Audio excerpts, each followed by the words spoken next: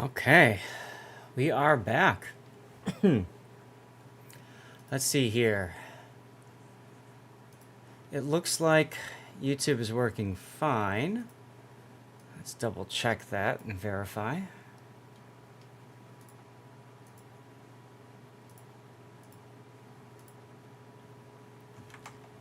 And I got my next replay cooked up.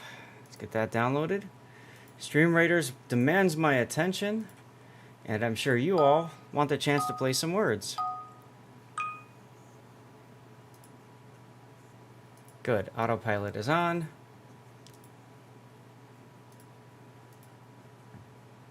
Here we go.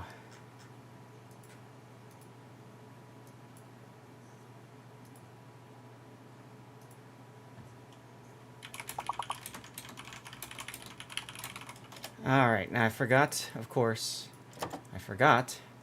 to get the Twitter stuff going here, as we get a resub from both Hoghammer and from Tarot. A full year, Hog. That's amazing. 12 months, and Tarot, that's 18 months, a year and a half, and we're already in a freaking hype train? We just got this thing started. I gotta push the hype train button now. Oh my goodness. Hey, thank you both. Thank you both. This is crazy. Luria. That's right. That's the Luria replay. Okay. Let's get the next replay render cooked here. Let's see here. Hanover. That should be Sergeant Sully's co-op game. And I think I'm still doing archers. Yes, I am. So we'll get an archer going. Just like a that. Just like a that. Alright, so Tarot dropping those PogChamps. He loves to drop them like they're hot. Just like your 18-month streak of epic support. That's not just a win in World of Warships, that's a legendary victory lap in the seas of generosity. Our fleet salutes you. First of all, I'm just glad you're doing well. I was concerned because I haven't seen you in a while, so I'm really glad that you're doing okay, Tarot. I would say that for anybody. And Hoghammer, sailing the high seas support for a full year. Your 12 months of subscription is like having the wind in our sails. Thanks for keeping the ship afloat and the replays rolling. Here's to many more epic replays and battles ahead. All right. Nice. So let me continue to work on getting our stuff set up. Let's see. This is the Hanover game. Do I sound okay, by the way, guys? I moved the mic a little bit closer to me. I think that's the reason that Raptor sounds a little bit louder than I do on the other things. Pearl the Raptor had some crazy WoWs issues last night. Yeah, I saw. Sound is good. Excellent. I also discovered Bayship! Thank you, Bayship. Helping us out with our hype train, choo-choo. Ahoy, Bayship, your Twitch sub is the anchor that keeps our fleet sailing smoothly through the seas. That's kind of funny, because an anchor doesn't do that. But, you know, hey, that's the AI. AI doesn't know anything. Thanks for docking your support here. It means the world to us all. Awesome. Thank you very much. Tarot, don't worry. We'll do the fireworks thing. I gotta switch over to my main here. Give me a sec. Let's turn this off. And now I'm gonna go... Hey, Andrew. Turn that off. Go over here. All right, and then we're going to turn Lumia Stream on over here. Then I'll get the HUD going. I can see you guys. And like I said, like a derp, I completely forgot to post on all the places. Light my beacons. You know how that goes. So I got to get that all set up. It almost feels like it's been a while since I've streamed, you know?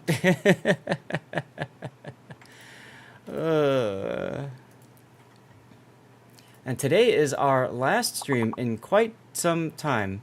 Any codes that can be pasted here, Bayship? No, not right now. At least I'm not aware of any. All right, let's start the new topic. Yeah, just the one from last week for the progress points. That's all I've seen. Andrew, my holiday starts on Sunday, so I will be streaming King of the Sea tomorrow morning for EU, and then I'm getting the hell out. You almost had it there with Archer Reuter. Don't worry, let me get the next thing started for you.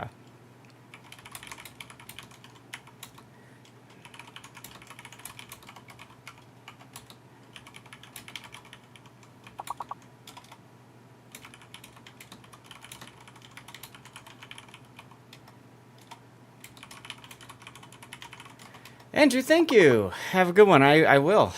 No, I'm not getting out of streaming. God, no, Bishop. No. I'm going to be streaming for a long time. I'm just taking a vacation. I'm getting away. You know, sometimes you need to go away. But fear not, for I will have, I will keep my rerun channel up and running. At least that's the plan for now. All right, let's see here. I got to find a fun animated GIF to start us off. What are we going to do? How long am I going to be gone? Couple weeks. A little bit under a couple weeks. So, should be too bad. You're going to be vacationing from WoW's on September 5th to play Space Marine 2. Ah, gotcha. Okay, so that one would be creepy to post, so I'm not going to post that one.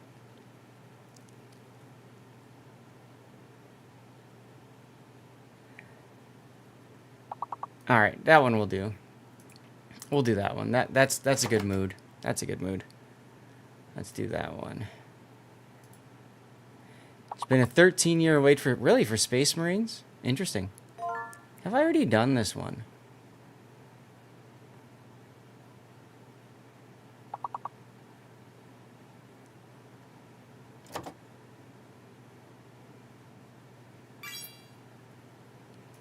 I've done something similar, so I'll just whatever. That's fine. Copy. Okay, good. That one's ready to go.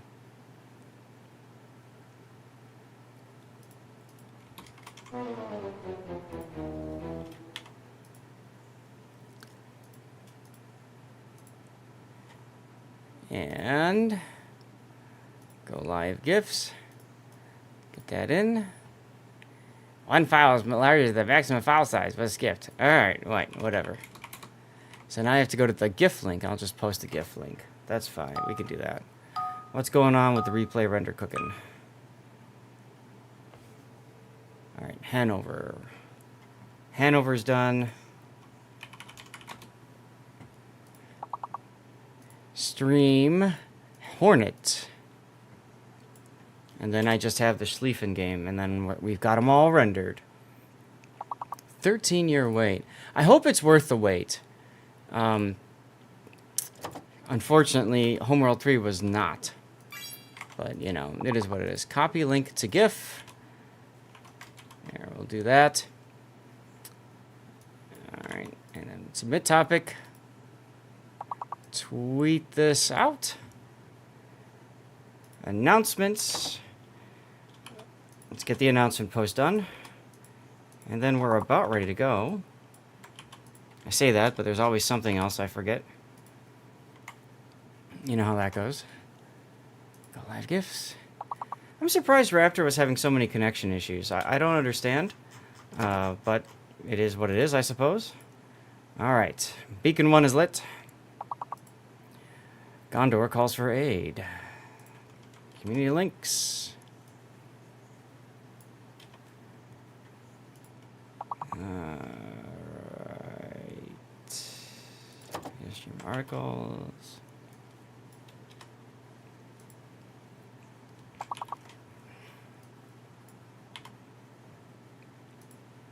Oh. Didn't post. Now it posted. Okay. Community content. I'm in a bunch of Discords that have different, you know, hey, people are streaming, kind of go check their stuff out channels. So might as well, you know, go and put that in there. Someone else had the same issues on NA. Could have been the server they were connecting through. Could have been. Could have been. Alright, replay render is done. Hornet. Go to downloads. Now, chat, I know you guys can do better than this. Homeworld 3 story was just meh. Everything about Homeworld 3 was kind of meh, frankly. I really wish, I mean, the gameplay part of it is okay, but even then, Homeworld 1 and 2 is much more advanced gameplay-wise, so it just feels like, I don't know. Feels like they, as, you know, usual, overpromised and underdelivered, frankly.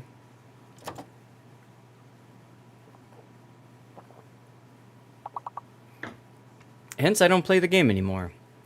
And I'll wait for the paid DLCs to come out to make war games better. I mean, that's like the best thing about Homeworld 3 is the war games mode. Any guesses on what announced chip will be the Christmas dockyard? It's not NDA to guess. I have no idea, Andrew. I have no idea. I mean, they just announced a bunch of ships. I don't know if they announced how to get them. I could see them going for Tennessee, Christmas dockyard. Maybe they're trying to make it easier, but this dockyard feels easy too. So, I don't know. Is there a particular ship you want to see as the dockyard ship? Alright, Schlieffen number 4. Look at that. Wow. Tier 10 Zhao clone? Ugh. Please no. Please no. Alright, let me get my stream monitor set up here. Make sure that everything's looking okay for you guys.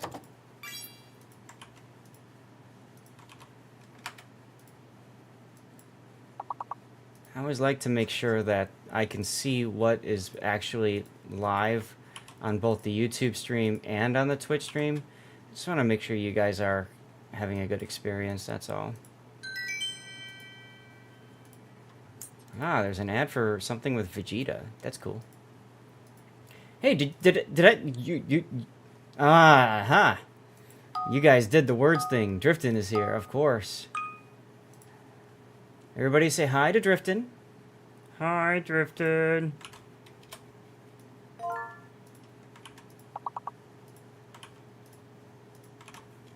Okay. Perfume, let's go. Alright. Taro, I'm going to refund your points back to you so that when we go live again, you can do the fireworks thing, alright? I think that's the best way to do that.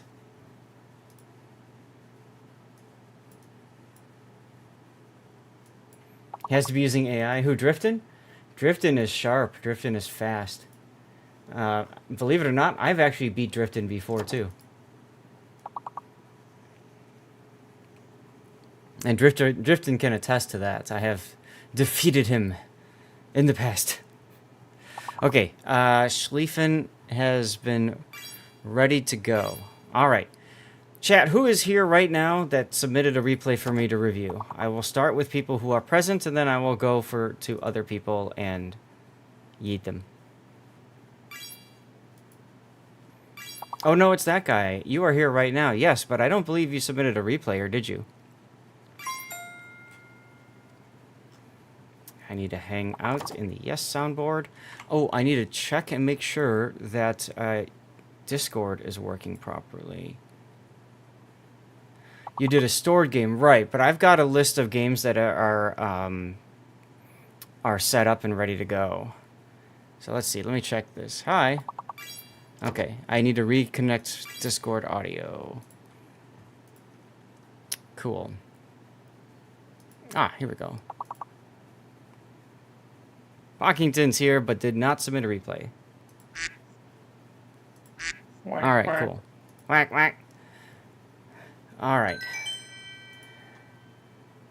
Guys, I think we're ready to go. Let's go. Let's go. Let's see.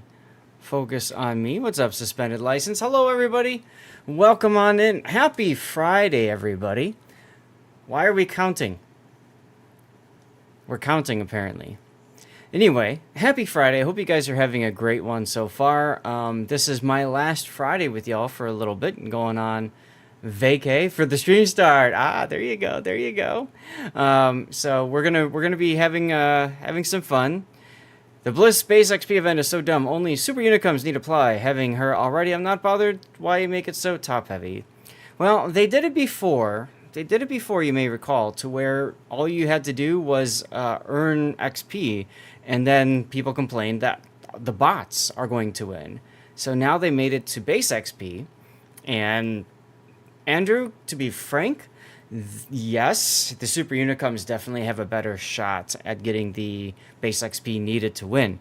That being said, anybody can have those kinds of games. It's just a matter of will you get to it or not. Big brain time indeed. Yeah. Guarantee anyone good enough to get 3K base XP already has it? I disagree. There's a lot of people that don't. So, you know, whatever. If you look at leaderboards for specific ships and boss numbers or so, and sort it by like average XP or highest damage, there is often a guy that had an amazing game that isn't overall Unicum. Yeah.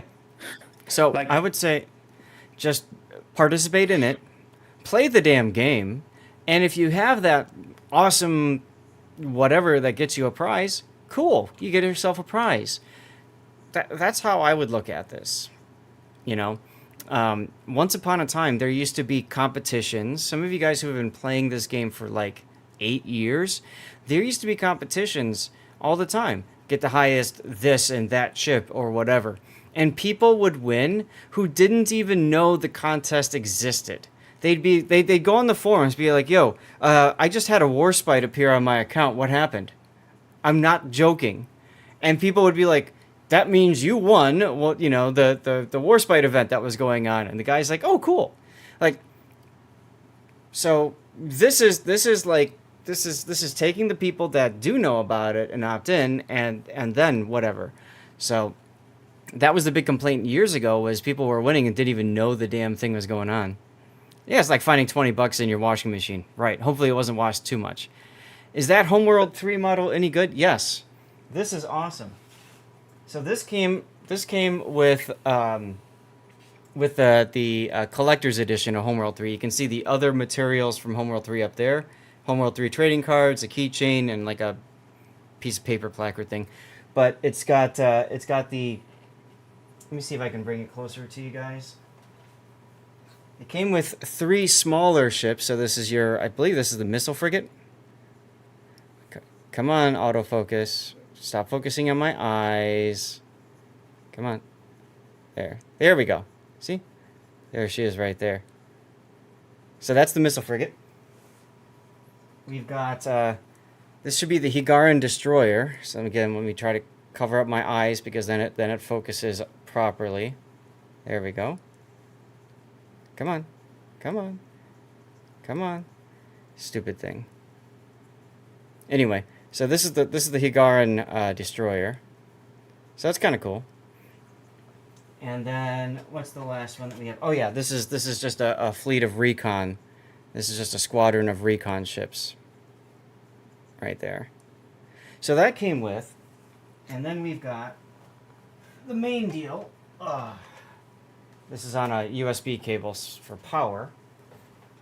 So I'm trying to be careful with it so I can move it closer. So this comes with 2 different mounts actually. You can mount it vertically, or you could choose to mount it horizontally. Actually, if you mount it horizontally, you'd probably do it like this.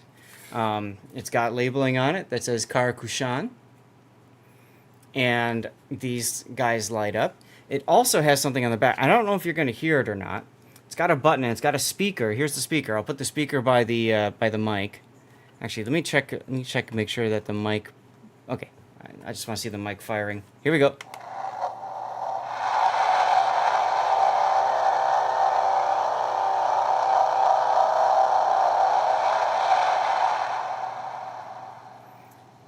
So that's when it turns off, and then the lights turn off, and then it's got turning on.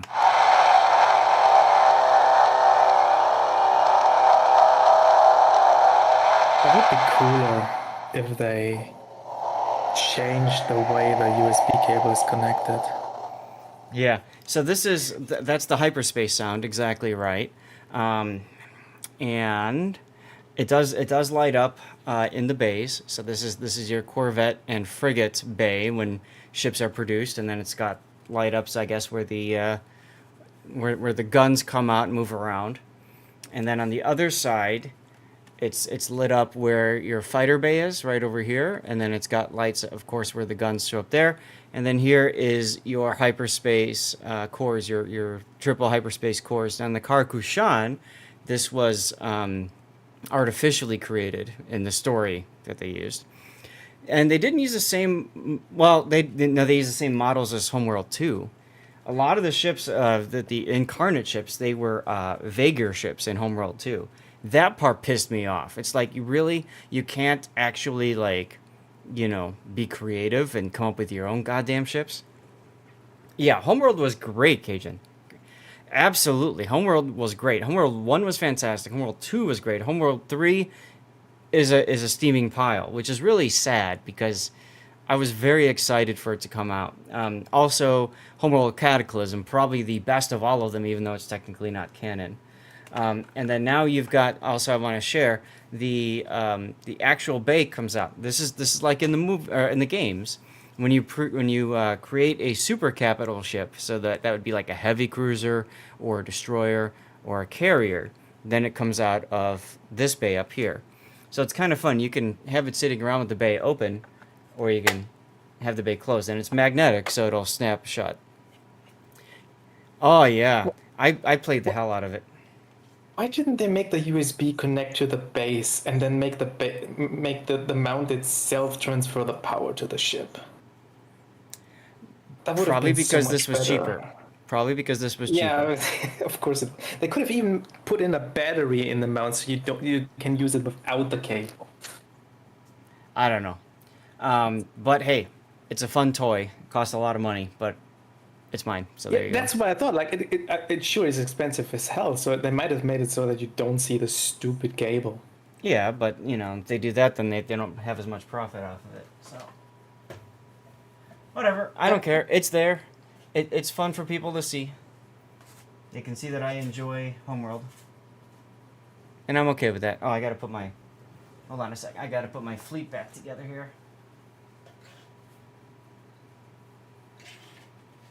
Cajun, did you ever modify the homeworld.big file on Homeworld 1? I got stories for you if you didn't. 1999 was 25 years. Isn't that crazy? Isn't that crazy? What was that thing I was holding up? Yeah, right. Compass, hey, that was the Homeworld 3 mothership from the Collector's Edition. Hey, Jer, how's it going?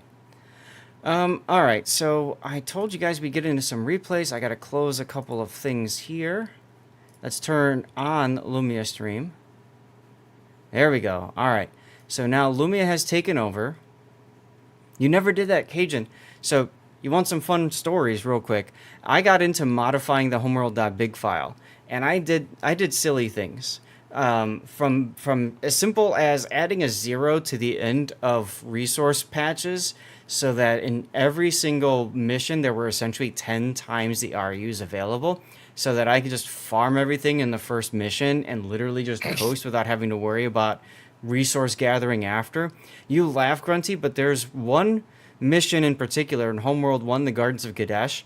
If you want to harvest everything before hyperspacing out, you literally have to leave the game running for like 6 hours. Otherwise, you just hyperspace out. So it sounds like cheating to me, and not like. Well, of course, that's the whole point.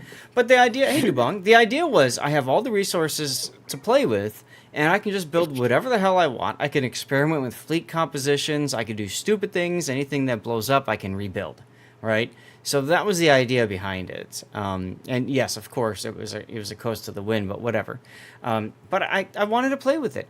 One of the other things that I did that was a lot of fun was I took my scouts, which is your basic recon unit fighter thing, whatever, and I changed the armament on it from what they call gimbal small was the variable on it. I changed that to an ion cannon.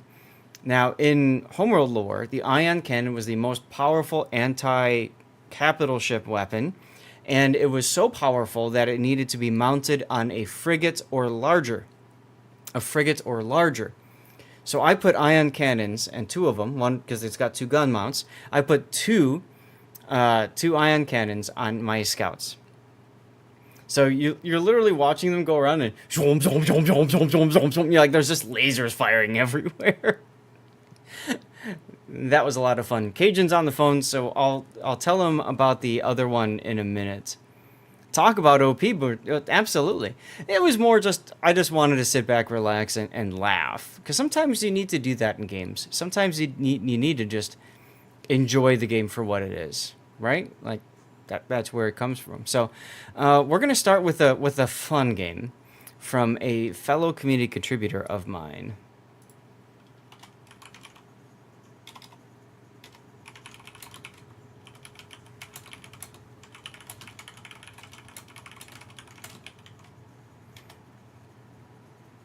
All right. I don't know if he's live. Is he live right now?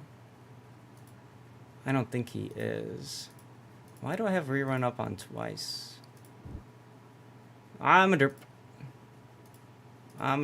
Okay, closing that.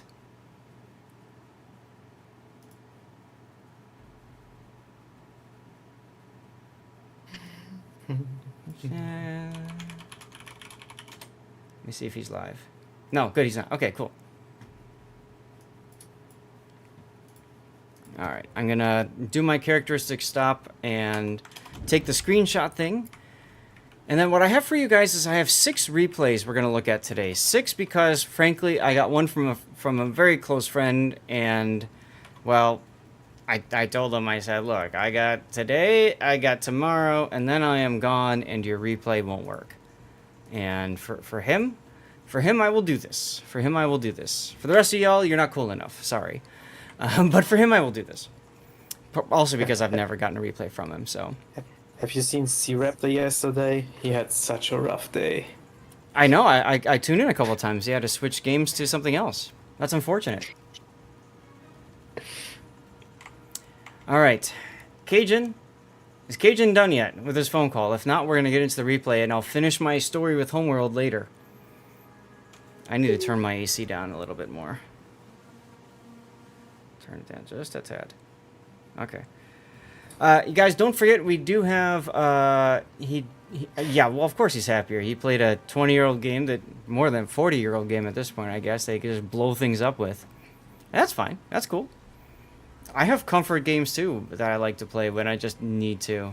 And, you know, right now, Men or Lords is kind of like one of them, but I'd love to get back into playing Valkyria Chronicles. I'd love to play PTO again, but I have a feeling y'all wouldn't care to see that stuff. So. PC Flambers got banned. Yeah, I know.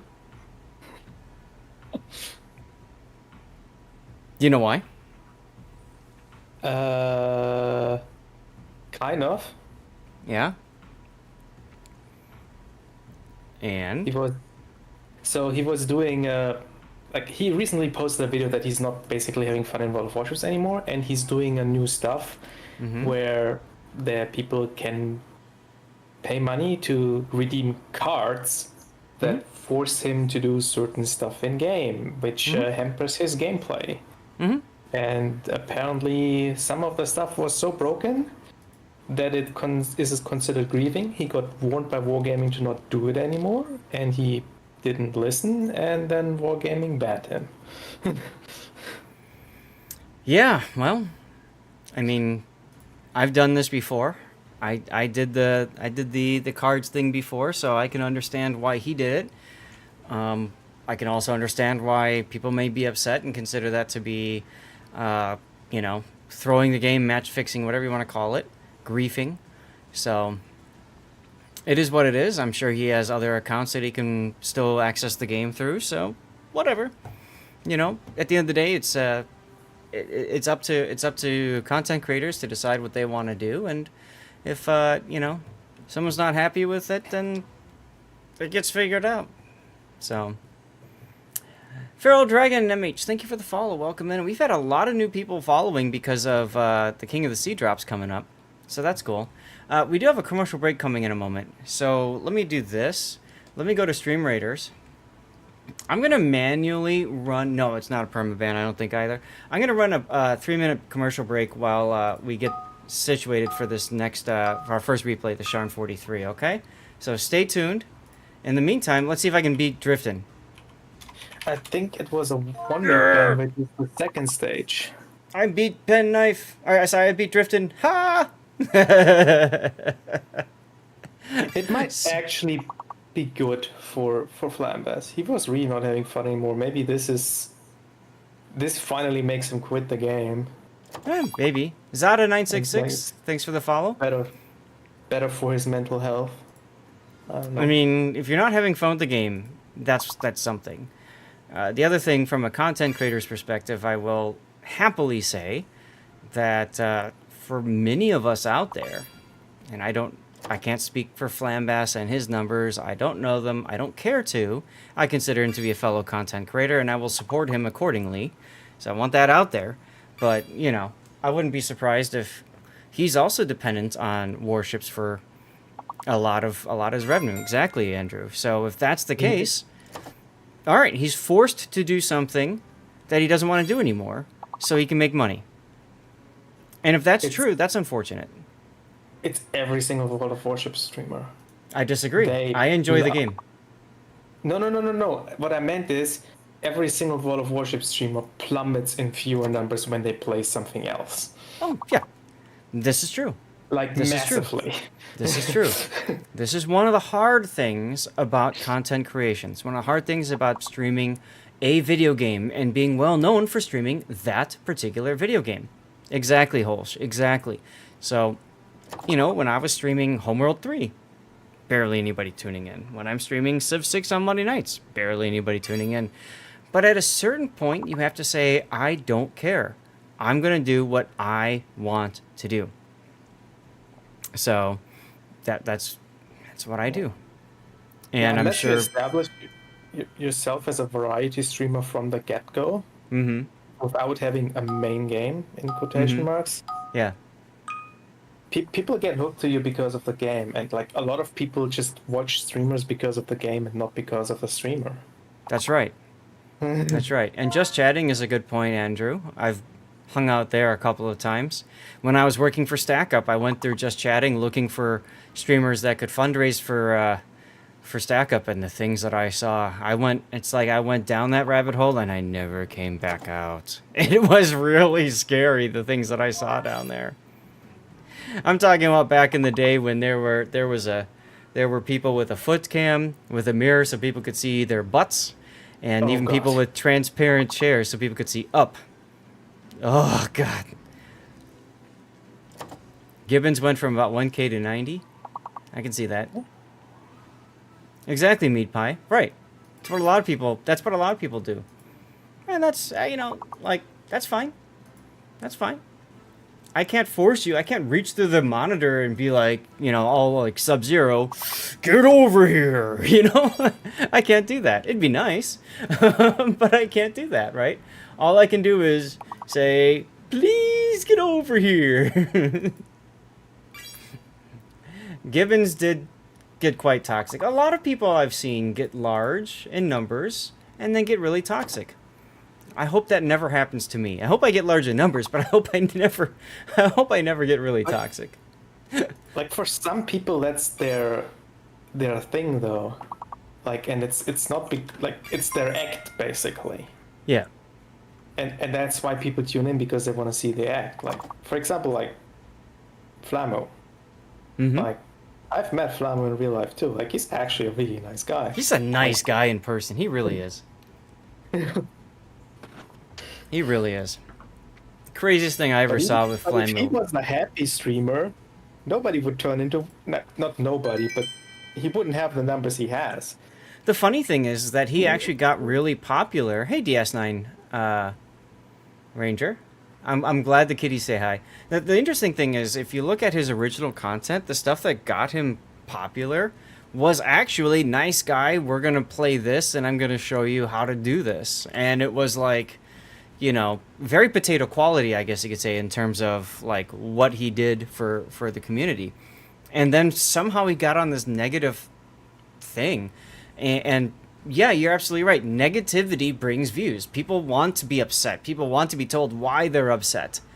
And so, hey, you know, that's the easier thing. So in the other game, you're just company. Really, I haven't heard much about Company Heroes 3, but anyway, chat. Let's get to our replays and stuff. The reason why we're all here, hopefully, besides moi and Grunty, who I did catch streaming recently, so that was cool.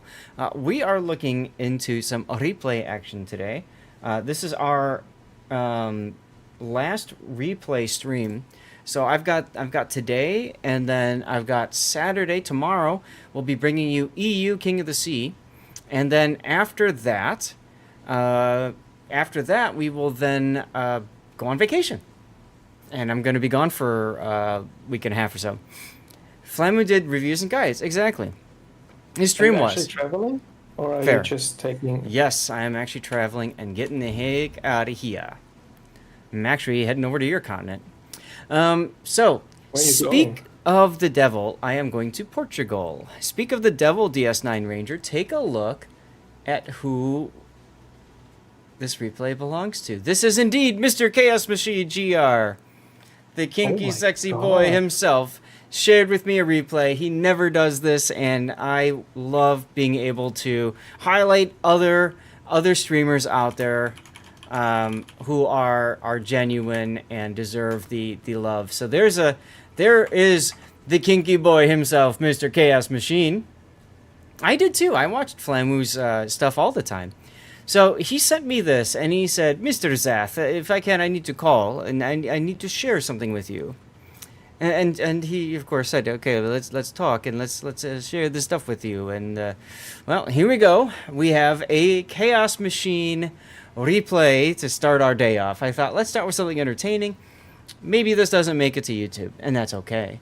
So it would be smart of me. It'd be smart of me if I had properly linked everything ahead of time, but it looks like it's working. So we're going to take a look at Mr. Chaos Machine's build. Now, I'm sure he is running Loot Yens, and we'll find out over the course of the battle. But this is a Scharnhorst 43, which is literally better Scharnhorst than the original Scharnhorst. It's got the 283mm guns, which are frankly lackluster. They're good for penetrating broadside cruisers at medium to close range, and they can penetrate battleships at like close range. But beyond that, you're probably better off spamming HE at just about everything. She's got the typical secondary suite that everybody knows. She's got a mix of 105s and 150mm secondaries. She also has the torpedo launchers that Scharnhorst main Scharnhorst is really well known for. The big difference between the Scharnhorst 43 and the original Scharnhorst, the most obvious one, is the fact, at least, that she has an engine boost consumable. If I recall correctly, her secondary guns have slightly faster rate of fire as well. So yeah, she's better in the secondary department, but she's worse in the main gun department compared to the original Scharnhorst. Yeah. But this ship, and the original is similar to this, it is just fun on wheels. Oh, yeah, that's true. Original Scharnhorst spotter plane, whereas you're stuck with the fighter plane in the 43. Thank you very much, Pak, for that. They're both fun ships. If you get the opportunity to get them, and you're looking for what I like to call cheap thrills in this game, this is a great option. And the reason I say that is because at Tier 7, it's much less money than, say, buying a Tier 8, 9, or 10. Hey, there's the boy himself, Chaos Machine. Welcome, Chaos. Hello, hello. There's Mr. Chaos. The fastest. Fastest are... Oh, OG Sharn has the fast arming battleship AP shells. Gotcha. You're on the phone. Okay, no problem. I was just going to invite you into my Discord, but if you want to stay on the phone and call me, you can. That's fine. So let's take a look at your build. Chaos, I'm sure you are using Loot Yens for your captain. You've gone with main armaments modification 1 to keep especially your torpedoes alive. You're at your sister's house. Ah, okay. Well, tell her I said hello. What?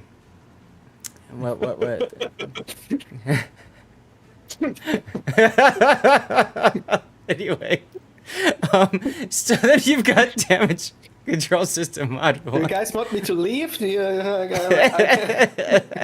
You got secondary modification 1, and then you've got damn right, Chaos, damn right.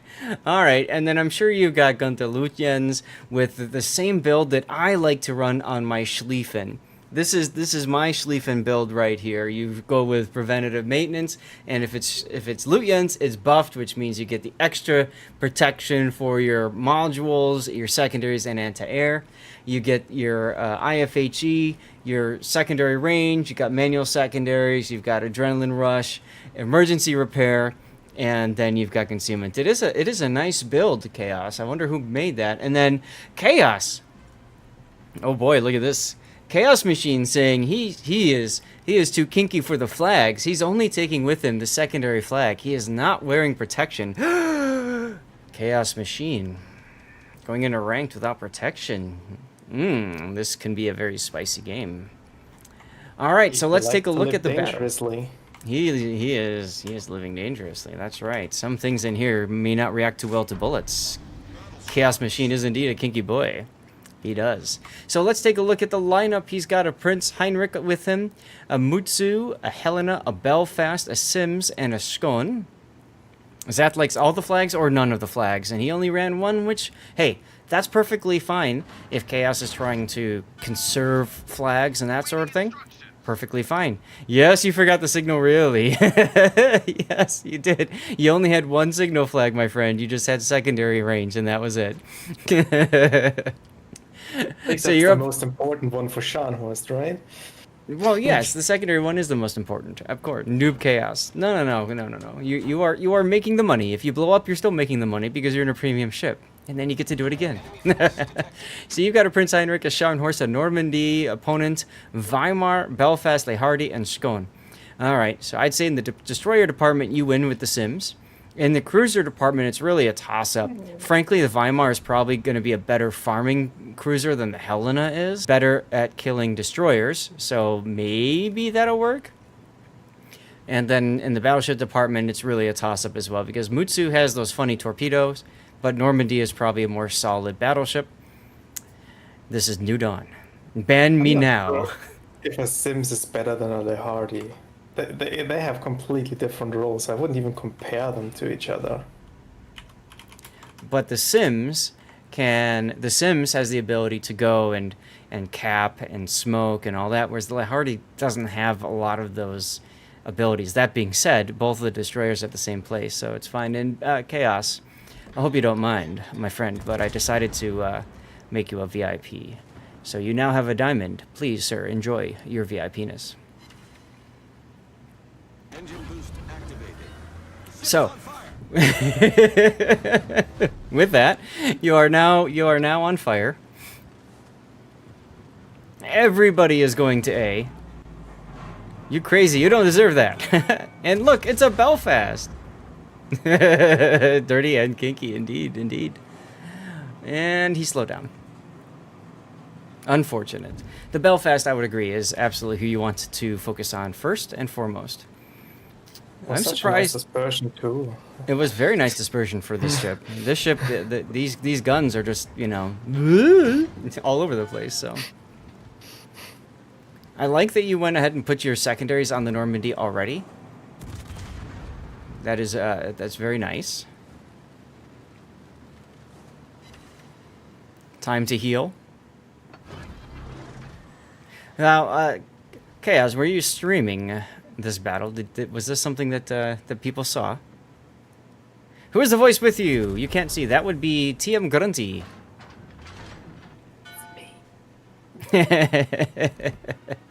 HE would be good now, I think. Unfortunately, the Normandy doesn't want to get in range of your secondaries. How dare he? So you could switch to HE and try to run him down. Indeed, the sexy man himself. Ah, that's what you're doing. You're going to run him down. Yeah, that Normandy came to the wrong neighborhood. And he's not leaving it. What advantage would IFHE over Grease the Gears have? So Grease the Gears obviously would help with turning the main guns. IFHE helps with penetrating, kinky, with the secondaries. And that's the important thing for the Sharn 43. Because she does have 105mm secondaries, you need IFHE to penetrate 32mm of armor. So you look at why do you mean if you look at the Normandy, for example, Normandy has 32 millimeters of armor plating all around.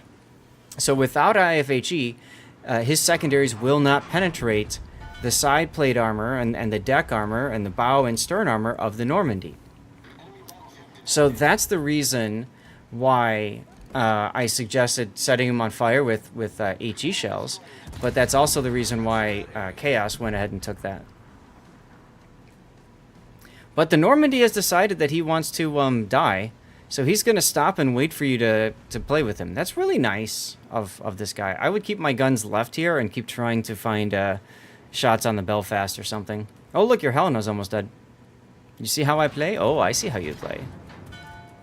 I think I think it's good to focus on the Normandy even with the main guns, because the longer the Normandy lives, the longer he's in a sort of a crossfire position here. This is true, So but the when way you get the Normandy out, you're safe. the way I see it is you want to try to keep your guns in the main fight in the center, because look at your team. Look at you're already down 2 ships. They're all over the place. I wouldn't even torpedo there. He's just going to move farther forward in a sec. So to me, it's like I agree with you. We want to get this Normandy out, but at the same time, you want your guns to still have an impact on the main battle, because otherwise, not only is the Normandy being taken out, but you're also being taken out. And he kept on backing into those torpedoes. Oh my goodness. So my thought, and he's dead now. See, you could have kept shooting. My thing is you also, especially if you're running loot yens, look at the Normandy as a way to farm secondary battery hits to beef up your loot yens before we get there. Whoa, nice hit on the Weimar. I get that too. I would just be really concerned, like if you don't kill it quickly, that you always have to worry about your angling in 2 different directions. Mm-hmm. And now you don't. There's Joint DK.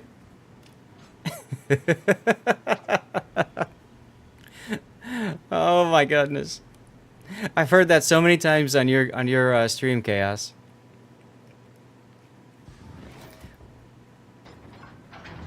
All right, now this Scharnhorst is making a game return, so you absolutely want to punish that. Get your secondaries on him, maybe too. Come on, my friend, click. You can do it. Just click on him. There you go. Engine boost activated. It's like magic. All of a sudden, you have stronger manual secondaries.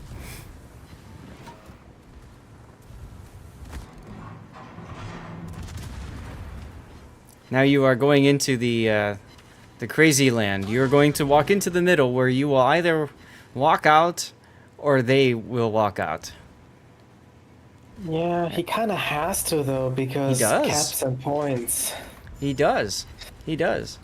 Whoa, Joint DK gifting Chaos a Machina subscription. Thank you, Joint.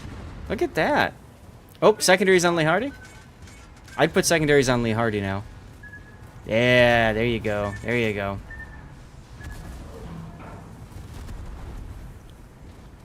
First gift sub ever. Ahoy, your generosity in gifting a sub is like boosting morale in the fleet. You're our official morale officer now.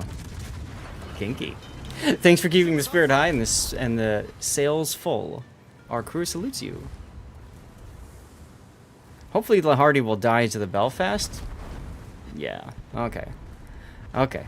So you decided not to go in. Problem solved, sir. That's okay. That's okay. Boo Jam gifted a sub as well. Thank you, Joint.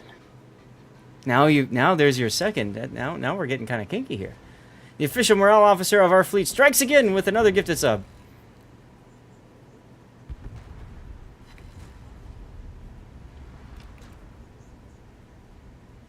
Boosting morale and ad-free viewing for another lucky sailor. Your generosity sets sail on the seas of support. Show me that death strike. Show it to me. Yes, we know it's coming.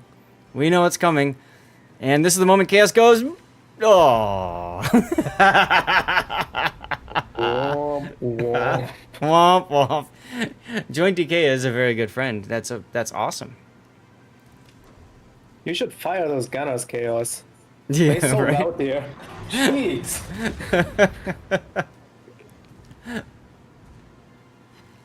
And Mendigo Playboy, thank you very much for the follow.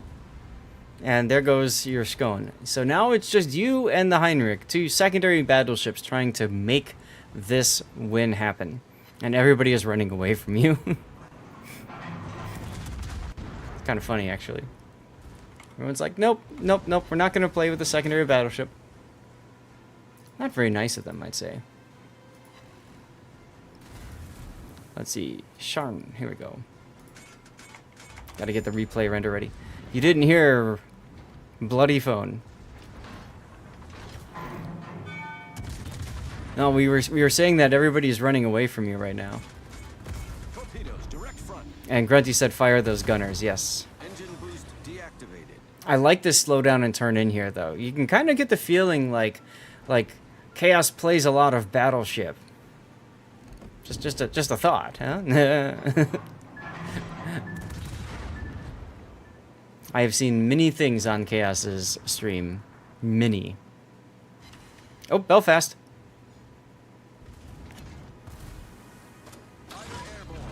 Why is this Belfast coming back? Belfast is That's, opening up to try to get resets. Yeah, that's a mistake. Well, But so good- far- good for Chaos. so far Chaos hasn't demonstrated that his gunners know how to aim, against him at least. Right? He citadeled the Weimar. You thinking that Heinrich is going to try to come around this corner? And see, look, the Belfast didn't die. Ooh, who could that be? Scone torpedoes.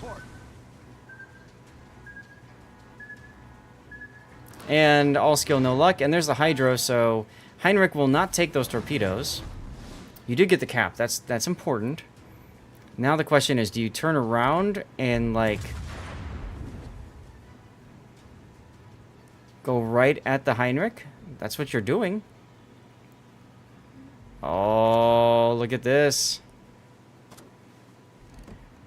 Chaos. Engine boosto. If you're lucky, he's going to dump his torpedoes based on your older bearing. And you fired in because you know he's got hydro active. He followed the white line. He followed the white line. Turn, turn, turn, turn, turn, turn, turn, turn, turn, turn, turn, turn, turn. You took one up the butt. But you hit him with two, and there's your Lutyens proc. And there's your kill. Wow, very kinky. Look at that, look at that. Click. Click on him, click on him. Click, do the thing, click. Your secondaries are better. Make them even stronger by clicking.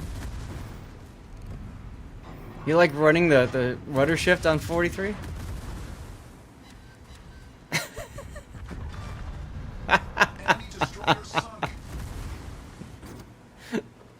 Wow, joint, that's great. Ship is on fire. Well, now you can heal. Which just says, carry me home. Okay, so now all of a sudden it's tied up and you've got all the caps and the Sharn horse is running away and the Belfast is running away. This is very good for you. What was that, Cthulhu? That was a blurp. That's what that was. Alright, well, the Belfast obviously ran out of his smoke. You're detected. He doesn't want you to see him and kill him. And frankly, he's got to come after you at this point. The best version of the song available. I kind of agree. I kind of agree. That's a fun song.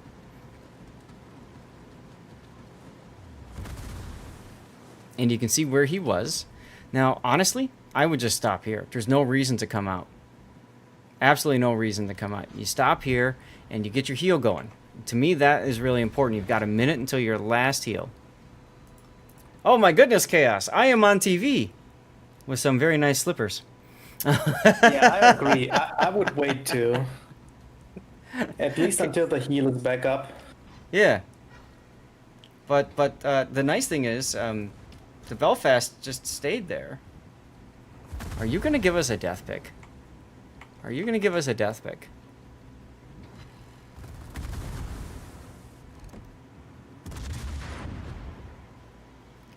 Those your mom's slippers? Oh, very nice. Enemy cruiser found. USB fart? What the? Alright, well, The funny thing is that you actually survived out of all this, and look at you typing in chat. Because you know this is a win. You guys have managed to pull this back from... I don't know, like... Engine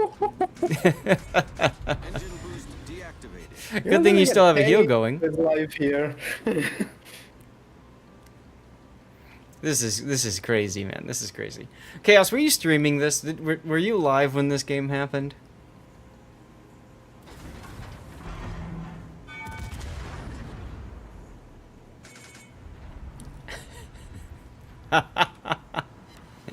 His Heinrich is at 7,000 hit points. Not very healthy. Oh, you switched to HE. Oh, very nice, very nice. Don't let this kinky boy die.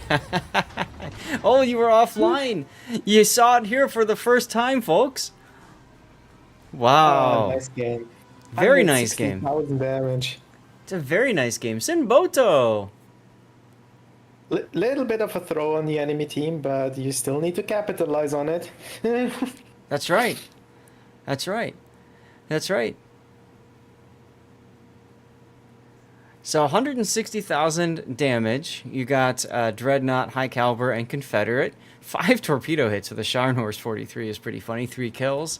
Let's, of course, see where you are on the scoreboard. Oh, look, you came on top, my friend. Quite a bit of base XP. You were saving your star no matter what. And you were only rank 7. Wow. I kind of like your... yeah, very nice. Captain Bad Advice. Let's go. Let's look at your detailed report.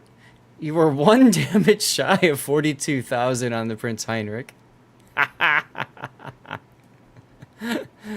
Last stream until COTS tomorrow. That's right. This will be the last replay stream. I might have to do some replays tomorrow. I'll explain in a minute. Let me get through talking through the analysis first. But very nice torpedoes on the Normandy. I still can't believe he backed up into those. Most players, when they reverse and they're watching you, because you were spotted this whole time, most players would be like, all right, I'm going to stop and start moving forward now. And those torpedoes would be completely wasted. But didn't work out that way. Didn't realize the torpedoes were fired. 1.6 million potential. Unbelievable this. Unbelievable this. Surprisingly low amount of secondary damage, to be honest. His secondaries weren't really into the fight that much. It wasn't towards the end of the battle that his secondaries really started firing off. And what are they shooting at? They're shooting at a destroyer at max range. A couple of different battleships, I think, took some secondary hits from him. And the Belfast at max range. So, you know, here's 7 hits on the Belfast. The Heinrich got 44. Scone. Normandy was none because it died before secondaries could engage. 50 on the Scharnhorst. Let's see. So, yeah. Go do stuff. Go do stuff. We're going to take a look at the replay render. There's something else that I like to do when we do replay analysis. Might be too late, but always a treat. Fair enough, Sergeant. Oh,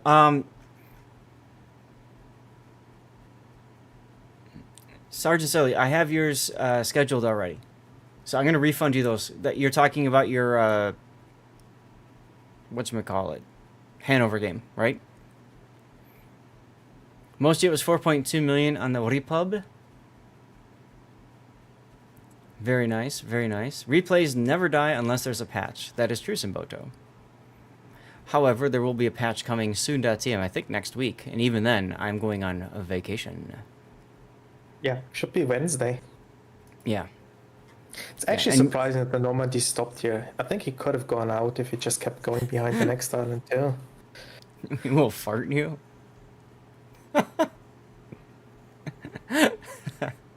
I think he was trying to bait the trying to bait Chaos into going in front of him. But he backed up too far. Right? Because if Chaos sailed right in front of him to try to get the torpedoes off, then he could AP him right on the side. So, can replay renders be run at 1 minute rather than 30 seconds? Yes. So I have right now, I have set the speed for this replay render to be 25%. So you can see that this replay render is moving a lot slower. If you download a replay render video, you can open it in VLC and tell it to slow down. And it will slow down. But we always look at replay renders at 25% because otherwise they're just too damn fast.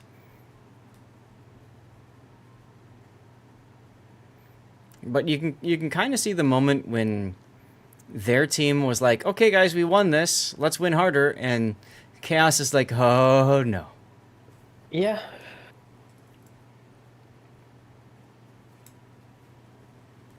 So chat, this is the part where we also ask you all, what should we call this one? Should it make its way to YouTube? I will always be doing a, at the end of the replay section, I will be doing a poll, and you all can vote for the replay that you feel should make it to YouTube. And I'm going to make a little bit of a tweak to this when we get to it. I'll explain, but I need a good title. What kind of title could we have for this particular game? I have it. How about Kinky Comeback? That's good. I was stuck at something like the Greek god. Right? I'm trying to find a way to incorporate chaos on top of that. Kinky Lemming Train Break. Yeah, that's true, Jam. I like 1 to 2 words if we can. Otherwise, the cover slide just goes way too long. But, you know, Kinky... We could just change it to Kinky Survivor.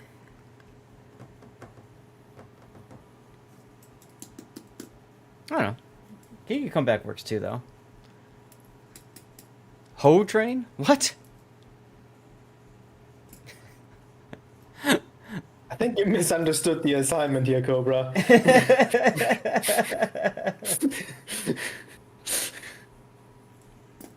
Because not only did he serve... Oh, how about Kinky Carry? Ooh, a little How about bit Kinky of Carry? war. Because he carried the team, right? He came in first by a large margin with 3 kills, too, on him. How about Kinky Carry? I can get behind that. Yeah. Yeah. Behind it, huh? All right. Anyway. That's a good one.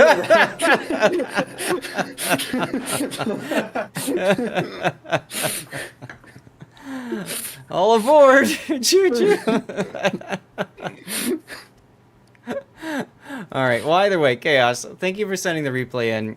I think you guys would agree this one had to be featured today. I'm glad we took a look at it. It was fantastic, wonderful, all that good stuff. And Chaos, I wish you all the best, and I hope someday I will get to meet you, my friend. Ooh, actually, maybe there will be an opportunity soon. Oh, if that happens. Sorry for all the people named Carrie or some variation in chat. That's true. That's true. All right, I'm going to go to the Stream Raider section, guys. We need to set up for our next replay. Who submitted a replay that is here? Who submitted a replay before? Let me see. I pinged those people. I mean, Jason is here right now. Okay. So we've got Cobra. That was the Hornet. Cremoa submitted the Republic. SAT score with the Loria. Sergeant Sully with the Hanover, and Hujam with the Schlieffen. Those are the ones that we have to go through right now. So Hujam's here. Sully is here. Is any okay? So let's do let's go ahead and do Sergeant Sully's replay next. well, I gotta because- step away for a little bit and gotta make myself something to eat. I'll be Cool. back in like Yeah. 20 minutes or so. Go for it. All right, so I'm going to do a 3-minute commercial break. We're going to continue playing words on stream, and I'm going to get our next replay loaded, which will be Sergeant Sully's Hanover.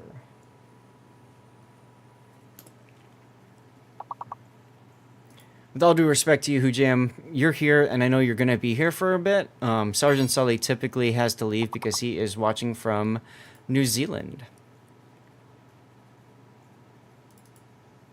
Speaking of it, Sergeant Sully, I had to call United today to deal with my flight to New Zealand. But it's okay. Might have saved some money in the process. We will find out.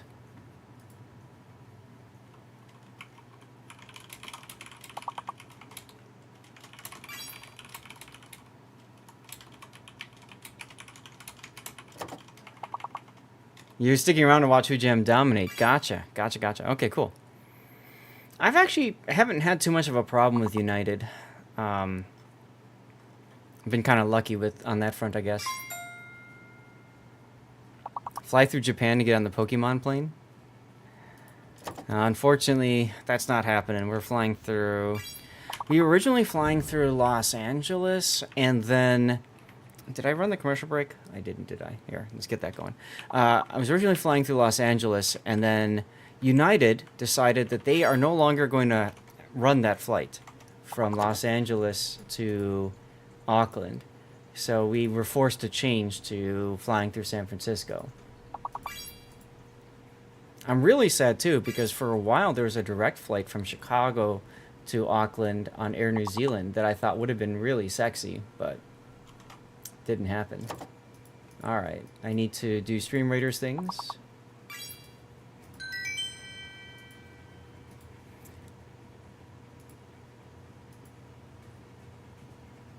Let's get you guys moving along.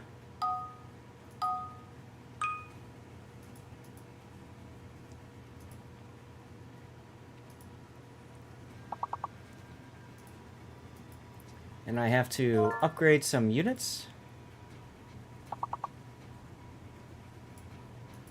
Oh, artillery. I always like upgrading artillery. Artillery's fun. Alright, Stream Raiders is ready to go.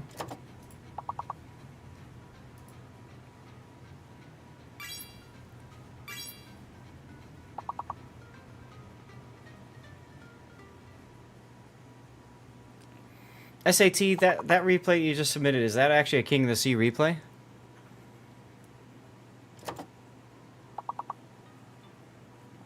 No-Tell Motel, you stay there a lot. Oh, wow.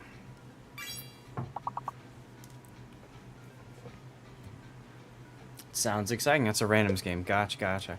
If we do have an intermission in King of the Sea, I'll probably pull down a replay of the previous game and run that. Speaking of which, do you guys mind if we talk about King of the Sea for just a moment?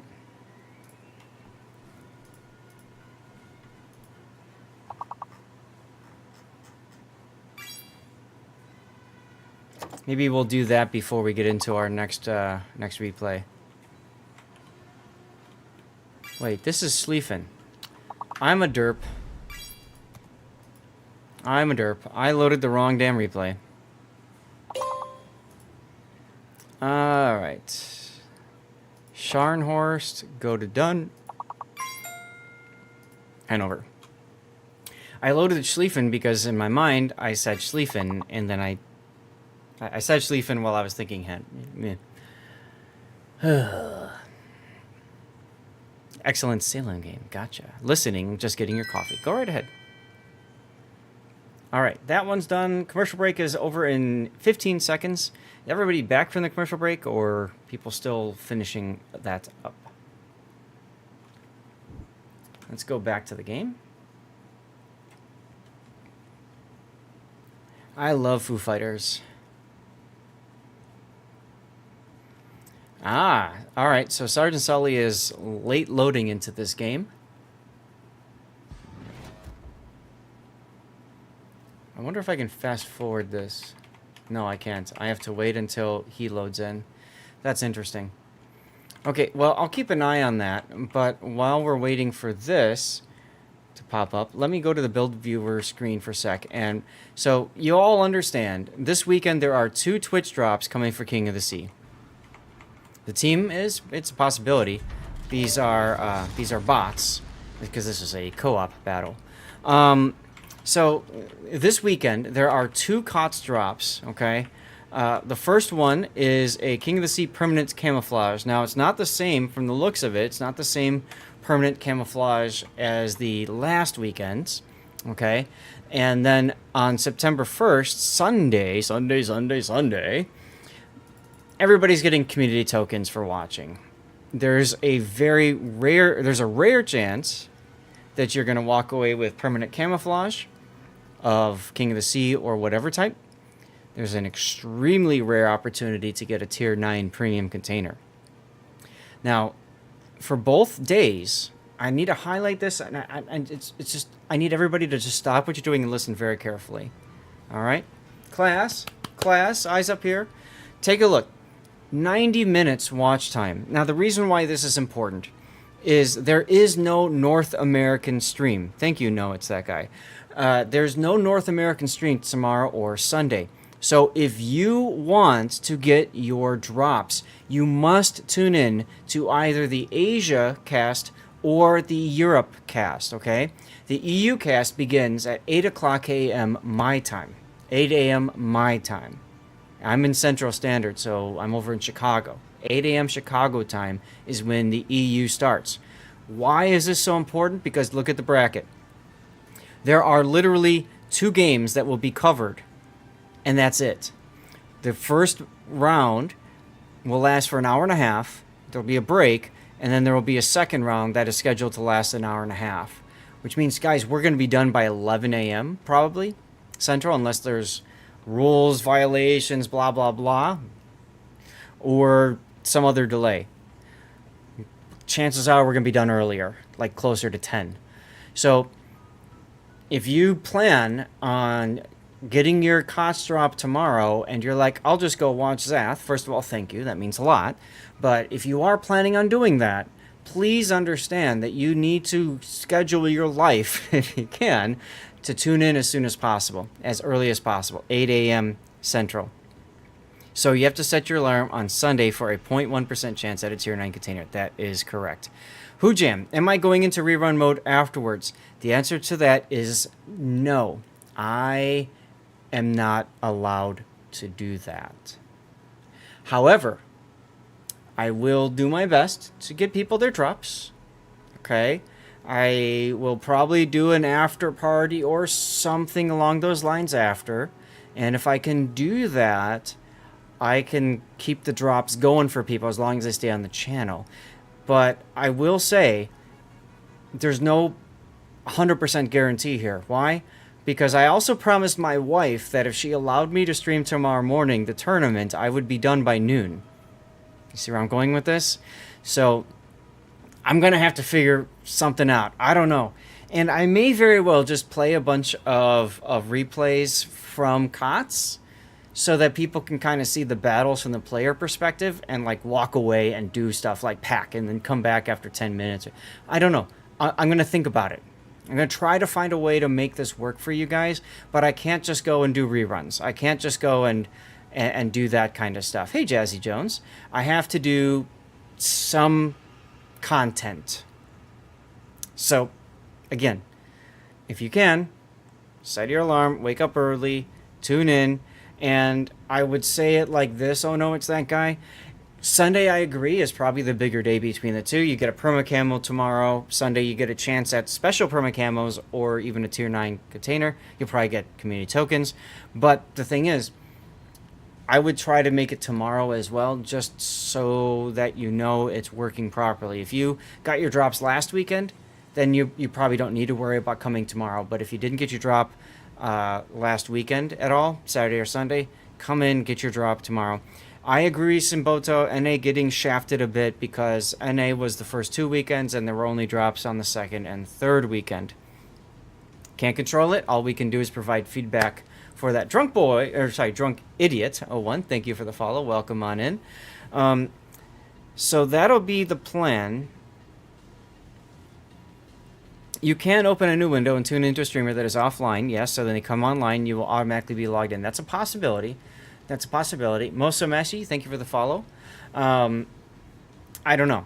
The best thing to do, I always tell people the best thing to do is if you tune into myself or anybody else that you know has drops going, if it doesn't show that you're getting progress on your King of the Sea drops, the best thing for you to do is to close the tab, wait 5 minutes, close all Twitch tabs, wait 5 minutes, and then open up a new Twitch tab, go to your streamer that you want to find, and make sure you're getting drops that way. Now, I also will be streaming on YouTube, so if you need to do that, you'll be able to catch stuff on YouTube that way as well. Okay? Deleting cookies does help sometimes as well. Oh my goodness, Taro gifting 10 subs just like that. Taro, thank you so much, dude. Taro from Cease to Racer. In the racer support, you've zoomed past the finish line with those 10 gifted subs, now totaling a legendary This is legendary. 1,580 gifted subs. Taro, you, sir, are amazing. Thank you. Thank you, thank you, thank you. Guys, do you have any other questions about next weekend and King of the Sea? Yeah, you guys, if you got a gift sub, please do me a favor and say thanks to Taro. If you didn't get a gift sub, please also do me a favor and say thanks to Taro. Very nice guy. Been very supportive of the channel. Who's going to win? Well, you have to understand these guys are fighting for placement. I think all of them are automatically placed in the internationals.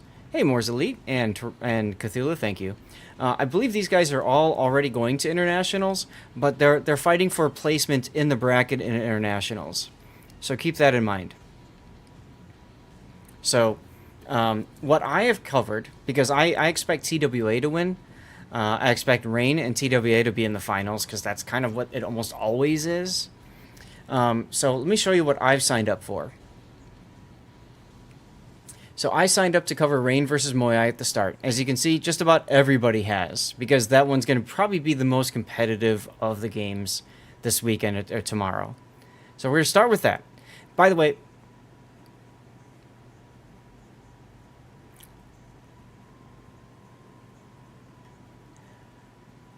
I just want to take a moment and point out that's Stevie that you're seeing up there, and we had to put him to sleep last year just before King of the Sea, so we are coming up on the 1-year anniversary of his watch ending. But whenever we get gifted subs, you guys get to see pictures from his glorious 19-and-a-half-year life. So, Turo, I do appreciate you for bringing Stevie back in. I'm actually wearing a shirt that Stevie used to sit on my lap, and I have not washed it. It still has his fur on it, and I don't intend to wash it anytime soon, unless it starts to smell, and so far it hasn't. It's part of the reason I took a shower before I got on stream so that it wouldn't smell bad. So anyway, Rain vs. Moyai is what I'm planning on doing to start. Let me zoom in so you guys can see better. And then from there, you can see only a couple people doing them versus Unwat. This one should be an interesting one too. Them is a fun team to watch. TWA Pumbaa, I think everybody's expecting TWA to roll through. Rest in Peach, absolutely. And then AAO versus Ortis. I originally signed up for here, but I decided I didn't want to do that because I'm going to be gone on Sunday. Rain looked really fun to watch, and Moyai is always a very strong team. So I thought, okay, this will be a great match to cover. So I want to see that.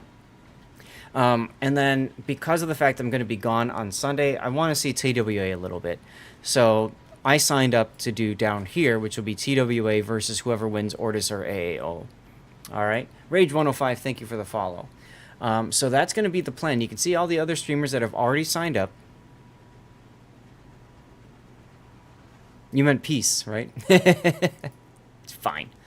Now note, the playoffs for EU do not have a loser's bracket. So that's going to be interesting to see. Anyway, let me find now the Hanover game. Here's our Hanover game. So, resting in a peach does sound pretty nice. We are all booked up, Neil. Sorry. Taro, thank you again for the gifted subs. Appreciate you very much for this. So let's get into our next replay. This is the Hanover game. Whoa, Weekend Warrior just subbed. Weekend Warrior, really? Hey, Joey. Joey, you just missed a 10 sub bomb from Taro, and Weekend Warrior just subbed. Just like your typo turned Peach into a moment, your sub turns our farewell into a rest in Peach party. Oh my god, this AI bot. Your support ensures the spirit of learning and growing in WoWs never ends. To make these last replays legendary. Wow, that's kind of cool. Thank you, Weekend Warrior. It hasn't fired off yet, but I'm sure it will at some point. We'll hear those 510s go off. So this is Sergeant Sully. This is his Hanover game. He loves the Hanover. This is the super ship, the tier 11, if you will. And this is in co-op. And as you guys know, on this channel, we cover all replays. It doesn't matter what game type it is. So he's rocking the Hanover with full secondary build, looks like. You've got Auxiliary Armaments Mod 1, right? Damage Control, secondary batteries, fire damage control system 2, ship consumable action time, and then finally auxiliary armaments. Now, for co-op, this makes perfect sense. This is actually really nice for keeping your hydro going, keeping your planes up, keeping your repair party going a little bit longer and getting some more heals. There's the 510. And then finally, keeping your DCP active longer. So that's a fine build for co-op, doing as much damage as you can.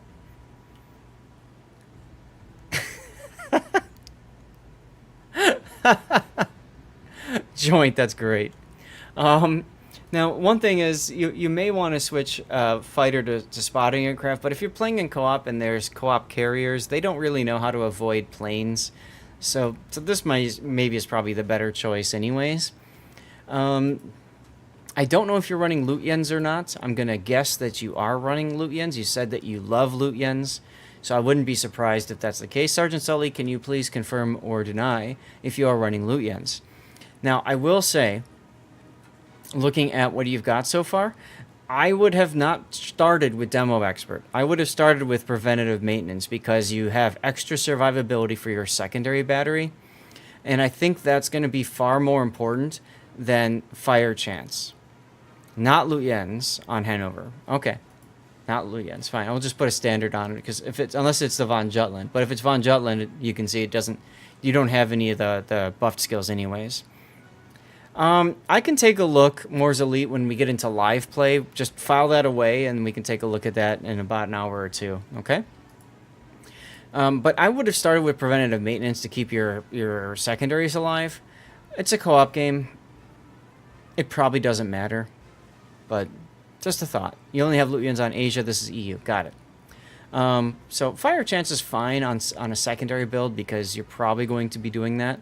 No worries, Moore's Elite. I flip things around, so I do replays first, and then we go to live content after. So then you got Grease the Gears, long-range manual secondaries, close quarters combat. This is great for getting your main battery reload up. Again, this is a very damage-heavy build, which is fine for co-op. Perfectly fine for co-op. Matter of fact, I might even add Furious. Maybe that's where I go for my last skill point. Because whenever you're on fire or you're flooding, your main battery reloads that much faster. So I think I might go for something like Furious. Your signals, you can detonate in co-op, so keep that in mind. But you are running fire and flood chance. This one's very expensive. Unless you've got tons of these compared to these, I'd go back and switch to India X-rays and run those because they're cheaper. Fire reduction, flood reduction, hydro boosting. Heal boosting, yep, speed, secondaries, and consumables. Now, it's co-op. Honestly, I don't think you need any of these flags in co-op. You're going to be spending a lot of money anyways, credits-wise, just to handle the service cost of the ship. So, adding on top of that the cost of the signals if you're rebuying, and this is a very expensive game to play. So, I might drop the signals just because it's co-op. But it's totally up to you. Okay, let's get into the game. I'm back. Welcome back. In line 3, you use 3 skill point for each. So why does it say 5 and yours says 3? Wait. Base ship, hold on. Base ship, let me go back to your question. You said in line 3 here, the 5 this is his 5th choice.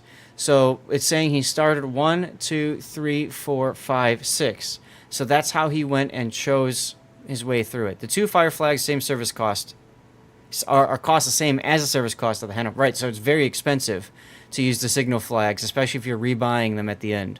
That's the point I'm trying to make at, yes. When you get to a certain point, you just stop caring about silver or flags. Simboto, yes and no. Yes and no. Good question, Bishop, though. The reason why I say yes and no is because Wargaming has been very, very conscious lately about reducing the economy in this game. So to me, the problem is that you raise money up to a certain point, and then before you know it, you're going to start bleeding money. The problem is if you don't know that you're bleeding the credits to the point where all of a sudden you're like very low, like under, suddenly you're like at 100 million or something. You're like, oh crap, now it's too late. And then you say, gee, I really wish I wouldn't have wasted all those flags in all those co-op games. Yeah, That's the only thing. If you calculate the cost for each flag individually and you run a build fully flagged, you're basically paying with service cost and ammunition. You're paying over 1,000,000 credits per game. Yep. And we'll take a look at it after the game because I'm just very curious. Now you've got a funny button here which you charge up for main battery hits, and for 50 seconds you get extra 12% main battery secondary battery firing range and 20% better load time for your secondaries. Both the things very sexy.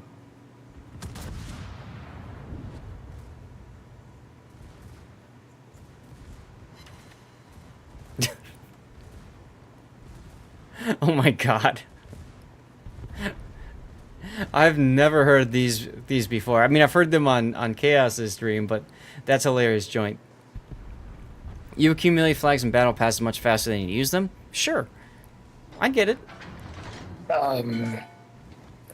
That's probably not true for most people. Like I bring up StatBlock right now. He is basically out of signals. He's paying signals every single game. He's out of boosters too, and he's a CC. And he has to pay credits every single match to use signals and boosters. Now, I will say it's unfortunate that you went this way, and of course the bots went the other way. I wouldn't be zoomed in here, because you can see you're spending a lot of time trying to move your main guns, and I would be targeting the Conde, by the way, and not the Humphreys anyways. You also might want to put your Hydro on. F key. Why is the thing not following? Do you have the auto lock following camera off? He might have the auto lock off. That's true. Oh my god. Or it's lag. I'm noticing you just dropped to 6 frames per second. Or you're playing on 6 frames per second. So this could be a frame rate thing too. That makes me dizzy, honestly. Hey, Mr. Sock. No, it's not off. Okay, so it's probably it's lag from the game itself. That's okay. I mean, it helps us understand too that not everybody is running on a gaming super rig that can handle everything and, you know, max settings. Auto fall off would be nasty, yes. It really looks like it though. So I'm surprised, Sergeant Sully, you didn't use your F key earlier because you can recharge it after it's used. That might have gotten you the kill a little bit earlier. Did it matter ultimately? Probably not, but you would have had a little bit more damage, probably. Yeah, if you look up on the top left, you can see I'm playing this at 60 FPS, and you can see recorded and the ping right there underneath, so you get an idea. We can't. Can you guys not see it? The overlay is the overlay. right above Okay. it. Sorry, it's difficult to find places to put things. We can only see the natural FPS it's running right now. That's the only thing that's visible. Fair enough. You're warming up? How many Hanover games do you say you play in a day, Sergeant Sully?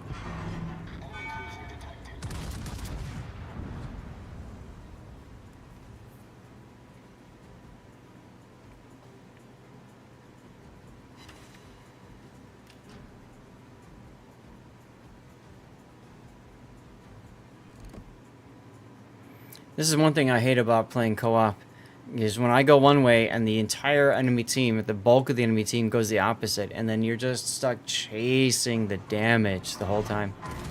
I've never seen the bots get that far on this map. They usually die beforehand. Well, take a look at the lineup. Yeah, it's bots versus bots. All bots except for Sergeant Sully. You don't play it that much. Maybe once a day out of the 3 servers. Okay. So that means you play it 3 times a day. Novosibirsk. I'd go for Novosibirsk, sorry. I'd go for him. He's broadside and quite low. You can take him out and clear that off the board. Yeah, I think you're at the state of the game where you need to take out guns.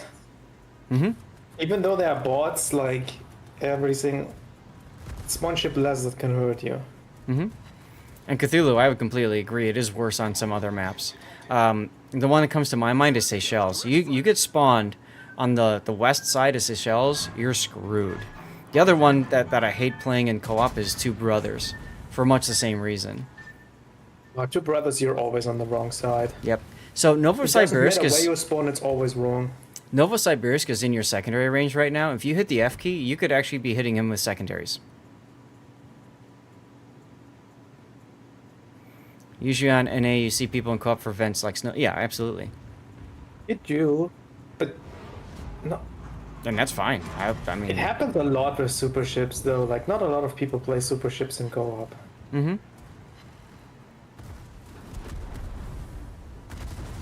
I haven't run into too many problems on...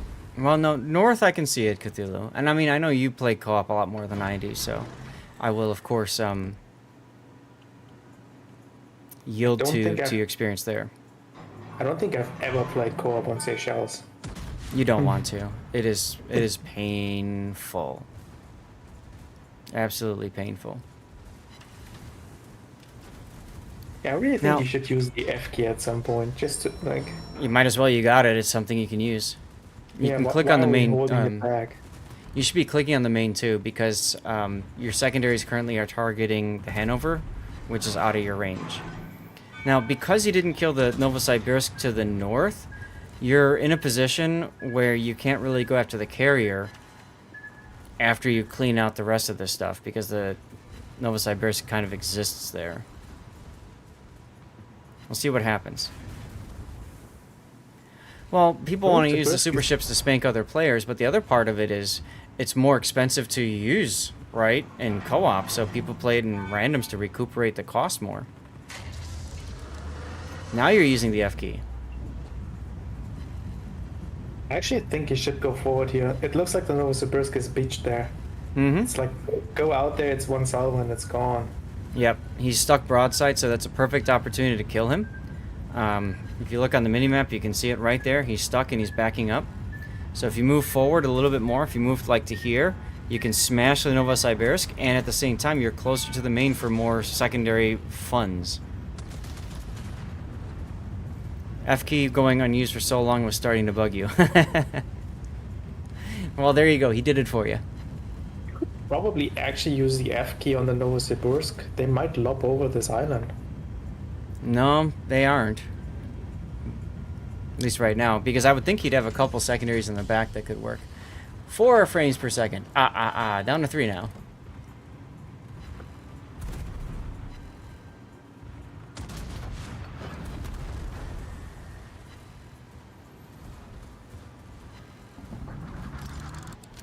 Rusco, hello. How are you? Isn't that something you can do to lower your settings or something? I can only imagine how painful it is to play with that low FPS. It's gotta be something you can do to make it run a bit smoother.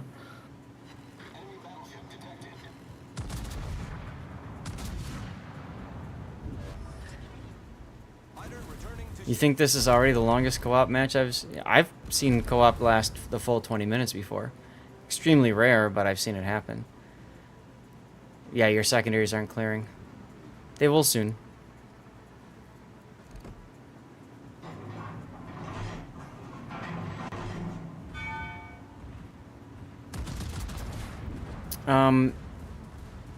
Now, Sergeant Sully, assuming you've got everything set to minimum, for one, you definitely don't want to be running mods.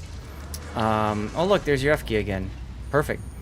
2, you definitely want to make sure that as many programs you can close are closed on your PC when you're playing in Warships. Because you want to just free up processor capability.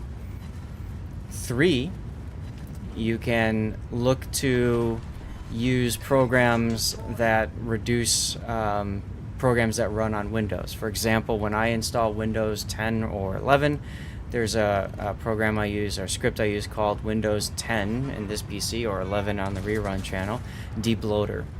And that gets rid of things like Microsoft OneDrive and Cortana and things like that that I don't want to run. And then finally, if you really need to eke out that every little ever-loving bit of processor capability, there's a program you might want to look up called Smart Close. It's all one word, Smart Close. I used to use this years ago. It will automatically close any programs and Windows services. It'll stop those that aren't mission critical to run, And then when you're done with your gaming session, you can click a resume button and it will automatically restart those services and restart those apps. If the Comes in very internet handy. is if the internet is fine, I would actually maybe even consider using a service like GeForce Now and just have the game not run on your PC. Sometimes watching Twitch. Yeah, if you're watching it on Chrome, that's a huge drain on your RAM, especially. I found that out recently on my rerun channel. So you can try getting rid of that, for example. If you've got, ooh, nice citadels on the Devastation. If you've got, you know, a phone, another laptop that you can have sitting to your side, something like that that can have the Twitch stream running while you're playing, you could always do that. Might feel a little bohemian at first, but I think you'll notice a difference in your overall quality of experience playing. Yeah, Chrome is quite resource hungry. It's not only RAM, it's CPU as well. Mm-hmm. Jake Oh. Jones, yeah, thank you. You're right.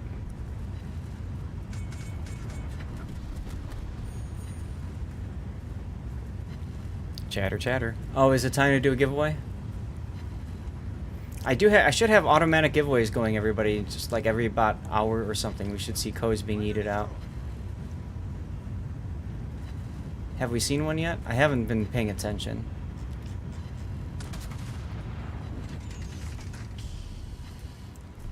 Okay.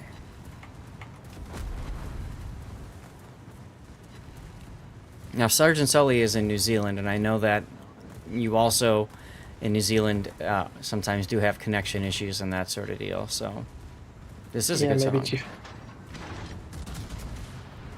Now, I don't know why you switched to HE here. You would have been far better suited with AP in the barrels there. He's already doubled your highest damage ever. You know, we haven't looked at damage, but holy hell, you're almost at 500,000 in a co-op game. What? I mean, that happens, like, right? When you're the only human player and your bots are not good. And you have a lot of ships to farm in the end. I suppose so. Taro with another 10 gifted. Thank you, Taro. You guys are going to see the lights go pretty bonkers back there. Now, if you've got your F key available soon, you definitely want to use that, because that'll get things out. Loyalty skin chest for those of you guys doing Stream Raiders. Loyalty skin. Who doesn't like loyalty skin?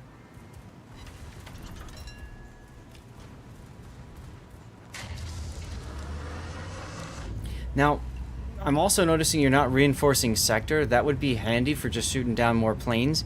You shoot down a little bit more planes, and guess what? You get more XP out of it and credits. I don't understand why you're going bow in here. Like, just get everything to work. I think he was turning to dodge the torpedo bombers, which I can understand. But yes, overturning means that now you have to shift to the other side for your main guns, and your secondaries aren't shooting for a while.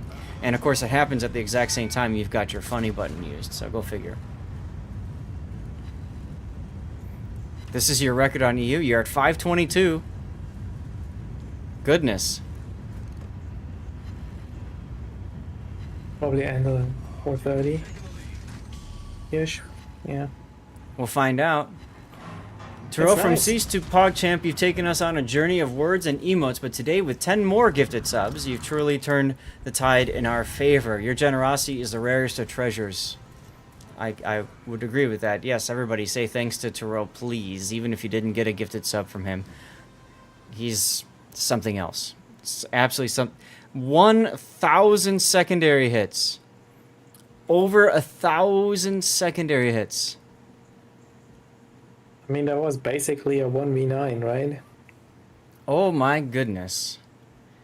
7 kills, 15 fires, 39 planes shot down, only 100.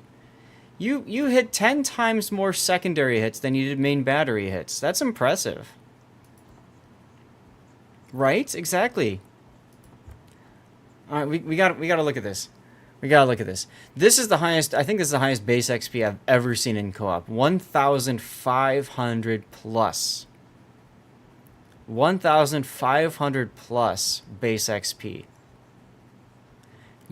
Going over 1,000 base XP is extremely rare. Not bad. Not bad, says SAT as he's sipping on his cup of tea. Not bad. Not bad, not bad. No, chip, chip. That needs to go in the post on the DevStrike forums. Is there a post for tracking that, Cthulhu? Wow. How many credits did you make? Just under 1 million credits. Okay. Oh my god. 155,000 damage to the devastation. Oh my god. And a lot of that was actually AP damage because you got citadels on him. There's a post for... Okay. Blue Econ boosters. Okay. 129,000 on the Hanover. 100... So, like, you're literally farming the super ships, is what you're doing. Look at all the damage here to the super ships, right? And then these are all super ships. These are all... Were there any this was a whole super ship game. Well, no wonder. Amazing. Just look at this. 183,000 damage from secondaries alone. I mean, for most people, that's a good game. But because we're in super ships, that's like, that's all right. Do better. Okay, how about 240,000 with main battery? Look at 115,000 in fire damage. Yeah, over 400k just these top 3 ships. And then, oh yeah, Eagle appears. I mean, and you got 107 secondary hits on the Eagle alone. This is just silly. 15-minute battle duration. 15.5-minute battle duration. You got to get yourself a Hanover and then learn to play it, right? All right, here's the moment you've all been waiting for. How expensive was this game? Service cost was $234,000. We discovered, if I remember right, that Wargaming reduced the service cost of co-op for super ships a while back. Ammunition resupply was $103,000. So he makes a profit of $655,000 because he has blue boosters, 160%. Wow. And then you're not rebuying flags. That would show up here if you were spending credits to rebuy flags. So too bad you didn't have any other. Looks like you didn't run. You just have the permanent bonus. You didn't run any XP boosters because this would have been a fabulous XP boost. And you're not running Commander XP either. That would have been really cool to have too.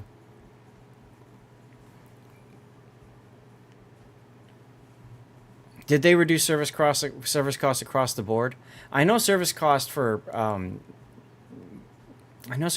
super ships was ridiculously high, but then we discovered it was lower in co-op than in randoms. But Commander is 21 points. According to this, he's not. And from what I saw, you still had 4 points left to spend. He might be 21 points now, Sergeant Sully, since you sent that in. But, wow. What a game. That was something.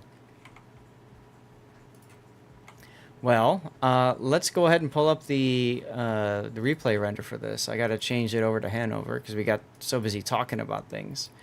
Here we go. All right, I'm back. I had to run. My pizza was done.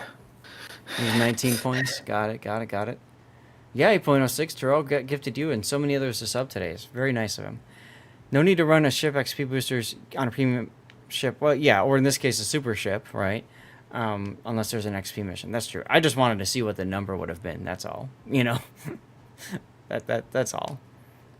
I mean, there are reasons. Like, if you want to get your daily containers and you play co-op, you probably have a rough time getting 32,000 XP if you don't run any boosters. That's very true. I love the clapping hands emoji there. 8.06. That was great. So what are we gonna call this replay? I mean, I just feel like saying 500k and leaving it at that. But I usually don't like to do damage clickbait titles, but holy crap, was this crazy? I mean, it's either that or 1v9. 1v9. I like 1v9. It's 500k damage, 300k right? spotting. Huh? It was 9 ships, right? Yeah. Okay. Just wanted to make sure I had the right number. Yeah, no, it's definitely 1v9. 500k 9 kills could work. It was Yeah, 7 kills. You know, the interesting thing is, you would have probably had less damage if you poked out and killed the Novosibirsk, but because you took so much time, you gave them time to heal a lot of that damage back. I'm talking about like the Maine and the Hanover on the enemy team, for example. 7 of 9 Borg edition. Mega Brain bait title is to highlight 538k damage, new record, then put co-op in for font under the title. Thing is, like, these are the type of co-op games you can easily lose if you're not aware that you're the only human player and you play it too aggressively. And then you're dead because you trade and think, oh, everything's fine. I killed like 4 ships and everything. And then you realize, oh, the rest of my team is bots and they just lost the bot battle. Yep. Yep. I think I'll just do 538k damage record and just leave it at that. Technically, it is a damage record. It's Sergeant Sully's damage record, and maybe someone else's elsewhere. It's great damage. That's amazing damage. Just amazing. Just like look at the numbers just ticking up. And there's 2 things to highlight too, right? Is one, he wasn't as efficient with the use of the F key, and he didn't use loot yens as much either. You time the matches near server midnight. Got it. The F key actually wouldn't have changed anything for the total damage number. If anything, it would have probably lowered Reduced them. Yeah. That's what I'm getting at. The irony is the feedback that I would be giving you would have ended the game earlier and you would have gotten less damage. Ironic how that works.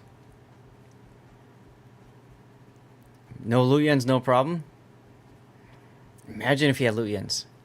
Who needs Oh my efficiency God. when you have secondaries? I didn't say that. I'm getting my German citizenship revoked. Uh-oh. Yeah, so, I mean, like... coming around the corner here, early. When you came out, you didn't shoot the Condi, you went for the Humphreys instead. Would have been better. Whatever. And then you're stuck waiting for so... This was such a crazy... I don't know. I've never seen a game like this. Yeah, you better get Luyens on EU.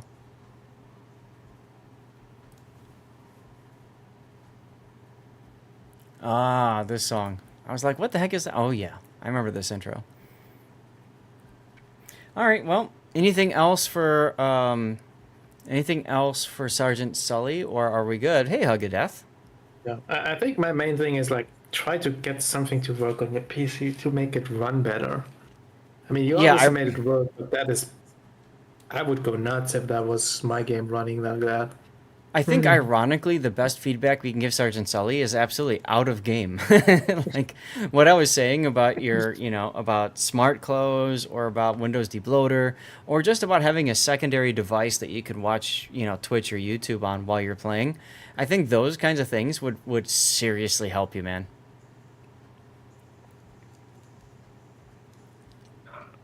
Otherwise, I mean, what a game. So many factors have to come into play for this. I mean, over 1,500 base XP on a co-op game. You run WoWs on a laptop from 2006. Very nice, Joey. Very nice.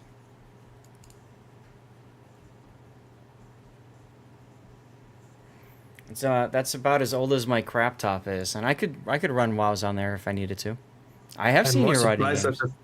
That laptop is running at all still. Yeah, mine, I think I need to take it apart and fix it again, but whatever. Anyway, Sergeant Sully, thank you for sending that replay in. I'm going to write that down. It's going to be in the list of replays that y'all can vote for. So I'm going to go and do this. We're going to go to the Stream Raider screen for a second. I'm going to launch the next one of these, and then I'm going to... Let's see. Who is here from our list? I know Hujam is still here. Chromo I haven't seen.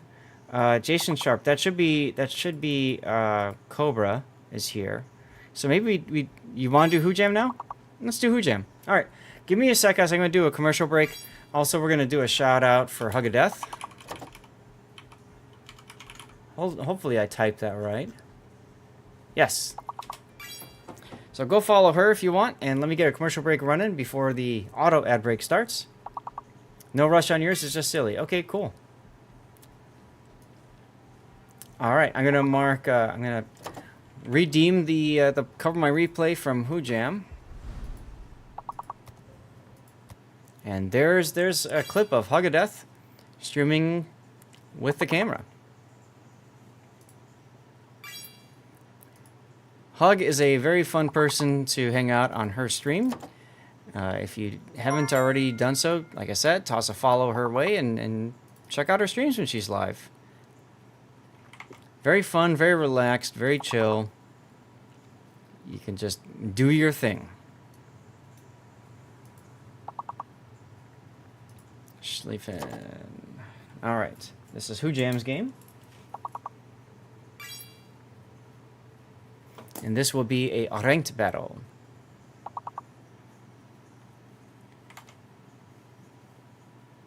What? Why is Giga not a word? Why is what not a word? Giga? Oh.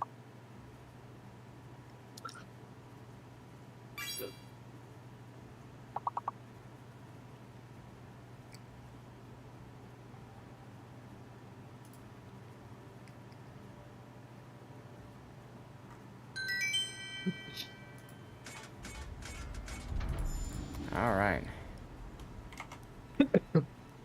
We'll do one more.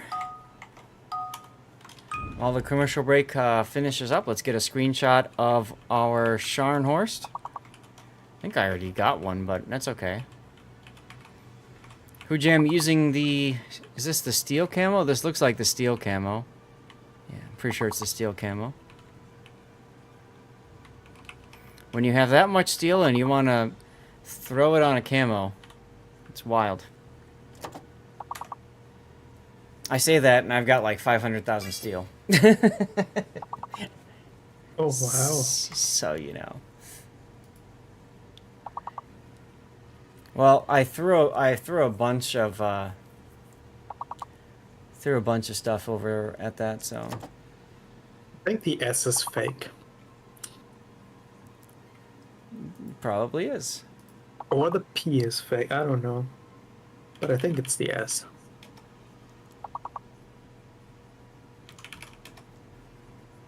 Could be the P. Drip doesn't work either. S is good. Okay.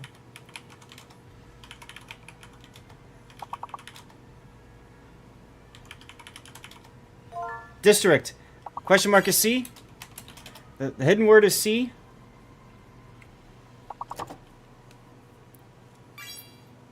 Strict. There you go.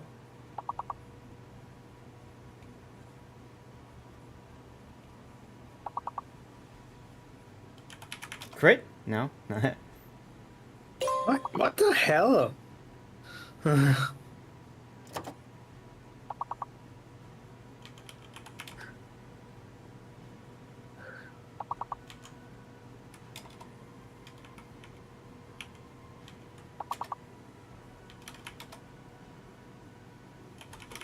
Jeez, we were one word away. Wow. I had so many words and they just weren't in. I feel. They weren't. All right. Well, it is fine. Decent container week. Mutsu from a super container. That's better than decent. All right. Let's get back to our game. Open up replay render. Change this over to Schlieffen. So Schlieffen, tier 10 German battle cruiser.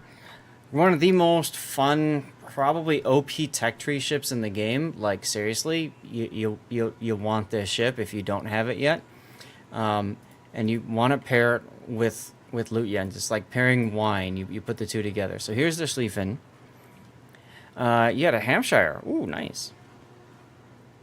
Yeah, all right, sounds good, Hujam. Come on down. So Hujam is running the Schlieffen, like I said, great ship. really good secondaries. It's got torpedoes. The armor is a bit weak. It's got a limited number of DCP charges, so you have to kind of that's the balancing factor for it, if you will. But she's a damage and secondary monster, absolutely. And I'm assuming who jammed this is Lutyens. Yeah, it's Lutyens. Can you hear me? Yeah, yes I can. Okay, good. All right, give me one sec. All right. So your build, you go with auxiliary armaments into damage control, a secondary battery, propulsion modification, concealment, and then finally auxiliary modification too. So when you play Schlieffen, you've got two choices, and this is always tough. You either do main armaments for the torpedo tubes, or you do auxiliary armaments for your secondaries. For Schlieffen, your bread and butter of damage is mostly due to your secondaries, so most people choose to go auxiliary because that's kind of like a more guaranteed benefit, if you will.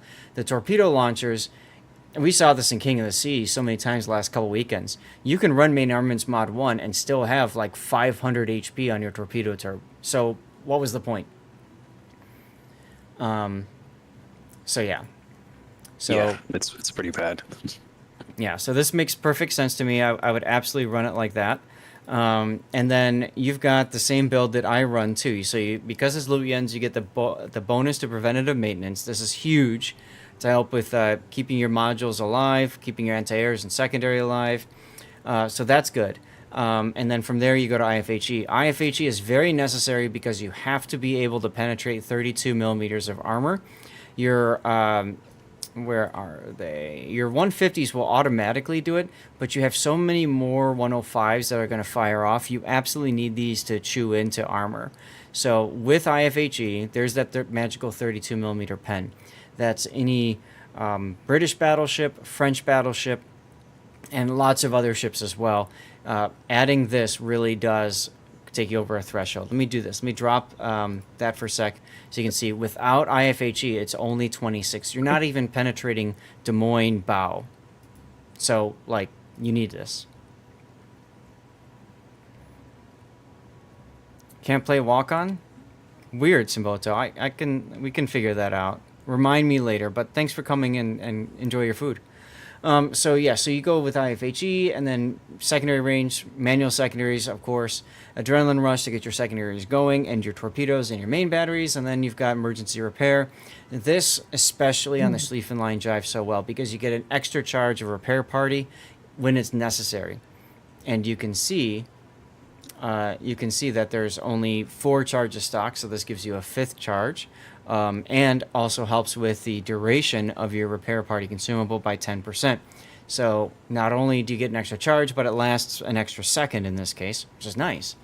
And then concealment is very helpful too because it keeps your concealment range almost on par with your secondary range. I mean, look at that, 0.05 kilometer difference. If you're spotted, your secondaries are firing if you are up against something else bigger than you, or the same size, I should say. I would probably change some of the modules though. Why? I mean, I guess you could go for Hydro in slot 2. I mean, that too if you want to invest the coal. I would not go propulsion here. Like the Why? Schlieffen is usually... I would go with damage con. Because your build, you don't have basic survivability because of your secondary build. So I think you would really benefit from this. Okay. Yeah, I actually was The running it for a Schlieffen long is time. not a ship where you stay at range and stop and go and I don't think you get too much use out of a prop mod on a Schlieffen. It really depends on the player. If Yeah. you're the kind of player that stops and goes a lot, then propulsion, of course, will work. I think the big thing about propulsion on the Schlieffen line is when you go, propulsion gets you going so much faster. That helps you to dodge torpedoes that maybe you detect with your Hydro. It also maybe gets you charging ships that aren't ready for you to charge them as quickly as you would otherwise.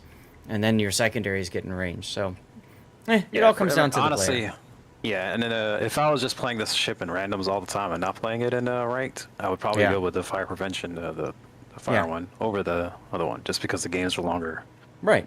But in this, you do need to do a lot of stopping and going, especially with all the torps and and then repositioning real quickly, and then coming around an island. You want to come around as fast as you can, or something like that. You know, just there's a lot of stopping and going in ranked. I find Oh yeah. with this There's- ship mainly. Now, other You ships, also- it's yeah. You also have a With the- 16-second rudder shift time, so you could always try to reduce that too. This is more for players who hit W 4 times and never think about changing their speed. Steering gears is more helpful for them. You know, what I do find like with this ship a lot is there's a lot of stopping and going. I find. Mm-hmm. A little, if you can get dodge one big salvo from a Vermont or something in ranked. I was looking at the recommended build from Google Docs. Yeah, They go damage con. that's fine. Yeah. They also recommend demolition expert instead of preventative maintenance. So That is also true. yeah, and Cthulhu, for any line other than this German battle cruiser line, I would agree with you. Your big guns are your main armament, and torpedoes too. But on the Schlieffen line, secondaries are equal, if not stronger. And I think we're going to see that demonstrated this game, but we'll have to find out. As far as your signal flags, you're not running debt. Interesting. You've got fire reduction, heal boosting, secondaries, of course, and speed. Why aren't you running full flags? Are you trying to conserve? Yeah. Actually, this whole season of ranked, I've actually been playing more DDs because I have a lot of dead flags and the fire flags. I've been using like most of the DD sets instead of the battleship sets. Actually, I haven't been playing Schlieffen as much as I normally do in ranked or Okay. Ohio. Just trying to keep down it because those burn all the heal flags and fire flags or fire reduction flags real fast. Playing those a lot, Yep. so Yep. I switched over to Marceau and Shima. Okay. So you guys understand, you're hearing somebody who literally moves Lutyens to tier 9 Ruprecht when it's a tier 9 ranked season. We've covered his Ruprecht games before, the same thing, so. Yeah. Okay, that's fine. You can conserve flags, and it's Silver League, right? So whatever. Yeah, but right now it seems like there's a lot of people in silver more than gold. Like a lot of people are just not wanting to go to gold now. I wonder why. It's kinda, yeah. Probably because it's tier 10 and Super Ship, and that's where they want to play. Yeah, So, maybe. Because what is gold? Isn't it 8 and 9? It's just that's 8-9. Yeah.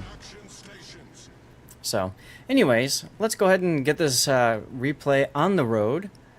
And you've got on your team a Kremlin, Kurfürst, yourself, Moscow, Harugamo, Summers, and a Z52. Congratulations on dodging both the carriers and the subs. Enemy team 1 Schlieffen, 2 Mecklenburgs. Okay, food. Howden Liu, 2 Shimikazes, that can be problematic for you, and a Vamp Deuce. Howden Liu, you can't park anywhere, but rarely do you park in this ship. So, whatever. Is that a steel camo? This is the steel camo. Yeah, it's a steel camo. Nice. So, and the strategy on this map with Schlieffen is, or even with an Ohio too, is to, on both sides, if whichever side I spawn on, is to go straight for the C cap, and then duck in between the 2 islands and then turn back out, and drag. You know, just if somebody spots a DD, you know, got the full focus and they're close, and I'm also running away at the same time. So throwing off shots as they're coming in. Okay, I like it. Gets you in a kiting away position relatively easily. Yeah. You're almost It's risky completely covered. against 2 shimmers, though. Yeah, You can it's potentially take a lot of damage trying to do this. right. Okay. Well, and 2 Mecklenburgs, I mean, frankly, Mecklenburgs aren't going to be your threat unless you get really close to them and show them flat broadside. You know, they're not going to do much to you. I don't know that I would have opened up there because you got yourself spotted doing so. Yeah, and that would also. They also made sure there wasn't even a DD in the cap, so wherever it was spotted me is like way away. Way away. It's going around the corner. Oh, or there it something, is. This so. human to the south. Oh, okay, yeah. So you know he's That's probably fine. luck chucked already. Yeah, or he's going too soon. Everybody's coming to you. Yeah. Okay. Shoot So the you're starting destroyer. your turn earlier than you normally Yeah. would, or is this where you would normally turn? Right around here, depending Okay. on where the DD spots me or where I spot the DD or however the interaction goes. Normally, like Okay. they'd come across and I would have spotted him earlier. And I wouldn't have taken that shot either. It would have just- What happened to the sea here? I've just been watching your Z-52 melt away for no good reason. Yeah, Yeah. why? I don't understand. This is the state of Secondaries? silver. State of ranked. Yeah, he got himself detected, and he's in secondary range of like all these ships. So you know. Torpedoes astern. And it gets Well- more peculiar later. I don't know what's going on with some of my teammates, and I don't know why they're coming back to see the whole. My whole team's coming back this way too. I mean, the whole Someone- enemy yeah. team is here. And it takes, like, you ship over at sea, a battleship is a crew first. It takes him quite a while to flank around, so I somehow But- understand why he's coming back. Heal time. But if you look to this, with the Summers coming back, the Kerfurst doesn't feel comfortable staying there, so he's just gonna leave. Yeah, right. Trying to flank around alone in a big battleship, it's not really great. It would have probably worked here, but I don't blame Yes. him for not doing it.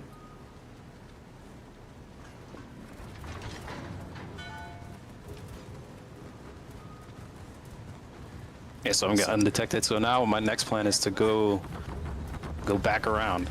This is the Kremlin's here, and looks like our GK is coming too. So just to run around the Shima. back.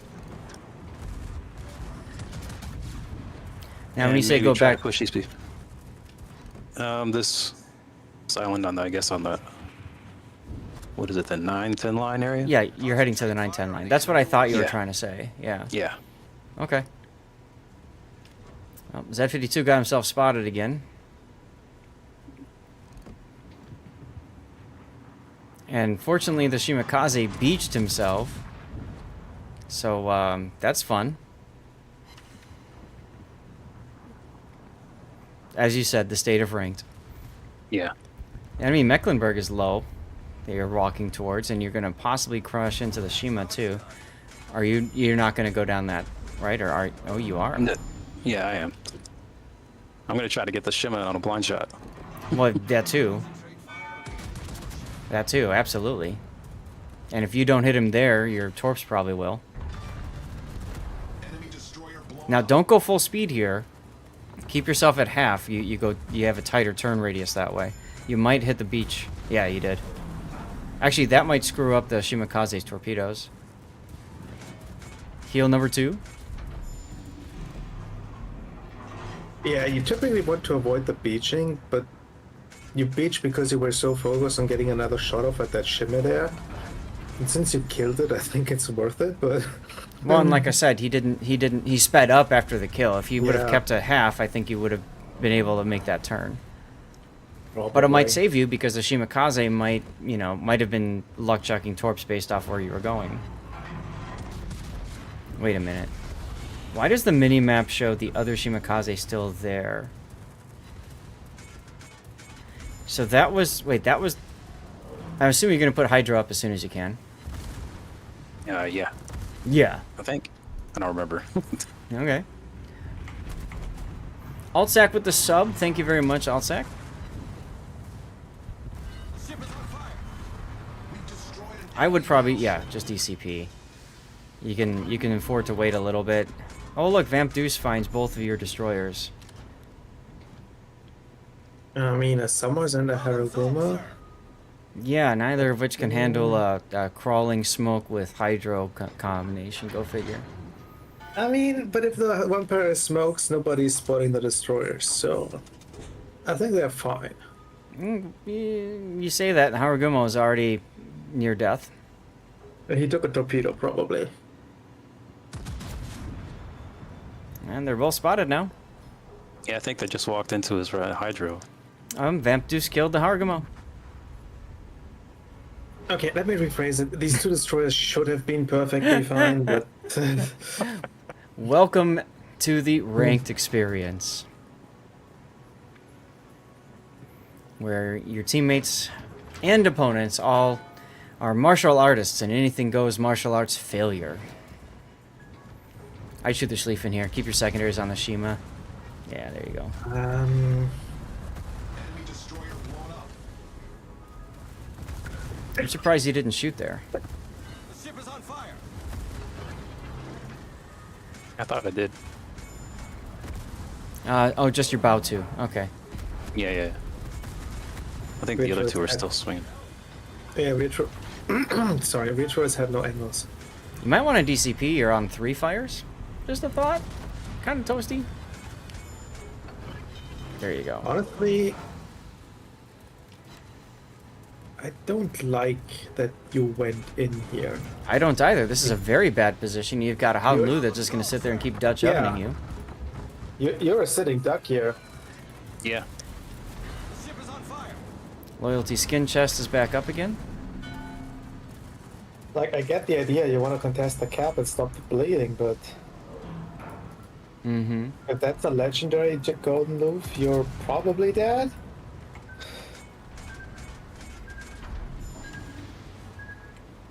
I don't like undetected for some reason because the golden loo backed up away.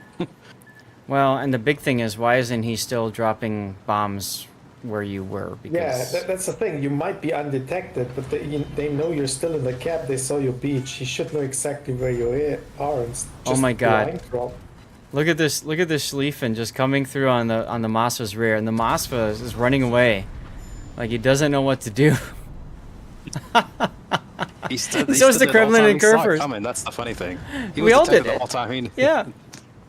Oh my goodness. And there's 3 ships. It just barrels into 3 ships, and Yeah. That is the power of Schlieffen right there. but here's the funny thing: he doesn't kill anybody. Nope. And even funnier, you've got a heal coming, which you desperately need. Summers survived the altercation with the Vamp Deuce, but he's almost dead.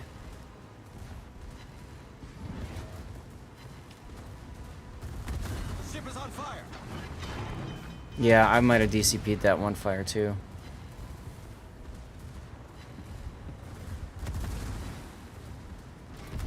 Of course, he's gonna drop his Dutch oven.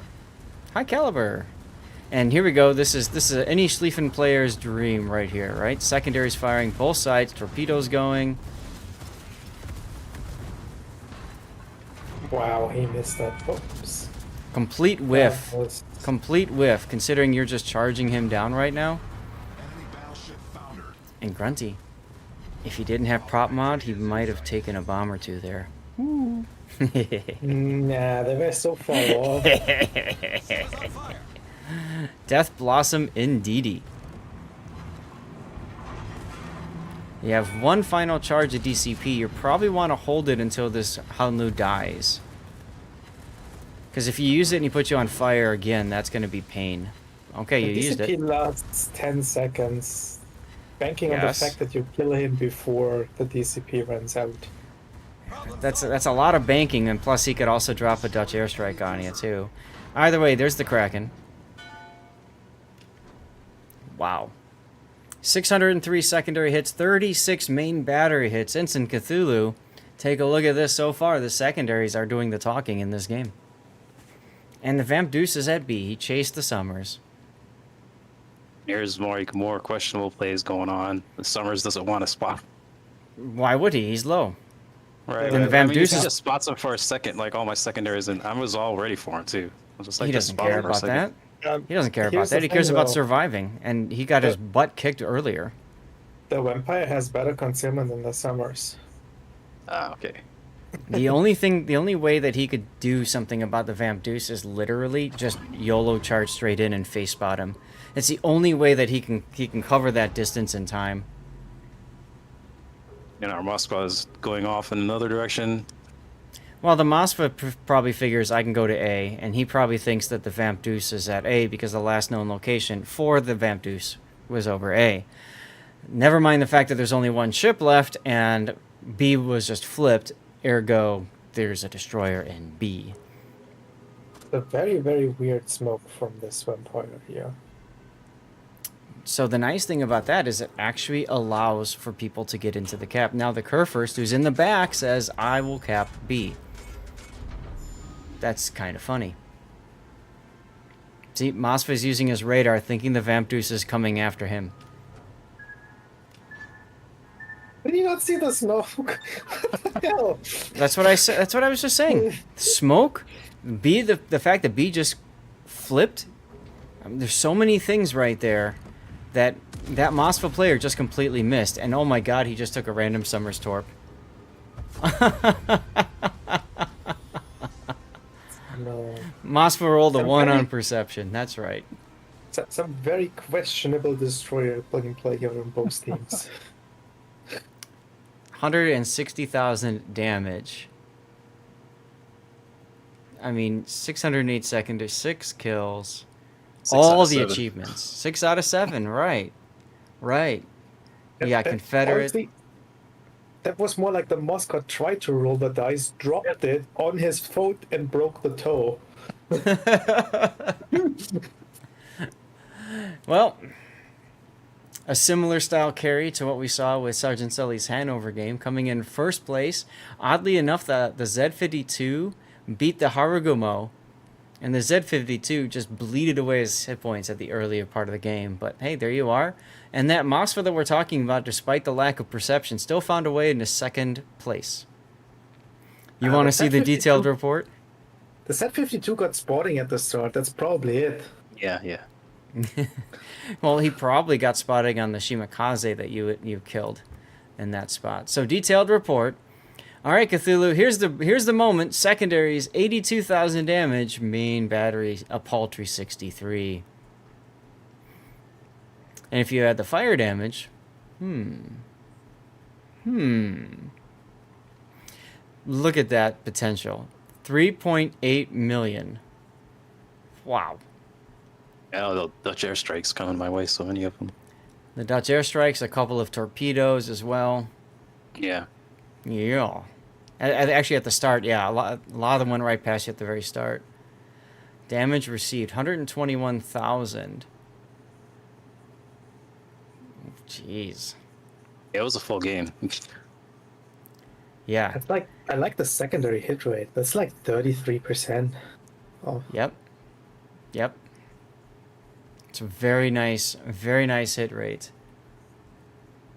Blasteras, thank you very much for the follow. Welcome on in.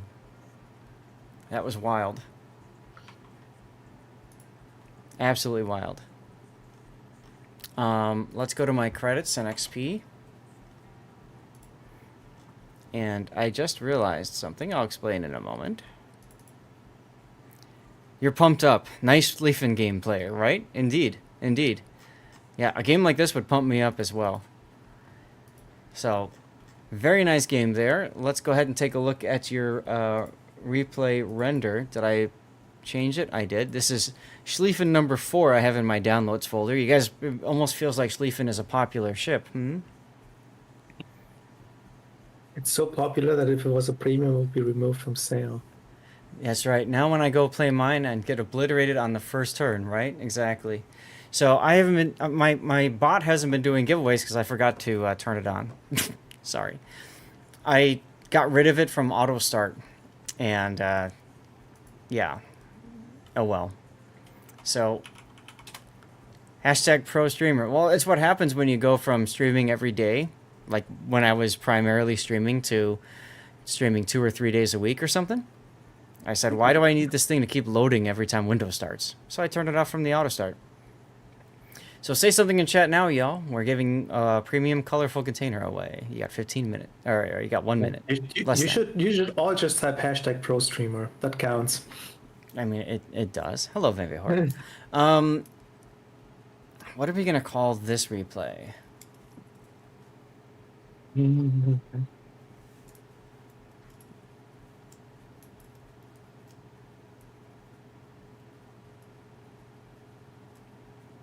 Oh, there's Hamilton. Mayo. Hello, Iron Meals. Krakenschlieffen? Ooh, I kind of like that, actually. Sounds German. Mm-hmm. Not really.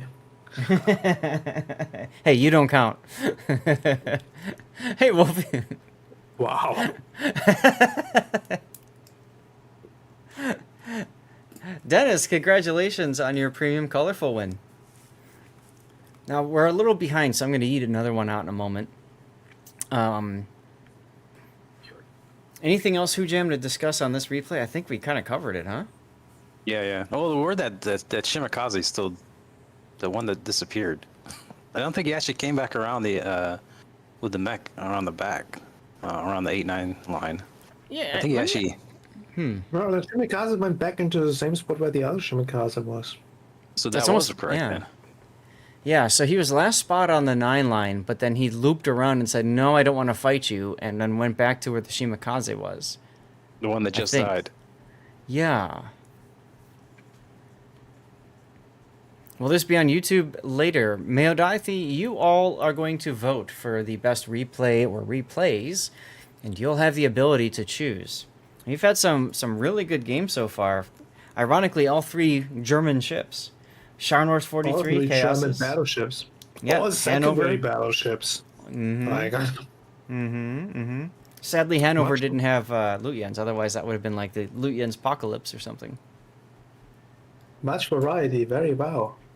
Yes, exactly. It's almost like people like secondary battleships. So I want to see where's okay. So the Shimakaze just gets blasted, goes up to the north. The other Shimakaze also goes that direction. It's like they all know to just torp up the spot. Okay, so they haven't been seen. Mecklenburg took some torps. There's the Shimakaze. They went into the spot there, and he gets spotted and wrecked. Now, it said that you killed a Shimakaze. Okay, so now it disappears. And look, the other one. So he did loop all the way around to go to the same exact place where his buddy died. We saw this in COTS last weekend. Somebody did the same thing. It's like, I will die on top of you, teammate. It just makes no sense. It kind like if you want to contest the sea cap there, I think doing it from that corner is kind of the best thing he could have done. So I understand why he looped back, but he didn't need that cap. Didn't need the cap, and he would have been far better suited getting in the backfield than just torping from behind, but he didn't. Oh well. Alright, well, that answers that question. So, Kraken Schlieffen, should this make its way to YouTube? And Hujam, thank you as always for the replay. Oh yeah, no problem. And Keep all the funny ones. Yeah, right, seriously. And the support too, and subbing and all that. Really appreciate you, man. No problem. Please tell me the next replay is a different type of ship. Different type? Funny you say different type, because I've got, of my choices for the rest of the day, we have Republique or Ruggiero de Loria, so we literally have 2 other battleships or a Hornet. That's at least not secondary battleships. Indeed. Alright, so I'm going to run the commercial break now, and I gotta ask if Kromoa is here. He's the one that did the, which one did he do? He did the Republic. SAT. If SAT is here, he did the Loria. And then Cobra is the one that did the Hornet. So if any of y'all are here, say something in chat so I can get your game loaded up. Otherwise, I'll just pick one. And we'll start with our 3-minute commercial break. Cobra's here. All right, let's get the Hornet going. We're gonna sail away from the German battle shipping. SAT is also here. Yeah, I saw that, but I don't think I have any Loria games, so I'd really like to do that Loria game if you don't mind, SAT. Plus, I already have the replay rendered and everything else. I'm lazy.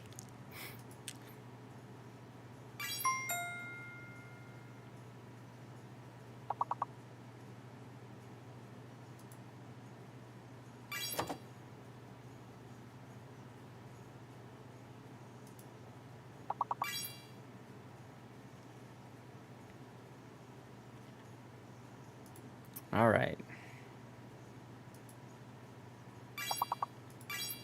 Temper. Hey, there we go.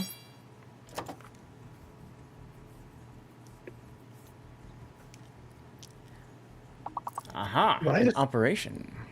Why is Peter a word? What the hell?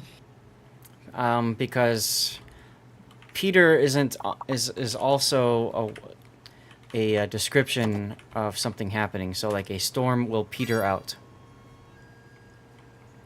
Not like Peter Griffin. Not like that, but you know. Peter! I can't do it. I know. Right? I used to do a real good Peter Griffin. My best impersonation of him, though, is the kneecap. Ah. Ah. I might have to do that in COTS tomorrow. I gotta go.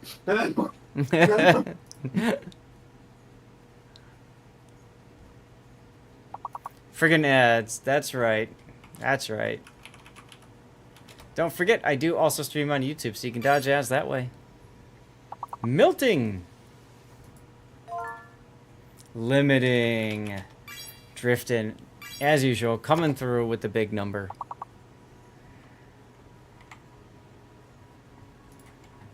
Get rid of the Schlieffen, and off to the Hornet we go. So glad you made it. At least the commercials for Outlaws are visually appealing. Yeah, I don't know much about that game. It looks interesting.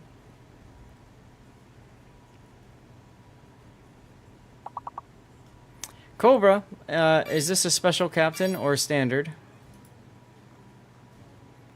Commercial breaks over for you, Wolfie. Good to know. And I'm back. Cobra is special. Which captain? Do you remember? Is it Halsey, one of the Does, Ovechkin? Halsey. Okay.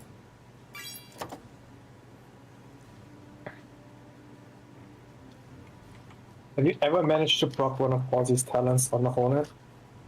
I'm just Me? curious. No. Don't quote you? Okay. Well, there's one way I can check real quick, and that's to see if he's got the pennant up. And the pennant is there. So this is indeed Halsey.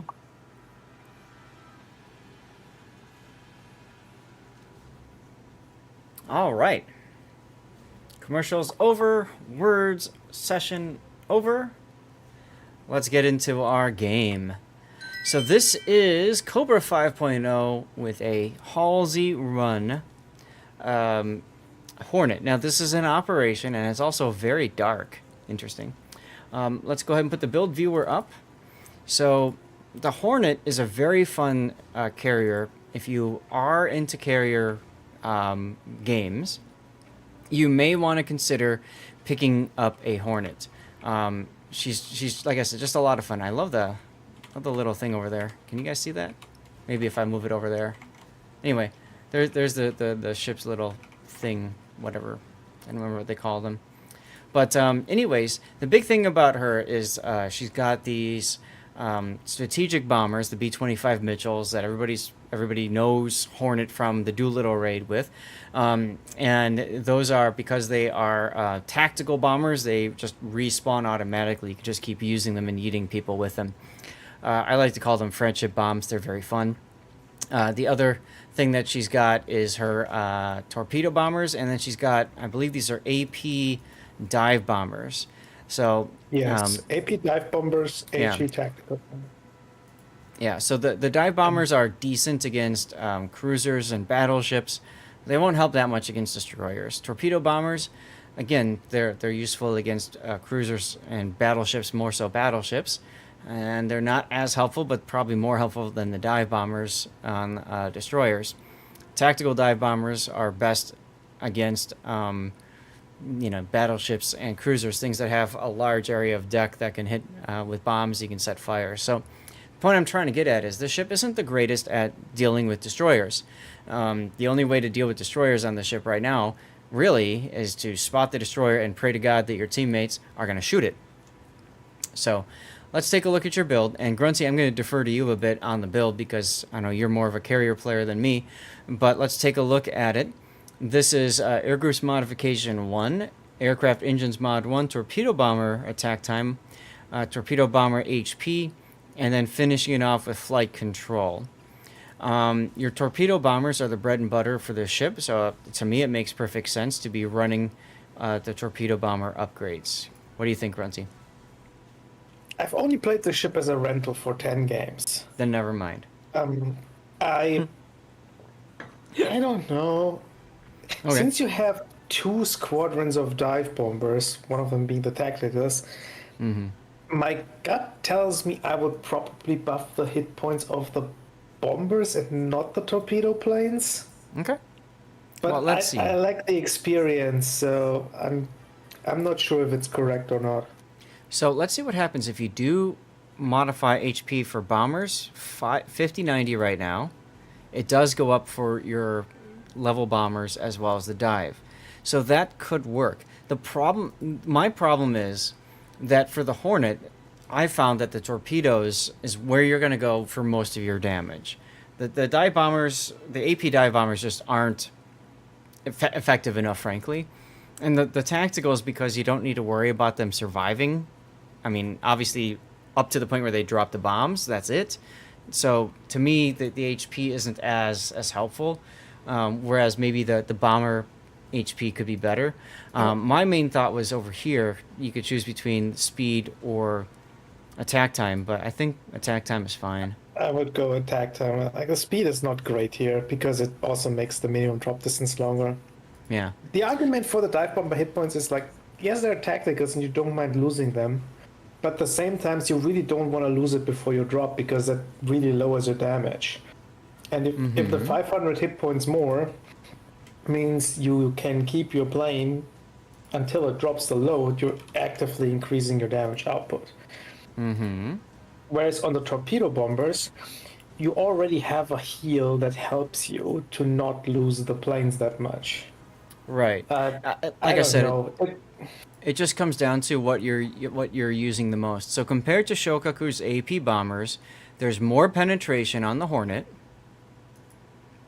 but there's a larger versus subs. There's a larger splash. It does far less damage than the Shokaku's bombs. Fuse timer 0.03, so same fusing timer. Arming threshold is a little bit higher. Ricochet angles are the same. Okay. So yeah, I mean these are quite anemic.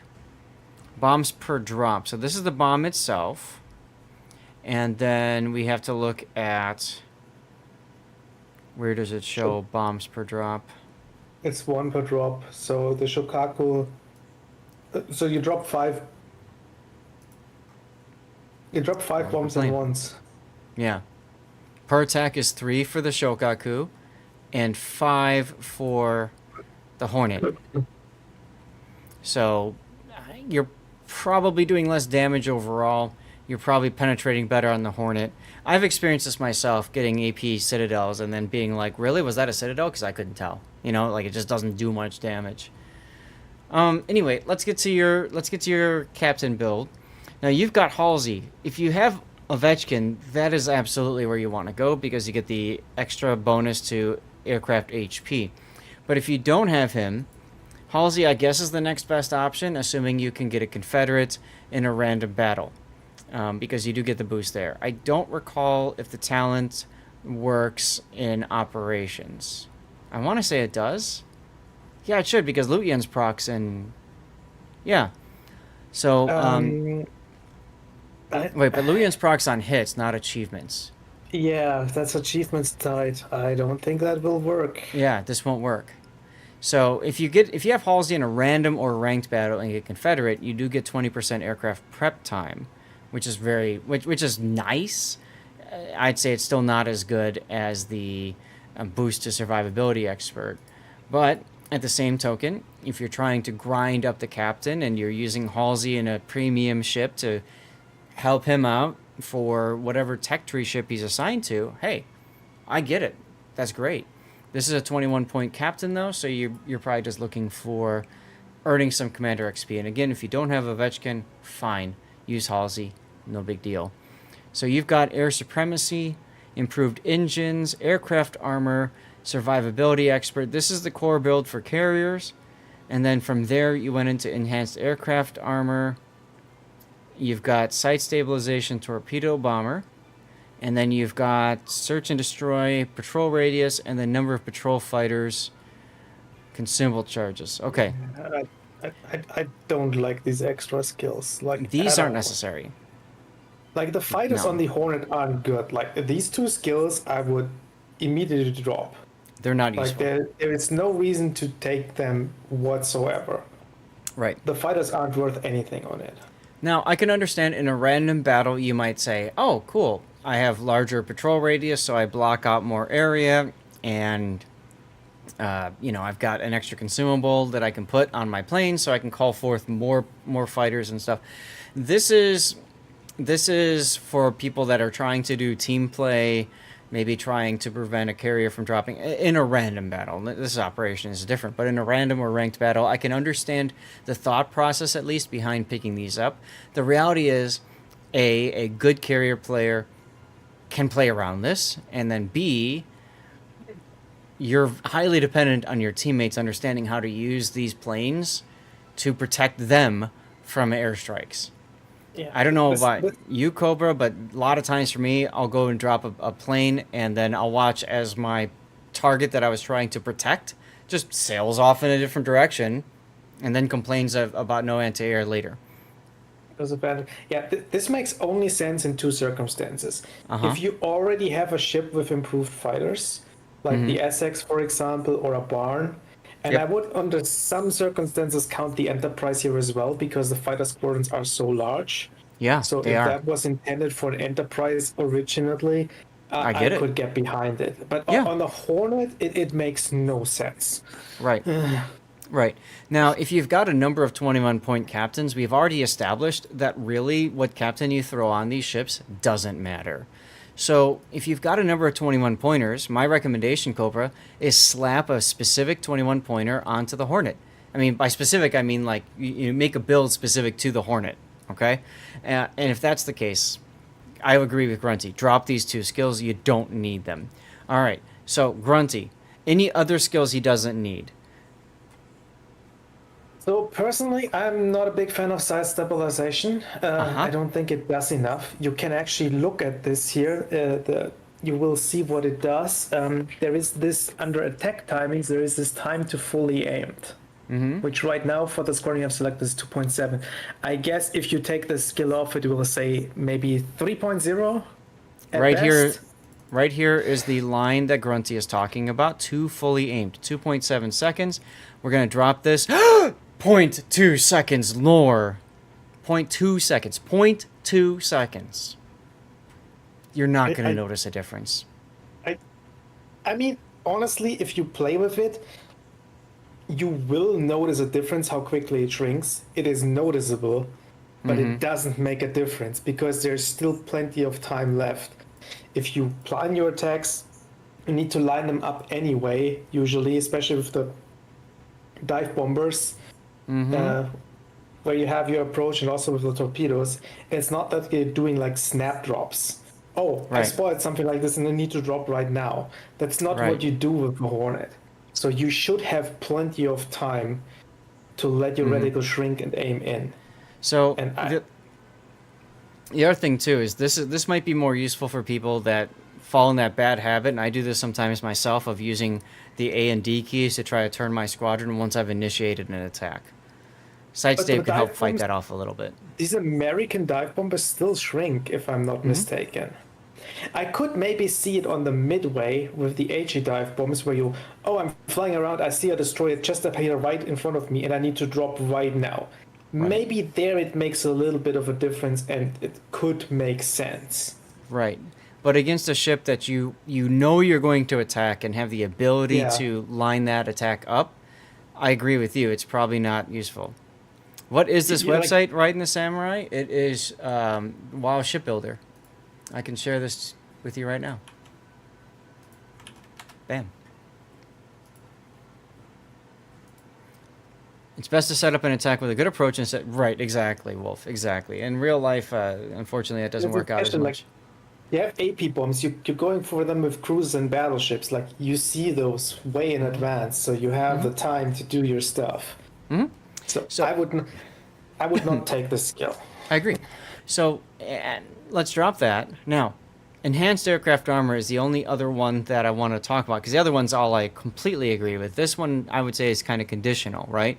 Because the 25% damage reduction from AA shell explosions. First of all, you look at that, you're like, oh, that's great. The reality of it is if you're kind of maneuvering around on your approach, you'll dodge most flak anyways. And if you do take flak, you'll probably take multiple explosions at once to the point where this doesn't really help you. Is that correct, Grunty? Pretty much yes. Like if you look at it, like you look at the what an average flak burst does and how much hit points your planes have, they're gonna survive one hit, Yeah. and they're gonna die to the second. And having 25% less damage on the flak doesn't really change that for most planes. Like it depends on the individual plane Yep.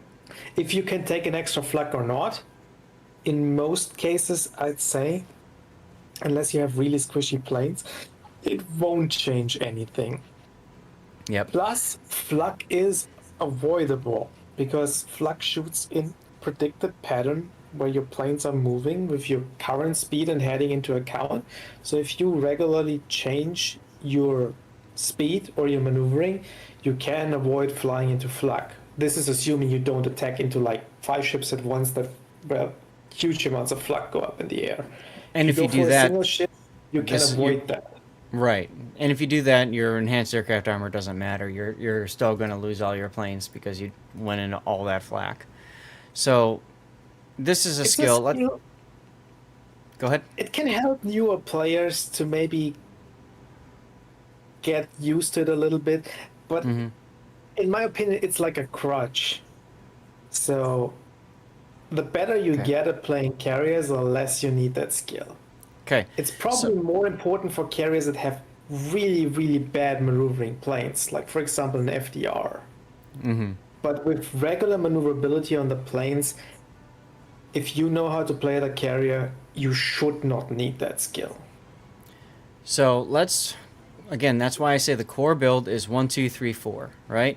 Now, Hornet is a like I said, torpedoes are your bread and butter. So I agree with torpedo bomber. I also agree with not doing swift flying fish and buffing the speed of your torpedoes because that makes it so that you have to drop farther away from your target.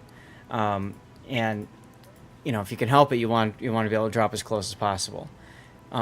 If you were to go for this, let's see, where's your torpedo bomber speed? Where's your torpedo speed? Probably 35 base. That's It's the standard 35. American one. So if you buff that, that goes to 36 and a little bit and 3/4, and then you go up to here, and then you pick up that for a further 5%, and woohoo! Now you're at 38.5. And you also increased your minimum arming distance by 20 meters. So Right.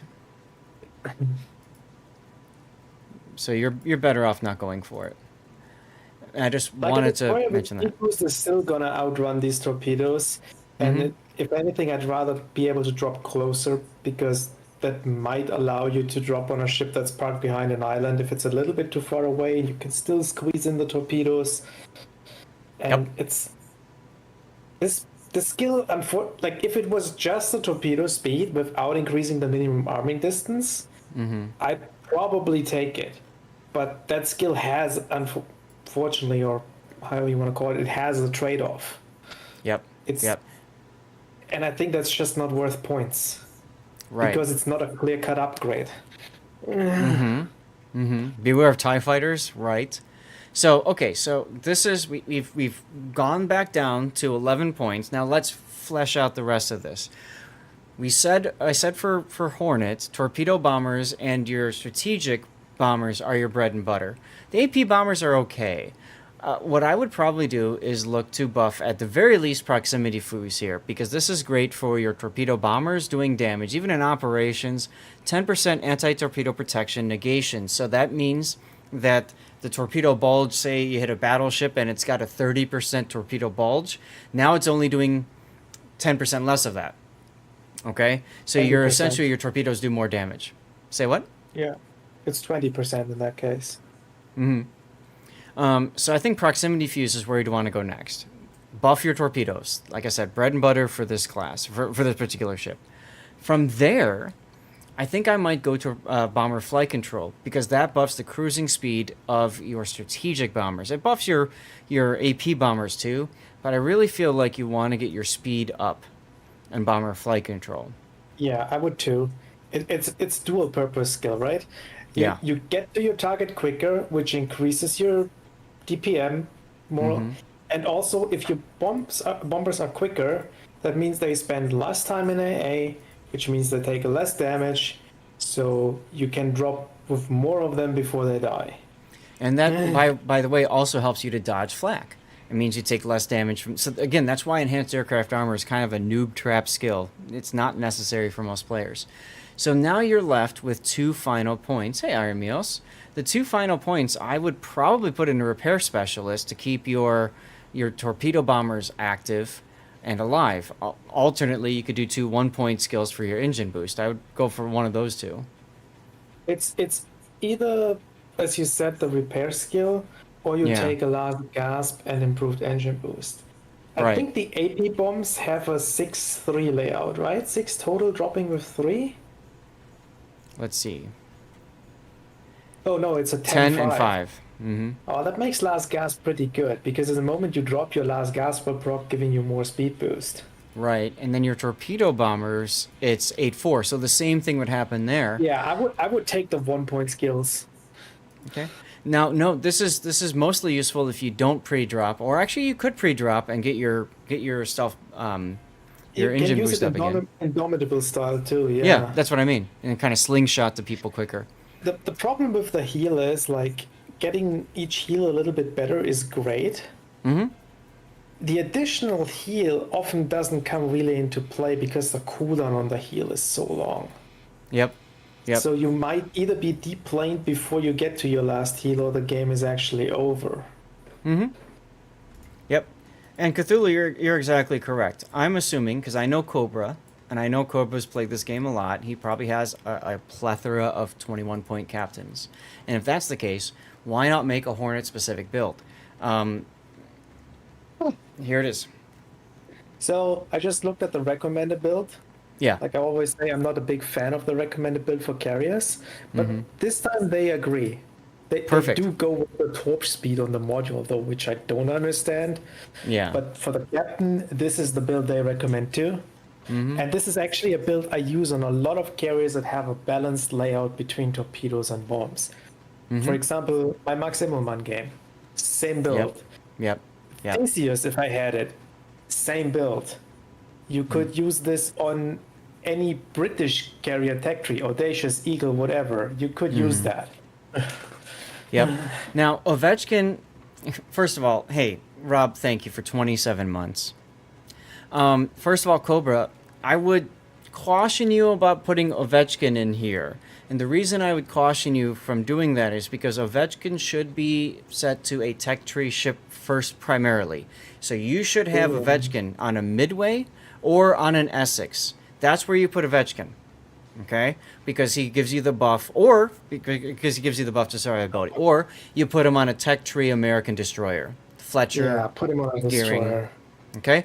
One of those two. Or a Russian one if there's dual nation. If he's the dual citizen, you put him on a Soviet, right? One of those options. Don't put him on a premium ship that only you have a specific build for, and that's it. You have him on Fletcher, leave him there. Now, if he's on your Fletcher as a tech tree ship, you can absolutely spec him to then go on the Hornet as a premium ship, and then say, okay, anytime that I'm playing Hornet, I'm going to bring Ovechkin in for that buffed survivability expert. There's nothing wrong with that. But keep in mind, doing so means that you're also not using Ovechkin on, say, Enterprise or FDR or any other American premium carrier. So keep that in mind. Or Saipan, for example. Unless you specifically use the same build. You were just talking about with your Enterprise, you would use something more along the lines of search and destroy and patrol group leader. So that's why I'm saying I wouldn't put Ovechkin on this just yet. You can run this build on Enterprise if you don't want to go for fighters. This is a perfectly fine build in Enterprise, frankly, and I agree. If I took Enterprise into ranked or randoms, I'd probably have this build because to be quite open and honest, your fighters don't matter in this game. I mean, against a super unicum carrier, against somebody that doesn't know what they're doing, that derps into planes, sure, you can take advantage of that. But most people, once that happens to them a couple of times in a game, they learn pretty quick to look at the minimap and avoid those circles of doom. So, these make you feel better, but don't really impact your overall capability. These impact your capability. So yeah, you know what? Put Ovechkin on this and use this for an enterprise. It's a nuisance, more or less. If you're playing against a good CV, like the fighter's a nuisance. It slows them down a little bit because maybe they have to fly a little bit longer. Right, but if you're not gonna effectively protect your team. Yeah, and if it takes you like time to go and try to block the enemy carrier strike, then you're losing time doing your striking too, which in a random battle, especially in a ranked battle, that's even more important in my opinion. Your first 9 to 13 points are spent on making your planes faster and more armored. Right, that's the core build. 1 point, 2, 3 points. Here's your 9th point, and then here's your 12th point. This is your core build right here. 1, 2, 3, 4, and then from there, you go do other stuff. So yeah, you can still do area denial. You don't have to spec into it, though, is the point. Okay? And I agree.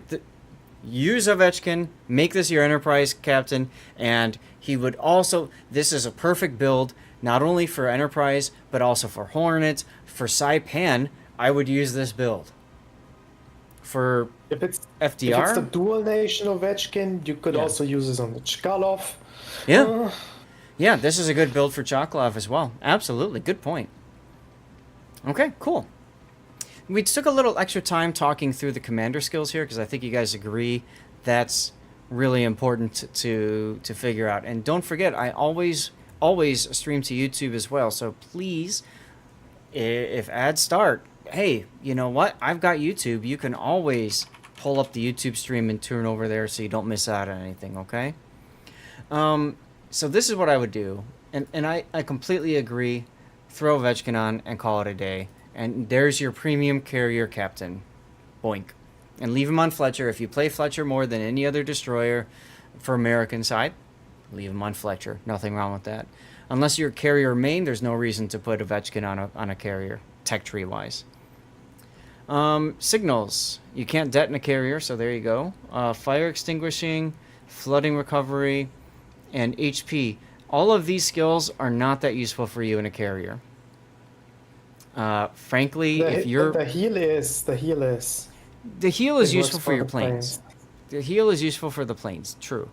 But, I mean, beyond that, like, you can get away without using fire and flood reduction. It's helpful. I do it personally, but, I mean, you're better off with a ramming flag. If you get to the point where you're about to die, you're probably going to ram something. This isn't going to help much. What you definitely want, though, is the flooding flag. The flood chance flag here is huge. This is not the secondary battery flag. This is the consumables flag, which is fine. That helps with your engine boost, your fighters, and your heal. You might also want to use the fire chance flags. I don't know how big the fire chance is on those HE bombs. So it's probably not the biggest difference, but if you want to min-maximize, you gotta get that extra %. I'm trying to find the fire chance here. Is it on the bomb itself? It's probably on the bomb itself. Fire chance is 45. So that 45. Would go up to 47 with both. With both of them, but this also change, but this also helps the flooding chance too, 4%. This also helps the flooding chance, yes. So, I mean, these two are useful. I said the ramming flag is useful. I would drop these two flags, even in randoms. If you're being shot at by enemies, that's how you're going to die. You're not going to die by a little bit of fire or a little bit of flood. I would use speed. And then the last thing I would do, this is not for you in the operations. I want to put that out there. But if you're playing in randoms or ranked, you know there's mirrored matchmaking. You know there will be a carrier on the enemy team. Absolutely run the anti-air flag. You might as well in case they try to waste time shooting, dropping on you. That's just more plane damage you can get. What's this site? I'll copy and paste it into link right there for you, Neef. This is WoW Shipbuilder. You can look up any ship you want. You can put up all kinds of stuff. This is his particular build on the replay, which we have access to via the replay render tool. But this is probably what I would, if I was hardcore, try-harding, ranked, whatever, this is the flag setup I'd run with, okay? Alright, we've spent a lot of time talking about builds. I feel like that was very necessary to do. Let's get into your replay. And I'm going to wait until you launch planes, because I really want to get a... I love this camo with the bomber here. I'd love to try to catch one with you launching your strategics, but we'll see if we can. What is this? Is this... This is the Hornet with the special Hornet... no, I mean, which operation is that? This is Aegis, Operation Aegis. Oh, okay, yeah, now I get it. It's Aegis. Rob, we don't have time for any more sub-replays. I did mention that in my announcements a couple of days ago. Yeah, this is the Doolittle Raid camo. So I always like to try, because it's a carrier, I always like to try to catch screenshots of the carrier launching planes. So let me do that. Oops, I shouldn't have done that. Lol. Side note, little historical story for you guys. Most of the times, carriers did not operate in the evening for obvious reasons. It's very dangerous to launch and especially to recover aircraft. There is one aircraft carrier out there that did learn and have a night squadron that operated at evening. Anybody know what carrier that was? Correct, Duckman. That was the Enterprise. The Enterprise had a night fighting squadron of I think it was I can't remember the exact armament. And there was a famous battle when American planes were forced to land at nighttime. Anybody know what battle that was?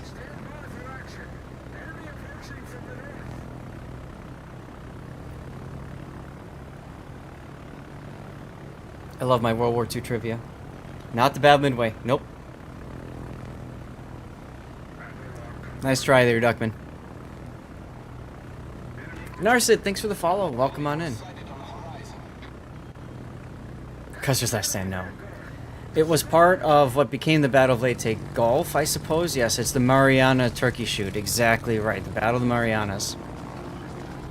You remember the admiral who told the fleet turn the lights on so that the planes could land?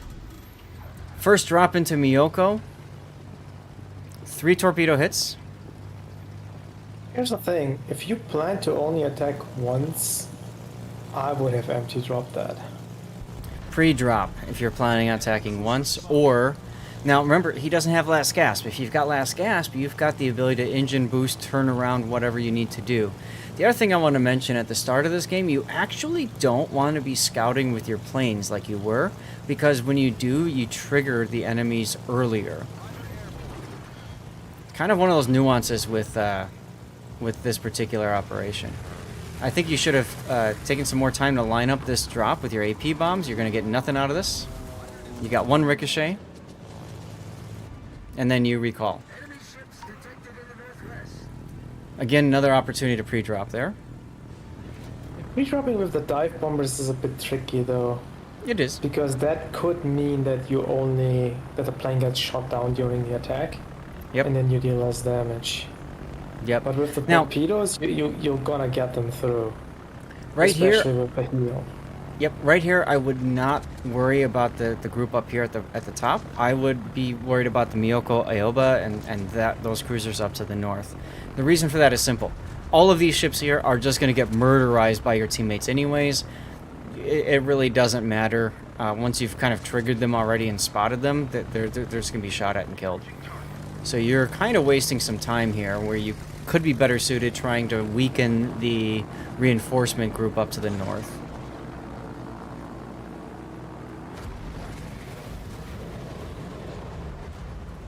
So, rip your Bayern that already died. That's hilarious. And unfortunate. And your torpedoes have done nothing. It was a decent drop, but because one of the ships died that he was trying to drop on, he got nothing out of it. You don't know which group it is, but their anti-air won't fire. That is the squadron that is guarding the transports. That's correct. Their anti-air does not fire. So you can take all the time in the world to line up your drops on them. The torpedo's armed, Wolfie, but I think what they did was they hit the dead hull of the sinking ship. I like your position here, moving this way. Oh, did I get it in time? Hold on. Did I get it in time? Where's your carrier? All right, I'm in the smoke screen now. I gotta flip all the way back because you're moving. This is perfect soundtrack for that. Absolutely.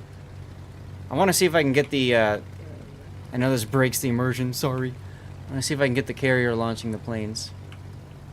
Where are you? Okay, you are over here. When I pause, the vision cone doesn't change, and I'm trying to do this quickly here so I can see it. Are you still launching? Yes! Awesome. All right, we got it.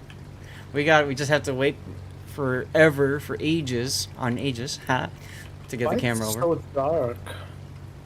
I don't know. It could be a mod that I'm running. Looks cool though. I like the darkness. All right. And I almost want to see if I can get a screenshot like this. Like that looks kind of cool, all right? You got the bomber there. You got the silhouette of the bomber on the front.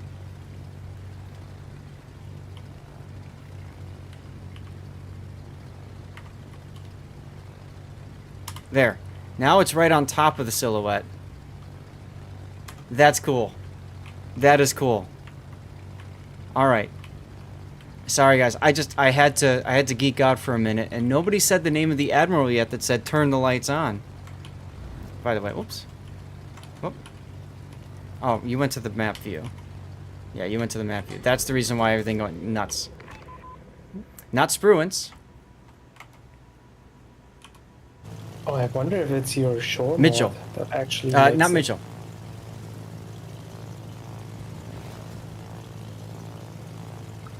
Mitcher. There it is, Wingslinger. What were you saying, Grunty? Yeah, I wonder if it's your mod that makes the coastlines the Yes, this is the clear underwater mod, so you can see all the shallow areas. maybe that causes the darkness.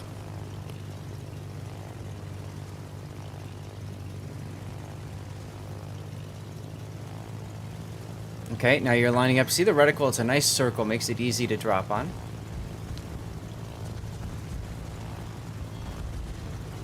I would go for the Miyoko here. Hell, you might even get both. No, never mind. Nice hit there. Look at that. 8 bomb hits, 2 fires. I can't remember, but I think you'd have to test this out in Aegis, but I think not only do these escorting cruisers not have anti-air, but I think that they also do not DCP. So if that's the case, I would be going after these guys and letting your team just clean up. That being said, you are already down 1 ship, which feels kind of bad. CV Hull should be making its way to F9. Yeah, it looks like that's where he's heading. I think he did. Yeah, I would park that F8 island or so seems like a good spot Yeah. to park. I do agree though, like I would definitely go for the transports back already and not for these ships because these ships are basically already dead. Yep. Now, they do DCP. Okay. They don't fire torps is the other thing. I could have sworn they did fire torps, Joey. I thought they don't fire main battery, but they fired their torps, because I've seen a lot of people get... They fire main battery. Okay. Anyway, don't freeze halfway through... No, I'm freezing for a purpose here, Cthulhu. I would have gone for the Furitaka, and the reason for that is because for the big thing is, this Furitaka is hitting the dead hulk of another ship right here. So because of that, he's going to slide along this. It's going to make it much more difficult for you to line up your shots. So when you drop your bomb... You normally drop forward like that onto him, but you actually have to drop a little bit more to the right because you have to anticipate that he's going to slide a little bit. That's why I would have dropped on the Furitaka to your right. See him sliding? You still managed to hit him with 3 citadels, but anyway, go forward and hit the Miyoko now. I'm Yes. actually surprised those were citadels. I was expecting overpens.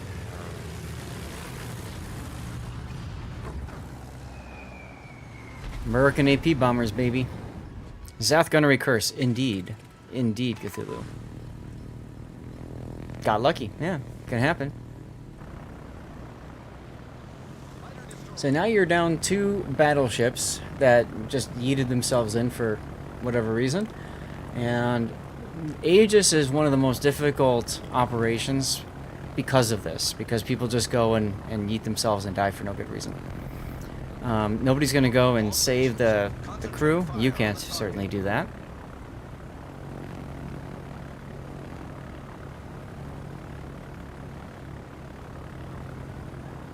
You're turning too early.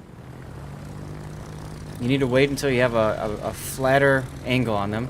And you just crapped out a fighter for no good reason.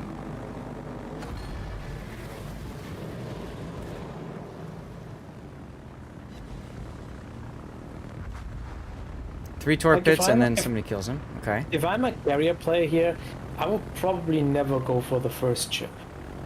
And the only reason for that is because that's usually what all your team is shooting. That's right. And then you could run into the same problem we had earlier, that you just hit a dead hull. Mm-hmm. And you're absolutely correct, Cthulhu. That looks like a bit too far behind. Well, 2 hit. There is a replay bug when you drop here. It doesn't show the reticle perfectly, so just keep that in mind.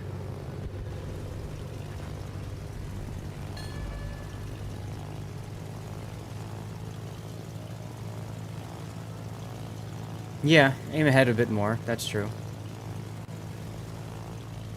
The preferred attack. So if your ship is heading to the left here, or towards the tip of my pen, the preferred attack is going to be obviously perpendicular or maybe slightly from the rear, because that way you can adjust according to how the target maneuvers. But going up like this is almost like the worst kind of drop, because the target can just lazily turn right into your torps and it doesn't matter. You're playing against bots that won't maneuver though, so that goes away from there. These specific bots do not maneuver. I have never seen a team lose 5 ships before the transports are even, or before the escort is dealt with. I haven't either, but this is why Aegis is losable. And you should be dropping the Aoba here. You should not be dropping this other one. Go for the full health. Now you realize, see how much time you just wasted trying to go back and forth?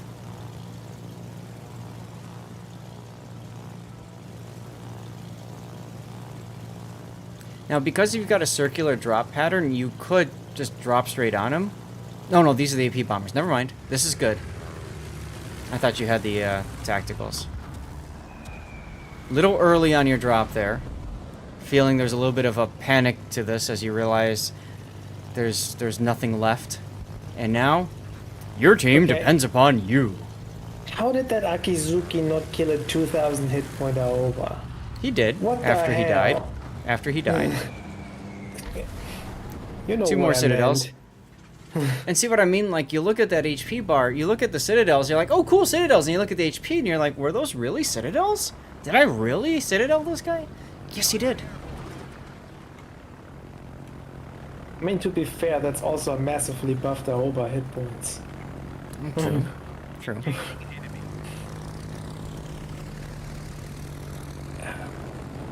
Okay, once again, you're approaching from a slightly bad angle because you know that this Aoba is going to have to turn this way in order to avoid the land. And you're helping him avoid your torpedoes at the same time. Oh, also you went right into the planes, so that hurts. Especially with a 4 torpedo pattern, you kind of actually want to come from an angle slightly behind. Yeah, that's what I was just talking about. For his movement, and not from an angle slightly in front. You're gonna hit him up the butt. Now your planes, by the way, I want to mention too. Your planes have been very ineffective here. You keep dropping them right before you attack. If this is a random battle, and that anti-air is on, those planes are going to blow up. That doesn't matter. The other thing is, you should be using those planes to wipe away the fighters that are going around.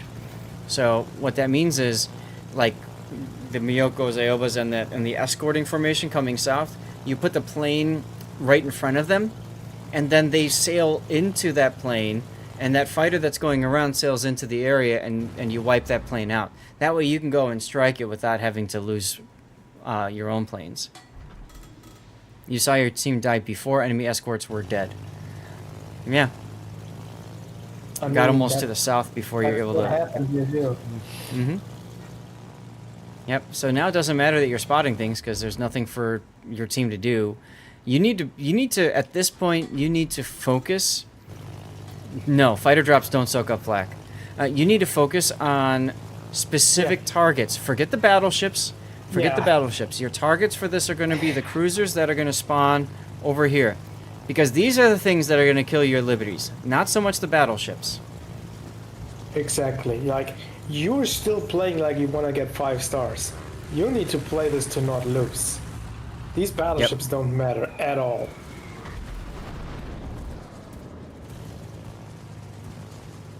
Killer whale, you lost one because one farmer refused to die or go into the circle. Yeah.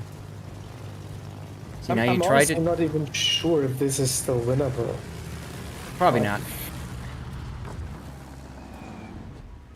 The only possibility... Look, you've even got a Saipan now helping. Again, the only possibility is if you killed these ships right here. These guys. Not these. Instead of actually running away, you probably even have to go in to soak up some hits yourself. I was just going to mention that too. Your carrier should not be heading south here. Your carrier needs to be moving this way with the Liberty ships. Absolutely, 100% needs to be moving with the Liberty ships. Get yourself shot at. 100%, yes.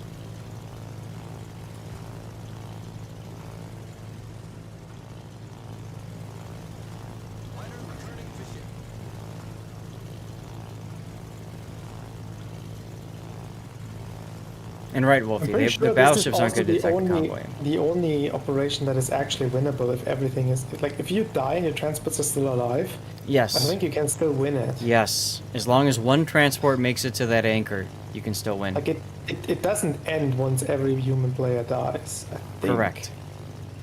So you're trying to slow down here, and I don't know why.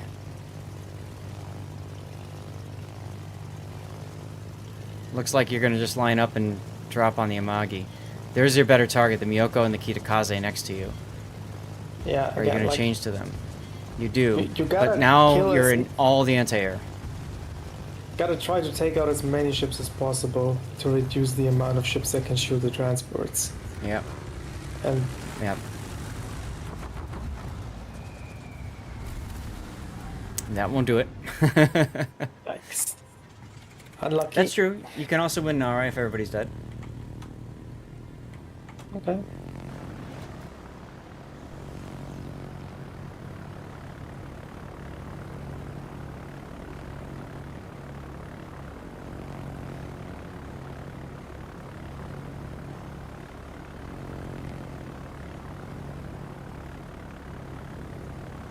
So yeah, at this point, I would literally just navigation point on the anchor and just Yeah, Jesus take too the wheel. late for that. It's too late. It is. You gotta just pray now that the bots don't focus fire well enough and one of your ships makes it somehow through. Ultimate Frontier is really painful.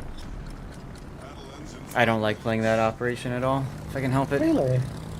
I played this 2 times this week actually. And despite Too many having- points of failure for your team.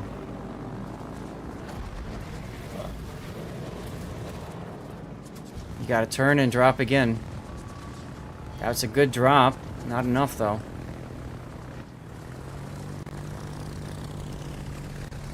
You're welcome, Weekend Warrior. Drop, drop, drop, drop. Yeah, you gotta release earlier there when you see that the fighters are actually shooting at you already. You got the kill, so that's good. Alright, Stream Raiders is done. Let's get the next one going. Loyalty skin chest. We can't beat that one.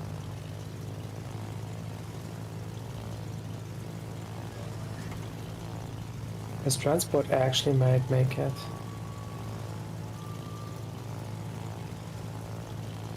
It's looking like it's a possibility. I mean, killing the Kita was huge, but you can see the Miyoko is in a position to just smash whatever too. So you got to get those planes in. Nope. Now there's just the 3 of them left. Side note: if you were playing Yorktown here, you could just smoke the Liberties and probably survive and win. That's true. I would have done torpedo bombers here. He's on fire. He probably just DCP'd. Torpedo bombers would have gotten a sticky flood on the Miyoko. Better chance at killing the thing.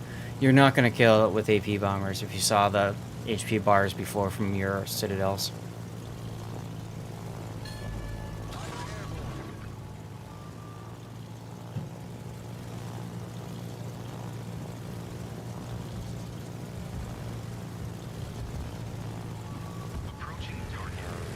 See what happens. That fire is still burning, which is interesting.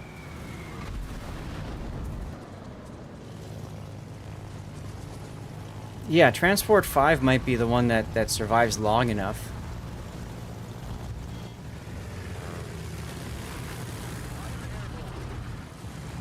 Yeah, Torpedo Run probably would have been enough to kill that thing.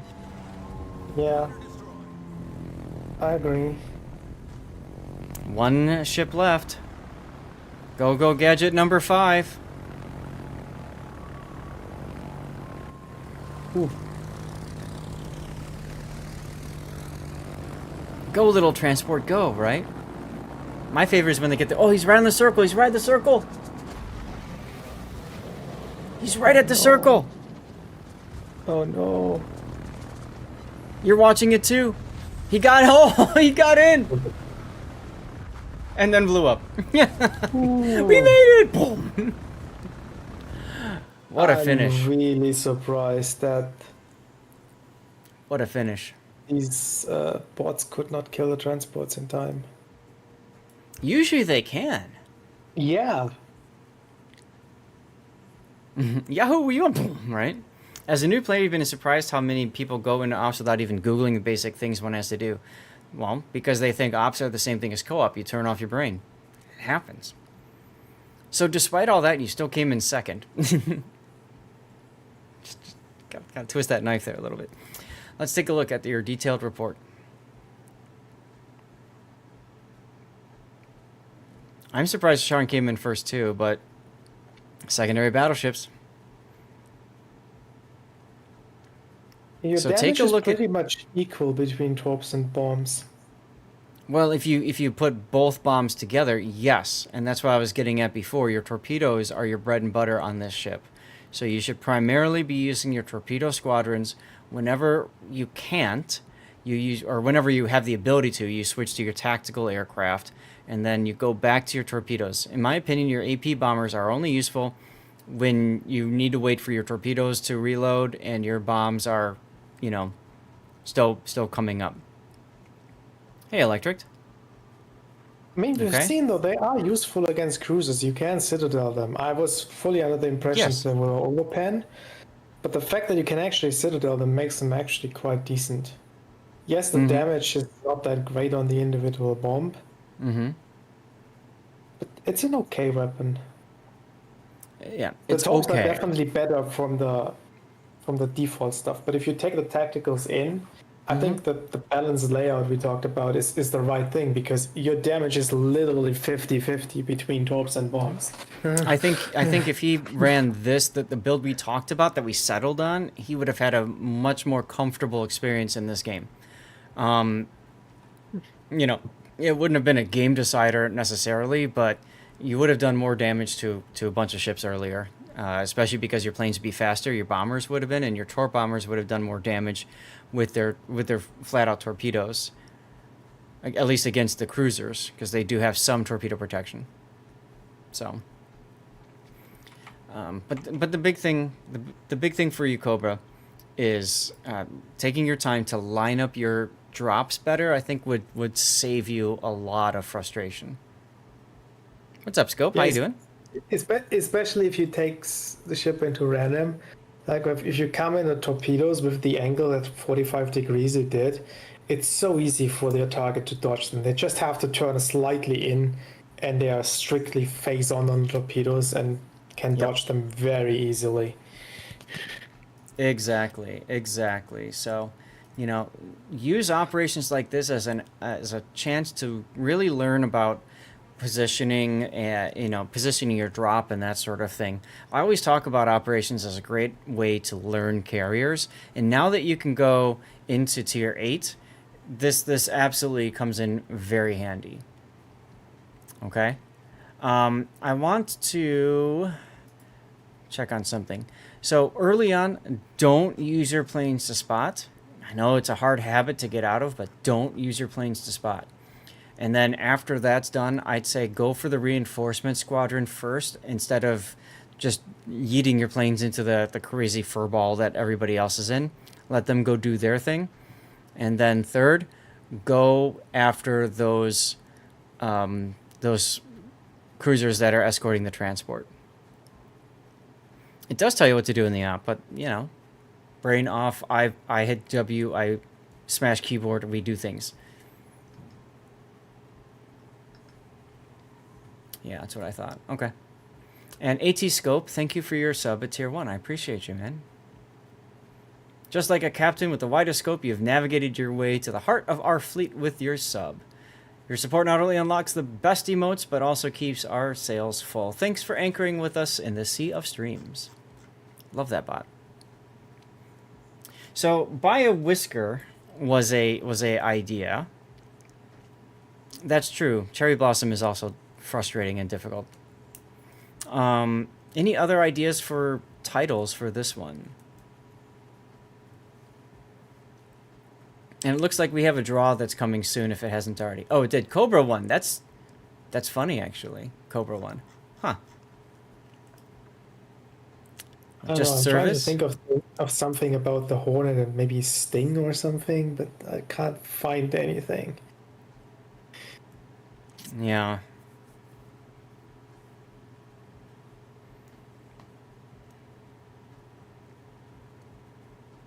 Hornet Aegis Stinger.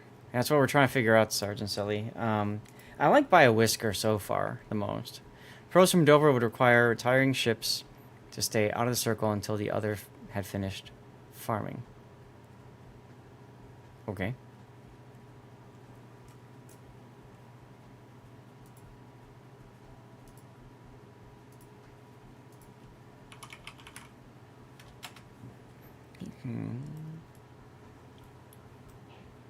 Since when does the bot Saipan net spawn actually go up the middle? I thought it always went up the 10 line. I don't know. That's a good point. And my wife is sneezing like crazy in the background. I don't know if you guys heard that or not.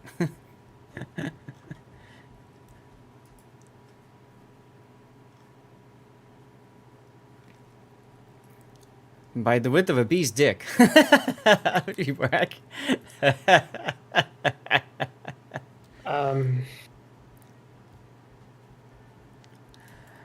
I don't know. Win by a stinger? Isn't the term B technically just for the females, so it wouldn't even make sense? I don't know. Unless bees are... Bees nuts? Anyway.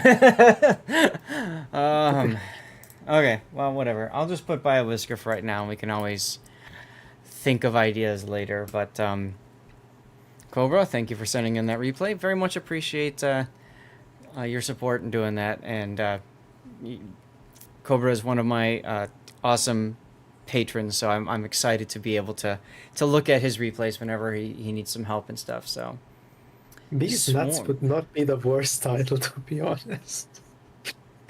You're welcome. Queen rips the drones. Oh, well, good to know that, Cthulhu. It's very good to know. All right, I'm gonna check in on my wife, make sure that she didn't like sneeze to death. I need to hit the bathroom as well, so just give me a couple minutes to get things sorted out for our next replay. Let's see. I guess we'll do the Republic next, and then we'll finish with SAT's Loria.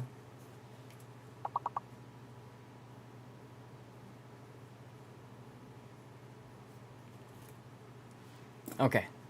So 3-minute commercial break while we get this going. I did set words to autoplay. Yes, so it will autoplay. So I'm gonna go check in on the wife, grab a snack as well. It's about 3.5 hours. Yeah, I could use a quick break, guys. Thank you for your patience. I will be back momentarily.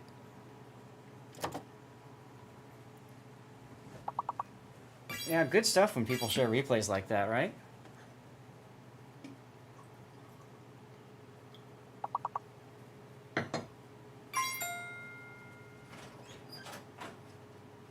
I find carriers frustrating to play in operations, especially like this, where you just got your front row seat watching your team fail.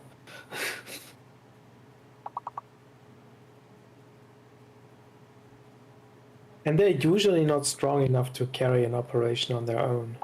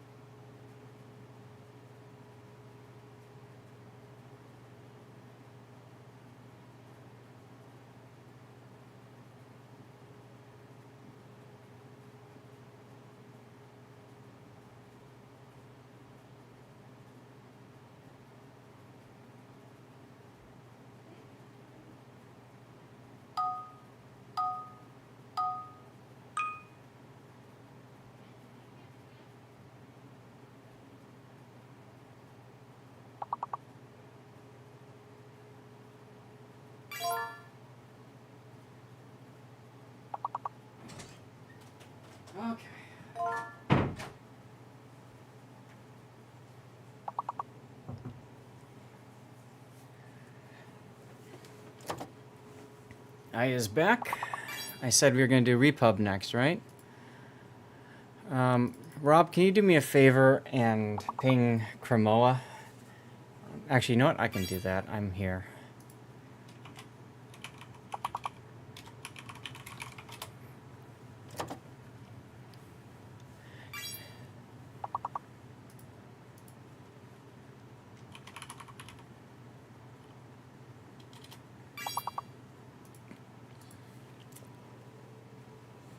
How am I doing today? I'm doing fine, Elusive. Doing fine. Nice chill day. Getting kind of, speaking of chill, I'm getting a little cold in this room, so I need to turn things up a little bit.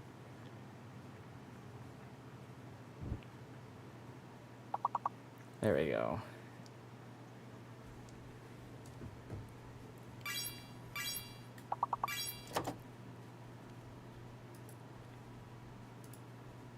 Okay. Wow, nice job on level 10, y'all.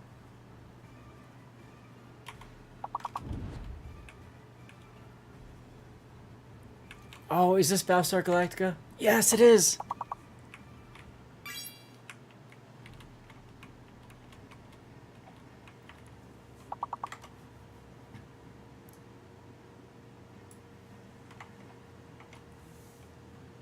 I'm getting goosebumps.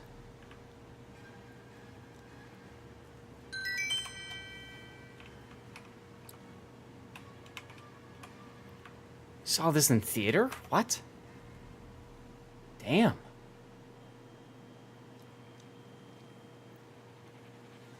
Space battleship. Republic. Yes. That camera looks so awesome. I love that they gave Richard Hatch a role. I thought that was really cool. Oh, but by the way, guys, spoiler for South Stream on Sunday. You can win space battle camos by watching on Sunday as Twitch drops. That's right. Dutch! And I think the Republic is one of them. Yes, this is one of the ones that you can...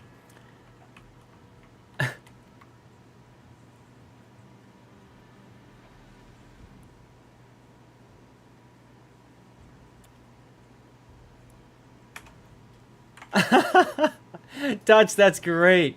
I'm gonna copy this. I'm gonna paste this.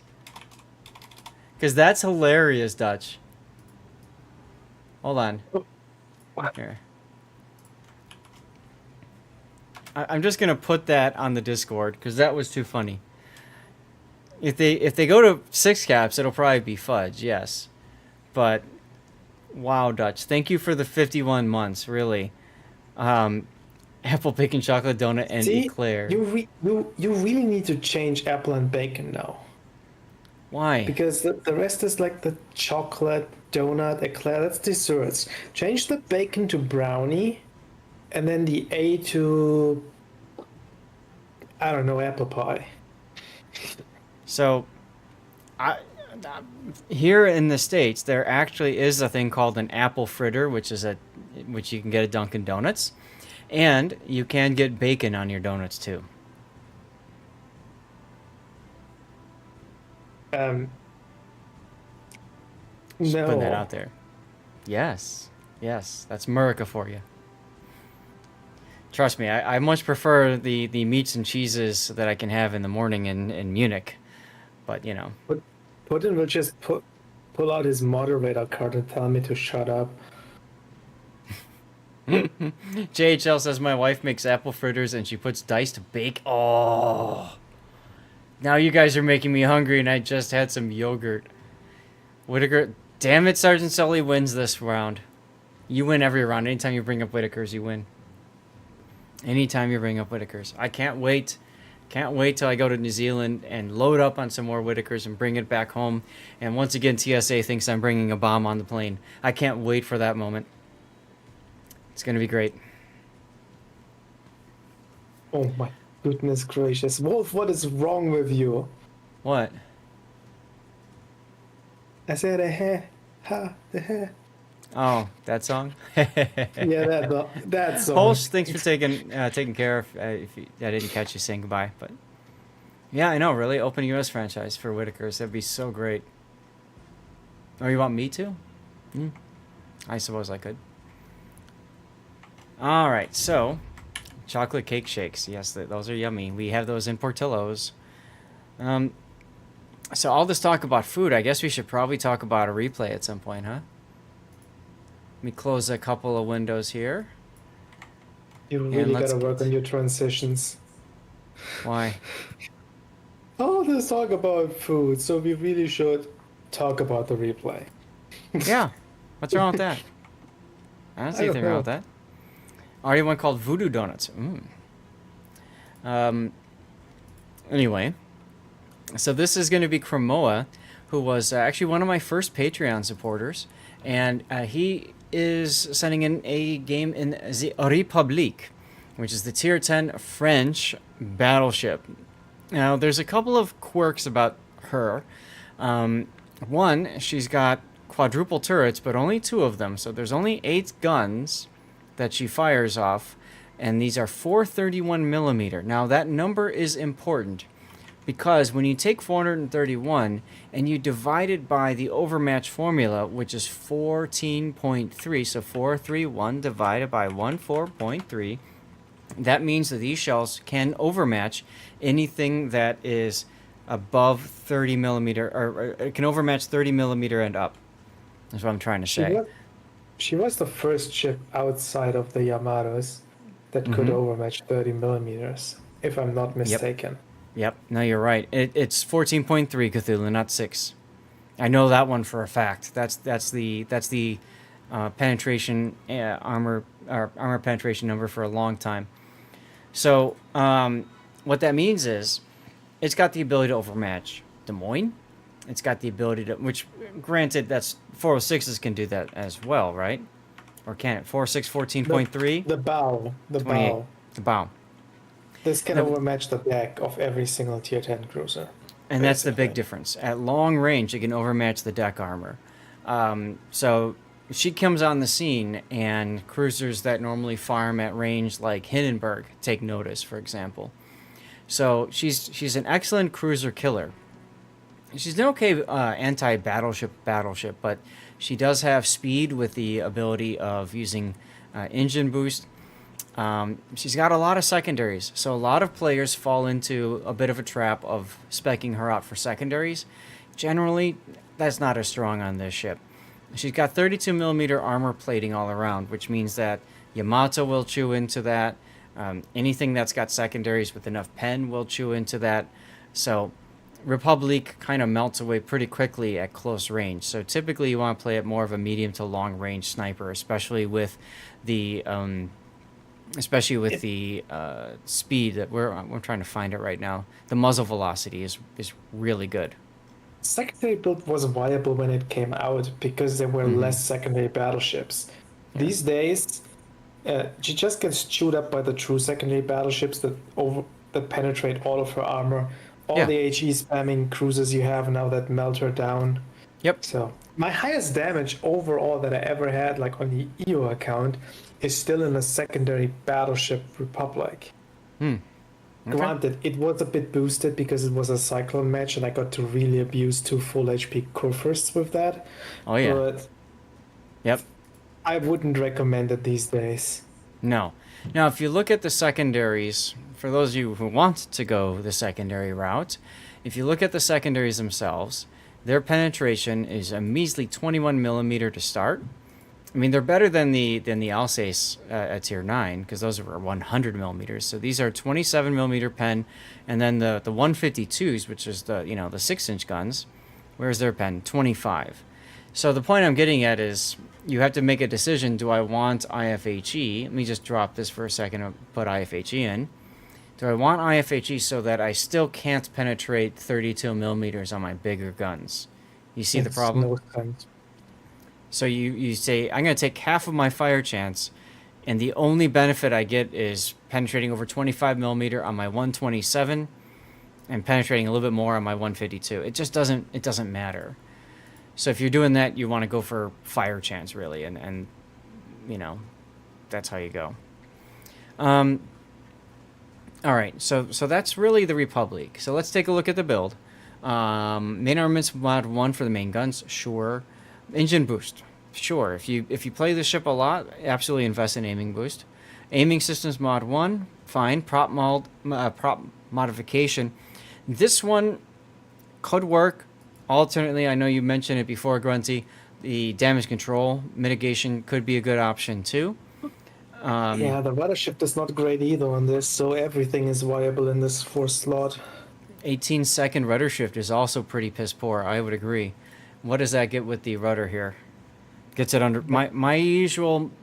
I'm looking for under 15-second rudder. So yeah, I might go with steering gears over propulsion in this particular situation, and then I would have to make the decision: do I want to go with damage control or do I want to go with rudder? So Cthulhu, the thing about rudder that's so important is this helps you to angle. And if you find yourself needing to angle more, then rudder is going to be the better helper.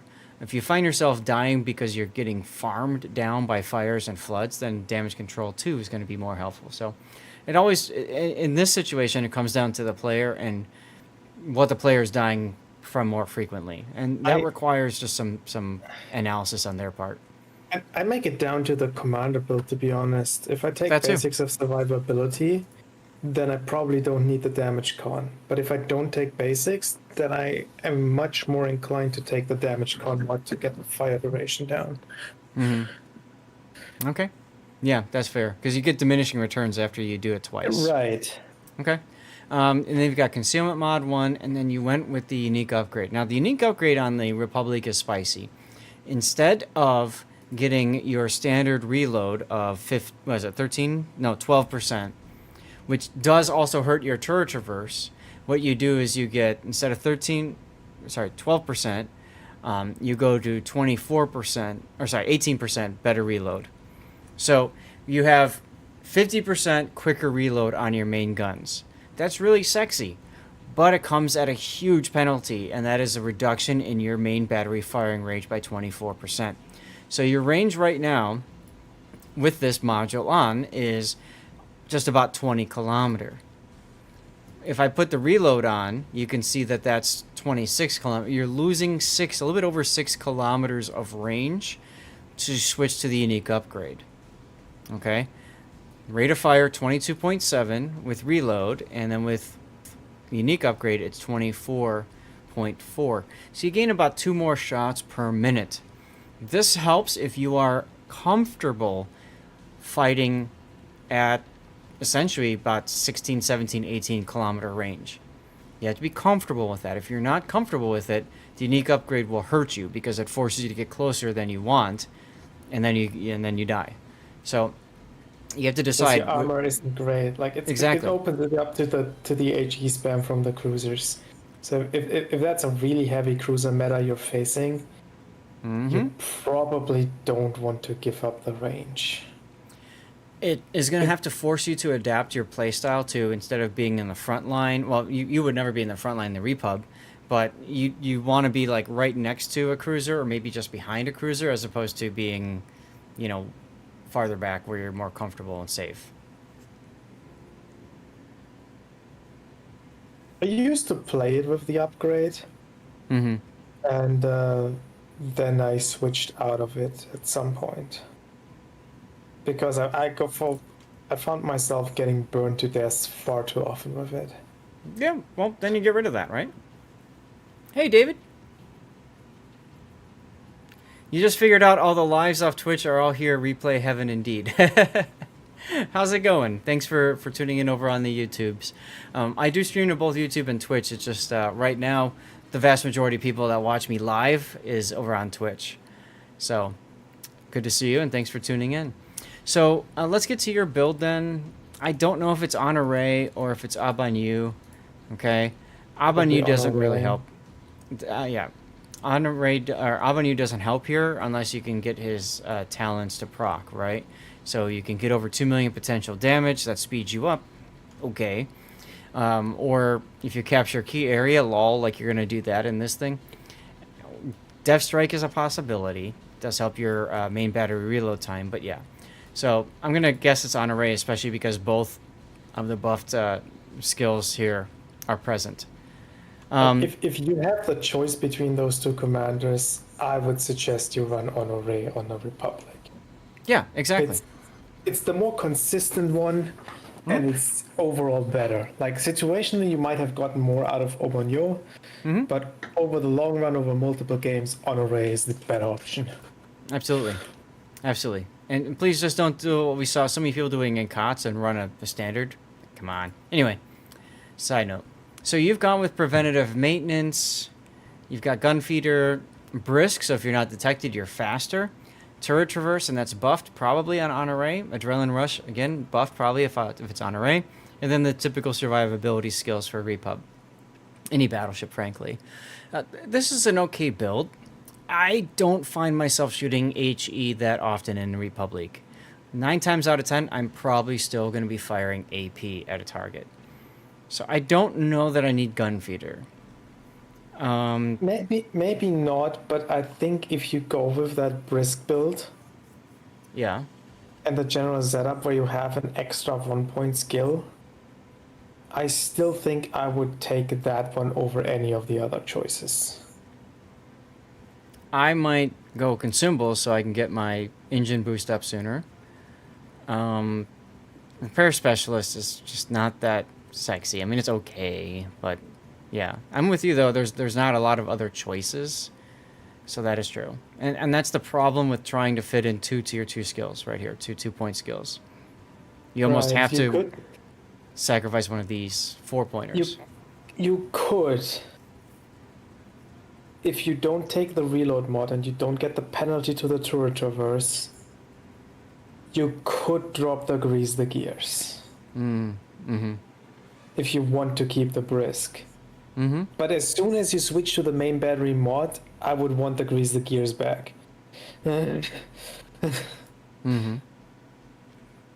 This might be a build I might change to. This gets me the basic survivability we talked about up here, so you don't get farmed out as much, which kind of synergizes with having fire prevention. Those two work together, so you don't have to heal as often, so you get rid of one of your emergency repair experts, or heals, whatever, because you get rid of that. And I like priority target to know how many people are pointing at me, especially how many battleships might be looking at me if I'm broadside to them, and then if I'm charging up against a destroyer, how many of them are, when are they firing off their torpedoes? So that's a personal choice, but one that I might make in this case in order to get priority target onto it.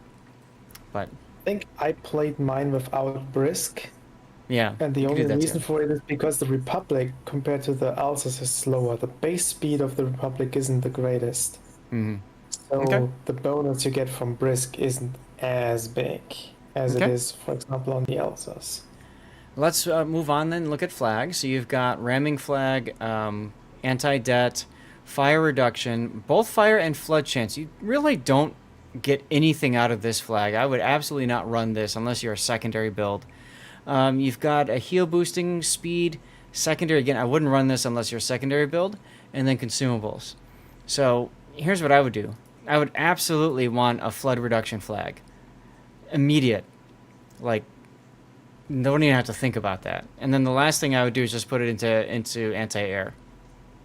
Your anti-air probably. suite is actually pretty okay, and so why not buff that? And sometimes I look at the anti-air flag as like a talisman that prevents me from running into games with carriers. If you ever take a ship spec for anti-air into random battles and you can't find a carrier, you know what I'm talking about. So buff up your anti-air so you don't have carriers. Win. All right, let's get into the game.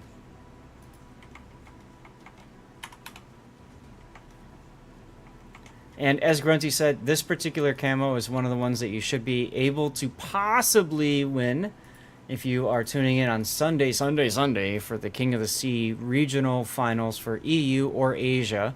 You have to tune in for 90 minutes. So keep that in mind.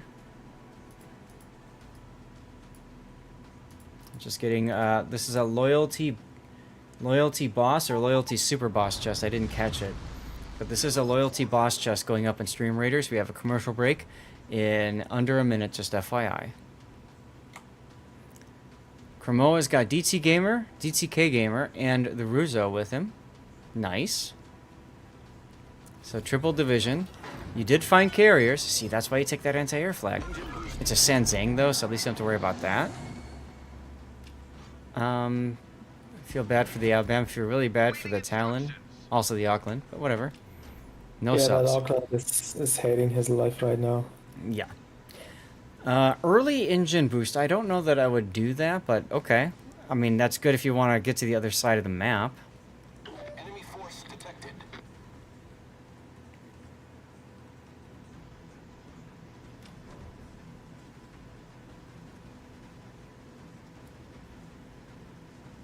Kind of interesting though, because like his diff mates seem to be going to the left side.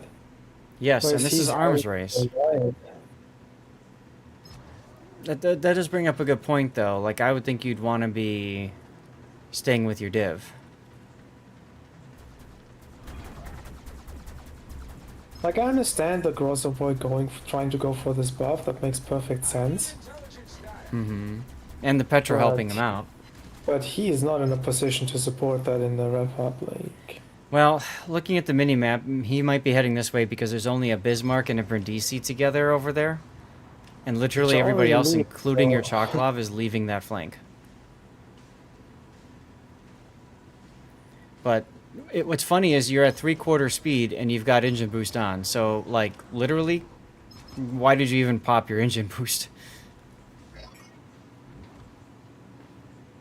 Oh, hello, Talon. Are you going to cruise a loser turn and run? He's turning the other way. He's going to come in the mid. I'd go full speed here so I can get in front of him. There you go.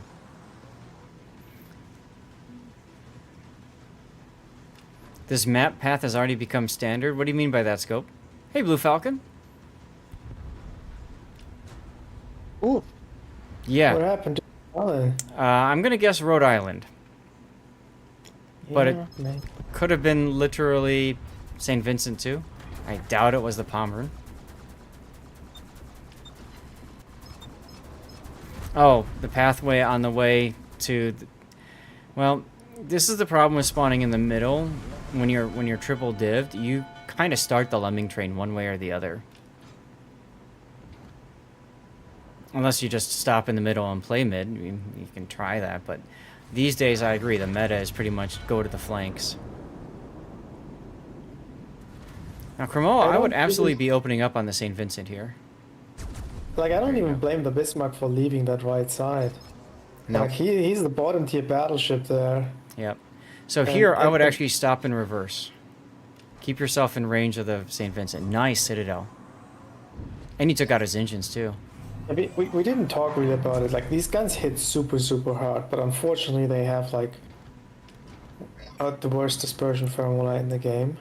Yep. So they can be really frustrating at times. As witnessed by that last salvo there. Okay, now, you've got a Bungo coming this way. There's torpedoes over here, too. So keep that in mind. That would be probably the Shimakaze. I mean, yeah, the Hamarovs is spotted, so Yep. You cannot clear the island. I mean, yeah, you can try. Well done, Commander.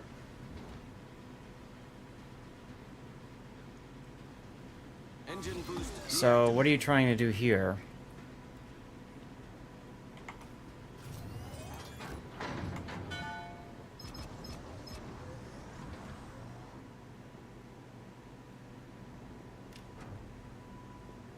Yeah, that's kind of the reason I was asking that question, SAT. Now, you're clicking right there. You're asking the Shimakaze to spot for you. Okay. But you turning back in like this means the Des Moines actually has a spot to sit. Honestly, I would have come out over here and then just kited away south. But because you curled in, you don't have a shot on this Des Moines. And he's probably not going to give you a shot on him.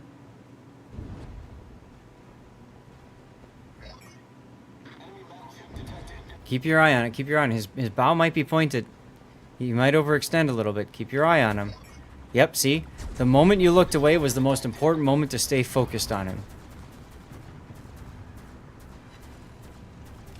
Instead, you gave him time to stop and reverse, because he realized he was too far forward. Concentrate fire on the enemy warship.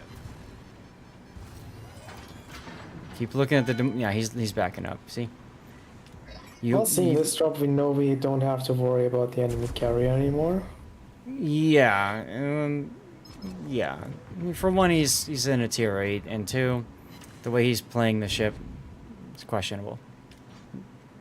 So that's okay.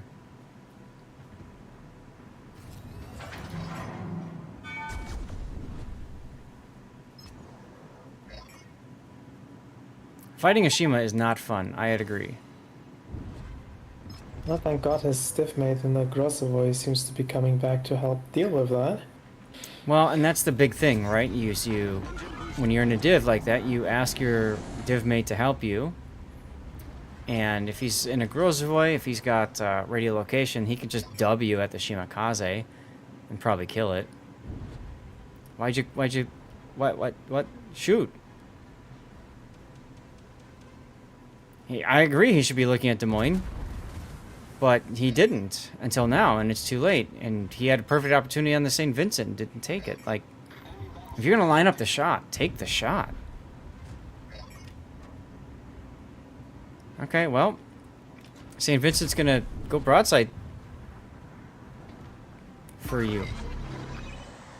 This turn is dangerous. I don't like it. I don't like it. You put the heel on expecting to be clobbered, but why even do that? Like, nobody else is shooting at you.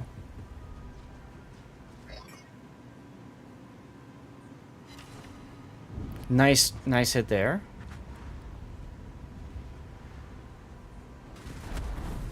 Torpedoes astern. And, okay, so the carrier found the Shima, and your Grossovoy is going to take care of him.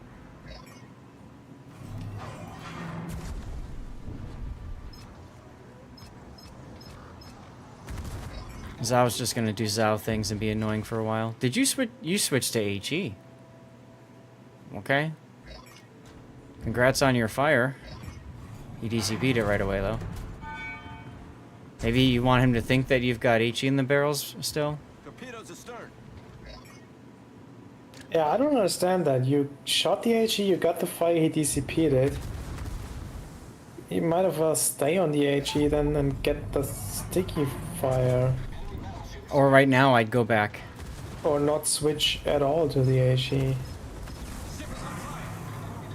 Well, that's it. He just turned broadside to you again, so, okay.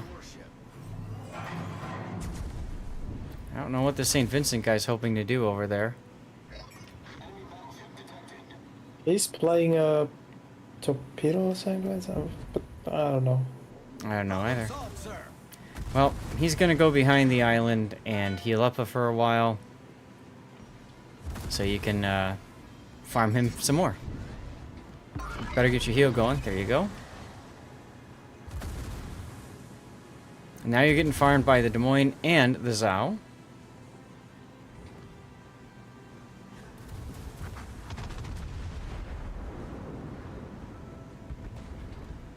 Hey, look, the Grossovoy did the thing we were talking about. Woohoo! He has. Absolutely, he has, Wolfie.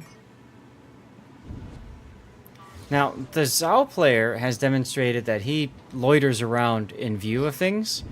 Des Moines player has demonstrated that he knows how to hide behind rocks.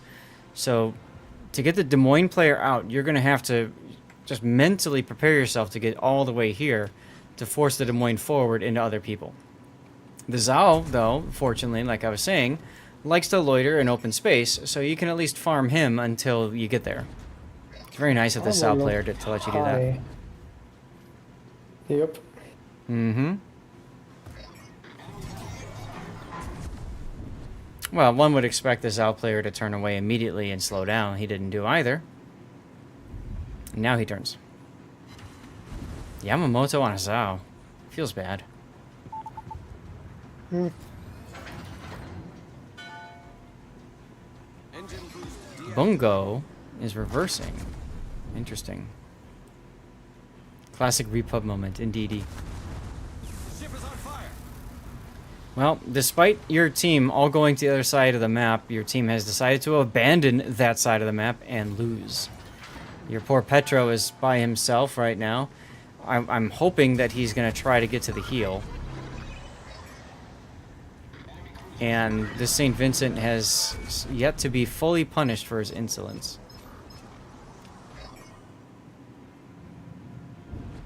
Is there another HE solo? Yes. I don't know why. Broadside, you know, I think you're trying to make too much happen here. Look at Des Moines. Des Moines moved up.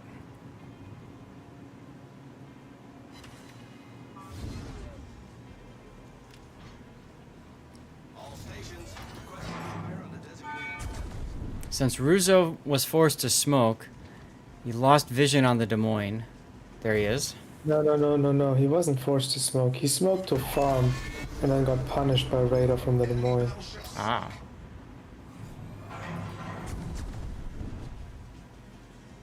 Des Moines played so well for so long and now he's just throwing the ship away. And now he's just eating. Yeah, and that happened. Like I said, cruiser killer. There you are. Oh, Zhao, come on, Zhao. Really, Zhao? Ship is on fire. I would still keep my guns to the right, or to the left, and I would turn right here. I would turn hard right. The sound Yeah. when it's so far back, he probably launched torpedoes there. Yep, exactly. Oh, look, torpedoes. Direct front. Torpedo Good thing you kept going straight. And your DCP is available.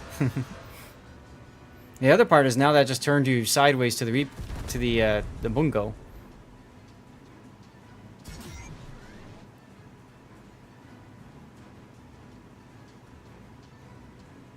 So you don't really need either of these two ships dead. You Honestly, could literally just kite away here. That Sao is gonna do a left turn, launch his torpedoes on the other side. Oh yes. Oh yes, You gotta 100%. be anticipating those in like 15 seconds. Hey, look! It's the Zhao facing the other direction. What could he have done?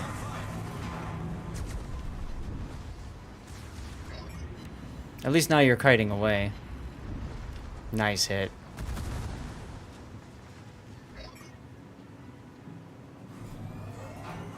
Surprise! Surprise!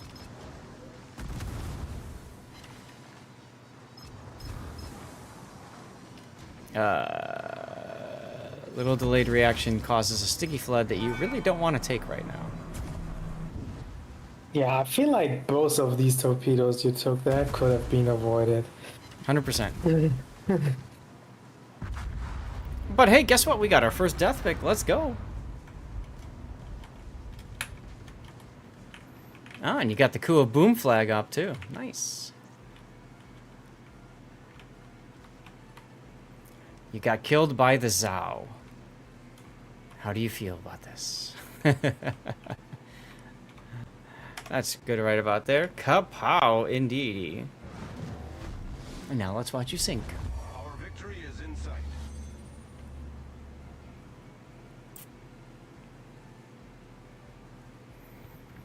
Yeah, that's your one mistake, really, Kramoa, is you had the ability to curl into this island, and I totally would have done that. I completely agree with both SAT and Grunty. As soon as that Zhao dips behind the island, you turn, and you head straight to the Bungo. Because the Bungo can't do jack about you at close range. You really can't. I don't even think he can overmatch your 32 mil armor. So, No, he can't. yeah. Should we rename it to Wargaming Please Nerf Zhao? LOL. Alright, ladies and gentlemen, here we have a... Well, never mind. That should be a win, though. Oh, absolutely, it's gonna be a win. It's just... He didn't have to die, but... Oh, look, your No, Petro is still alive, by the way. DTK is still alive, and he's healing because, hey, guess what? You have 3 heals. Look at your team's hit point bar growing. It's kind of funny. I also think, like, he didn't get too much out of the unique upgrade this game.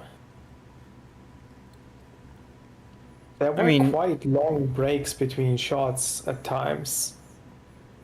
Yeah, I think it's one of the things where he could have had more shots, but if he did, he'd have to slow down, like kiting away from the Shima earlier and stuff like that. Things he just didn't want to do. I mean, still a nice game and impressive numbers, 230,000 damage, I'd feel pretty happy with. It's like the map too. Like this is not a map that where you can easily close the distance to. So having the range here would be beneficial just based on the map that was on. But the problem is when you go into randoms, you don't know what the map will be. So, I mean, he could have gone and found Trident, for example, and he'd be having a great old time because everything in Trident is well within range of his 18-kilometer guns. So, let's go Cowboy Bebop. So, not bad. I find it funny that you got 3 secondary hits. So, yeah, I don't know. There's not much else to really talk about here with regards to this replay. So, I think we'll go ahead and put up the replay render.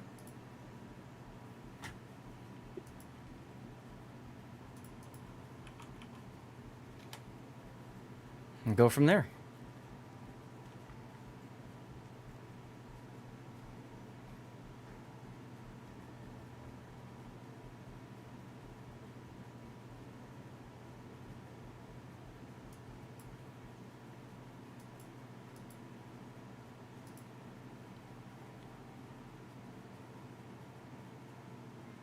Oh, it might actually have been the Pedro that punished the Talon.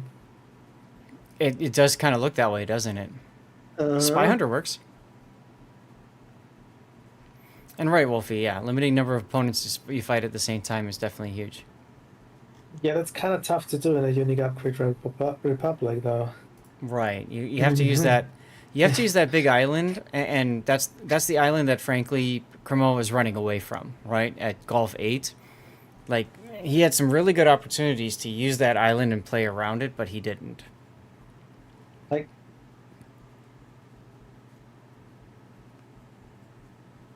Like having less than 20-kilometer range is really limiting. Mm-hmm. In a big map like this, absolutely.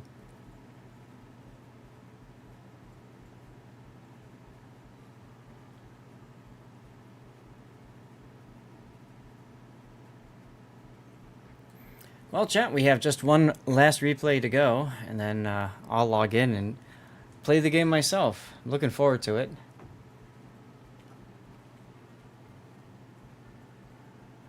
I still got no idea why the Des Moines lost the patience. Like, damn, I don't know. I think he just said, well, the hell with this game, and just went. Or, like you said, maybe he saw the opportunity to kill the Grozovoy, who just was selfishly sitting and farming the St. Vincent. We'll see that coming up here in a sec. Shima near H9 is a thorn in one's flank. Yes, it is. But, I mean, if everybody's running away from it, who cares? And that's kind of what happened. There's the smoke. Yeah, you're right. There's the Des Moines trying to hammer him. And then now dead Des Moines. But the Des Moines was already moving in there before the smoke even went up, so, I mean... It looked like it, didn't it? Like I said, I think he just looked at the team and said, well, the hell with this. This is a loss. Let's move on. And, Yeah, he's not maybe. playing ranked. He doesn't care. Maybe. Well, guys, what should we use for a title for this one, huh?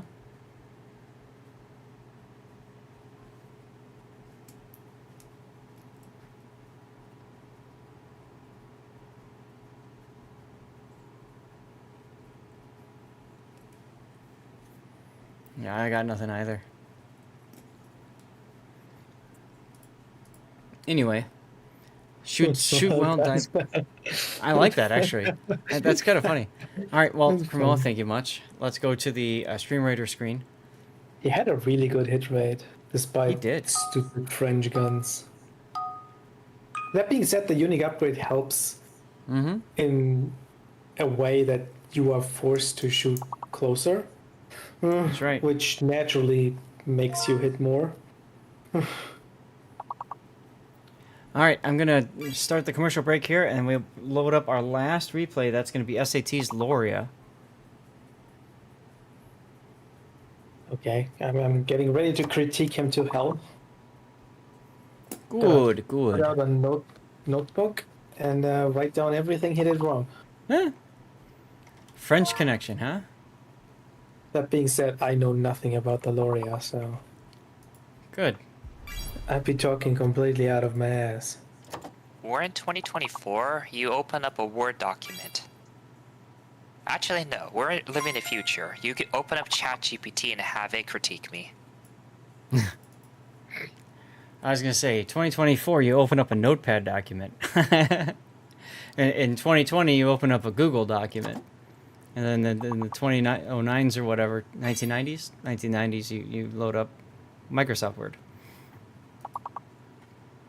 1950s, you just break out the typewriter. Yes, and the number 2 pencil. I might have a typewriter somewhere. For collection purposes, is to annoy your neighbor if you've... No, it's because it was from my mother and I never threw it away. So it's somewhere. Sentimental, then. Let's just call it laziness to throw it away. That fits it better. All right, then. All right, we'll get one more words in. You guys are continuing to... Oh, here we go.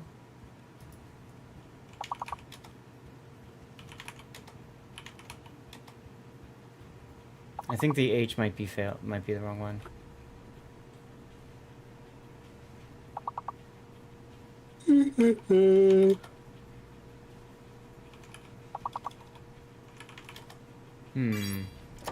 Where? Okay. Here.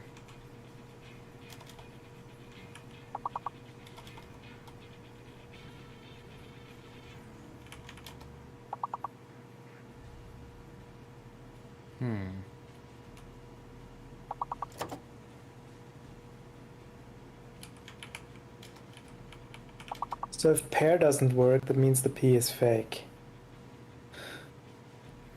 Most likely the P is fake, yes.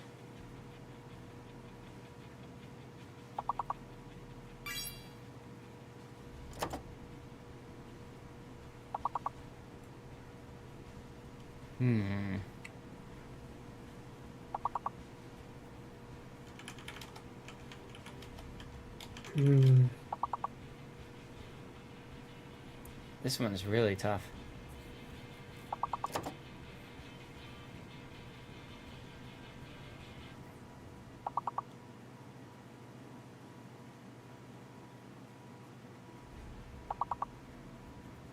What's a fake letter, man? I don't know. What? There it is. K. What?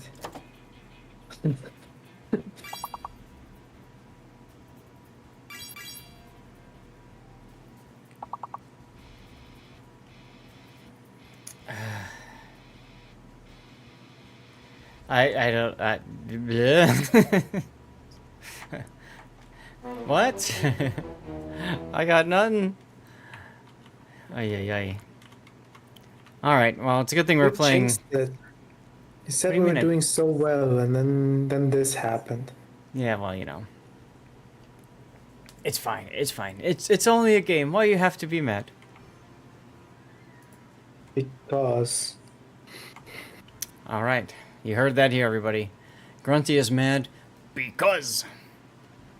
So, let's take a look at the Loria. We've seen a lot of Loria in King of the Sea, which is part of the reason why I jumped on the opportunity to do this replay by SAT score.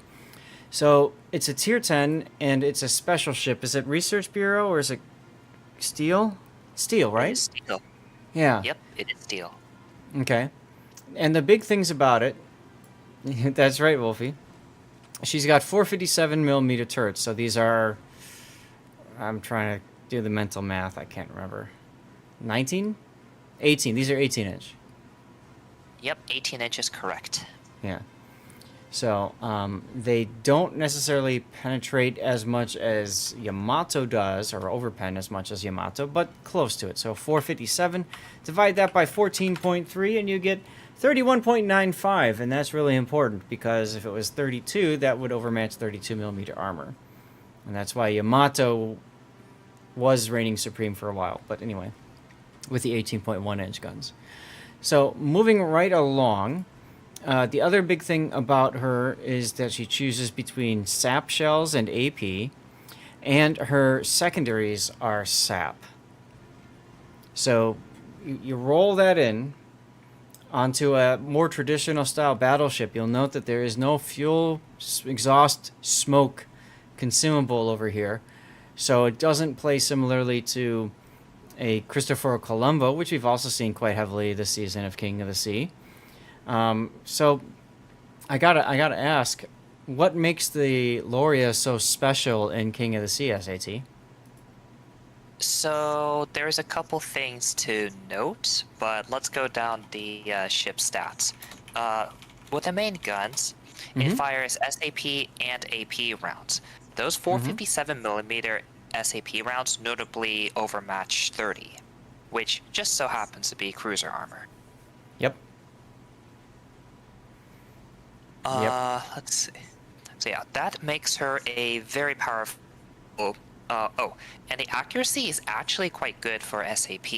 It's 1.8 sigma, and you get 8 guns. But basically, you get normal battleship accuracy on 8 guns, which is pretty nice.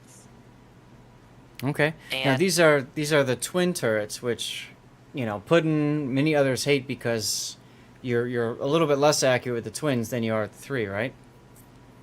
I mean that's more of a perception thing. Technically, it doesn't matter how many guns you stuff into a turret; it has the same dispersion. Okay. So it's That more of being a said- placebo effect. Yeah, it's a placebo effect. And It's that being just said, like you have less shells that go into the lips, which makes it look like it's worse, but it's actually the same. Gotcha. Okay. All right. Well, then let's go through your ship, and also concealment of 12.3 is redonkulous for a battleship at tier 10. But anyways, let's see. So you've got for your build main armaments mod 1, damage control, aiming systems, propulsion, concealment, and finally main battery mod 3. Why did you take propulsion? so prop mod I tend to run on every ship, and that's because I'm very used to the stop and go kind of dodging. Uh-huh. So for me, that's still more efficient, even given her horrendous turning circle. Right, at 1,000 meters, it's a full kilometer turning radius, and then the rudder shift time at 17 is quite painful. But generally speaking, you're going to play the Loria probably farther back until towards the end of the game, right? So it doesn't really matter so much. Yeah, not so much. And for most people, I would recommend rudder shift because it somewhat helps with the turning the ship faster. But as I said, for me, I typically engine dodge in all ships, and even with Loria's horrible turning ability, I still do it. Okay. Cool. I mean, it's similar to like Moskva that's got like a terrible turning circle, but yet people can still dodge battleship shells with it, right? So it comes down to just planning and manning the ship. Also, Yes. there's actually a good reason you take the prop mod on Moskva is if you're on an island, you're probably married to the island for quite a while, so you're gonna do a lot of forward backwards movement. Yep. Prop mod is far superior in that role. Absolutely. Okay. And then of course you do spotting, because why would you do fighters? I mean, just don't. And Yeah. then I'm guessing this is Sansonetti. Actually no, this is standard. Oh, okay. Because of course Sansonetti gets you the buff to the gun feeder. Okay. Sansonetti is on my Venezia, and I generally don't take out special captains anyways. Okay. Amnesia doesn't prevent it from being on the Loria. Yeah, but Yep. I think I have respect for something else on battleships. Probably for Colombo. I don't know. I just typically don't run special captains anyways.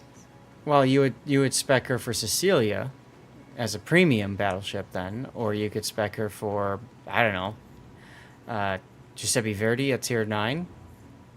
Although you probably Probably. wouldn't. It might ahead. actually be the Giuseppe, now that I think about it. Okay. I was gonna say you probably don't. You're probably not gonna need Gunfeeder for Giuseppe Verdi because for that it's just secondary memes and laugh. But okay. Hell, at the tier 5, the Caesar, you could, Julio, you could do that on there, I guess, with Cincinnati. But anyways, the reason I bring it up, we had that Zach chat a while back about commander efficiency and stuff. So anyway, so you got a standard captain. You've got incoming fire alert, so you know when you need to start, hitting W. You've got Gunfeeder, grease the gears, brisk. That's so you can relocate quicker. Adrenaline rush, and then your standard battleship stuff. And brisk with a really good concealment obviously lends itself well to using brisk. Which of these 1-point skills is the leftover point for 21? I'm probably gonna guess Gunfeeder. Yeah, I would say Gunfeeder. You really take incoming fire alert as a first point on this ship? Like, I'm generally curious. I have no idea. It feels wrong to me to take this on a battleship. I mean, you're right. I don't get much use out of it. I probably meant to put it in preventive maintenance, and then I just put it in incoming fire alert and said, it's a 1-point skill, whatever. Mm-hmm. Okay, I mean, yeah, it'd be- I was just curious. Like, it felt odd to me. It was like... It'd be a different story if this was a secondary spec. Then it'd be like, yo, why aren't you taking preventative to keep your secondaries alive? So, okay. And then for your flags, you're living dangerously. You're not wearing protection. You've got fire refuse. reduction. Huh? I refuse to wear protection. All right. You got fire Yeah. reduction, heal booster, speed, and consumables. And Okay. can you open a giveaway or something for re? I really don't need a colorful container. Do me a favor. Zero for it. Fine. Do me a favor. DM me the code that you got, and I'll put it back in the mix. Okay? And then I'll yeet out Oh. another one. I will do that. Thank you. Okay. Obviously ramming flag, anti-det would be useful. Flood reduction would be useful. Hell, anti-air. But, if you're conserving flags, fine. Makes sense, right?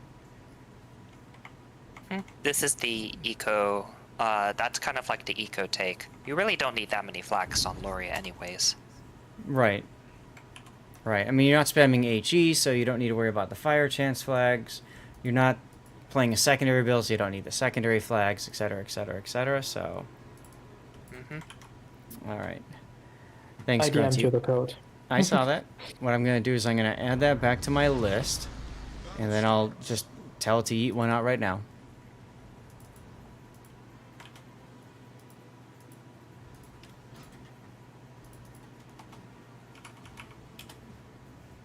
Incoming and lurk. Fair enough, Duckman. Why is there striped paint on the bow? That's a good question. I don't even know that answer, Wolfie.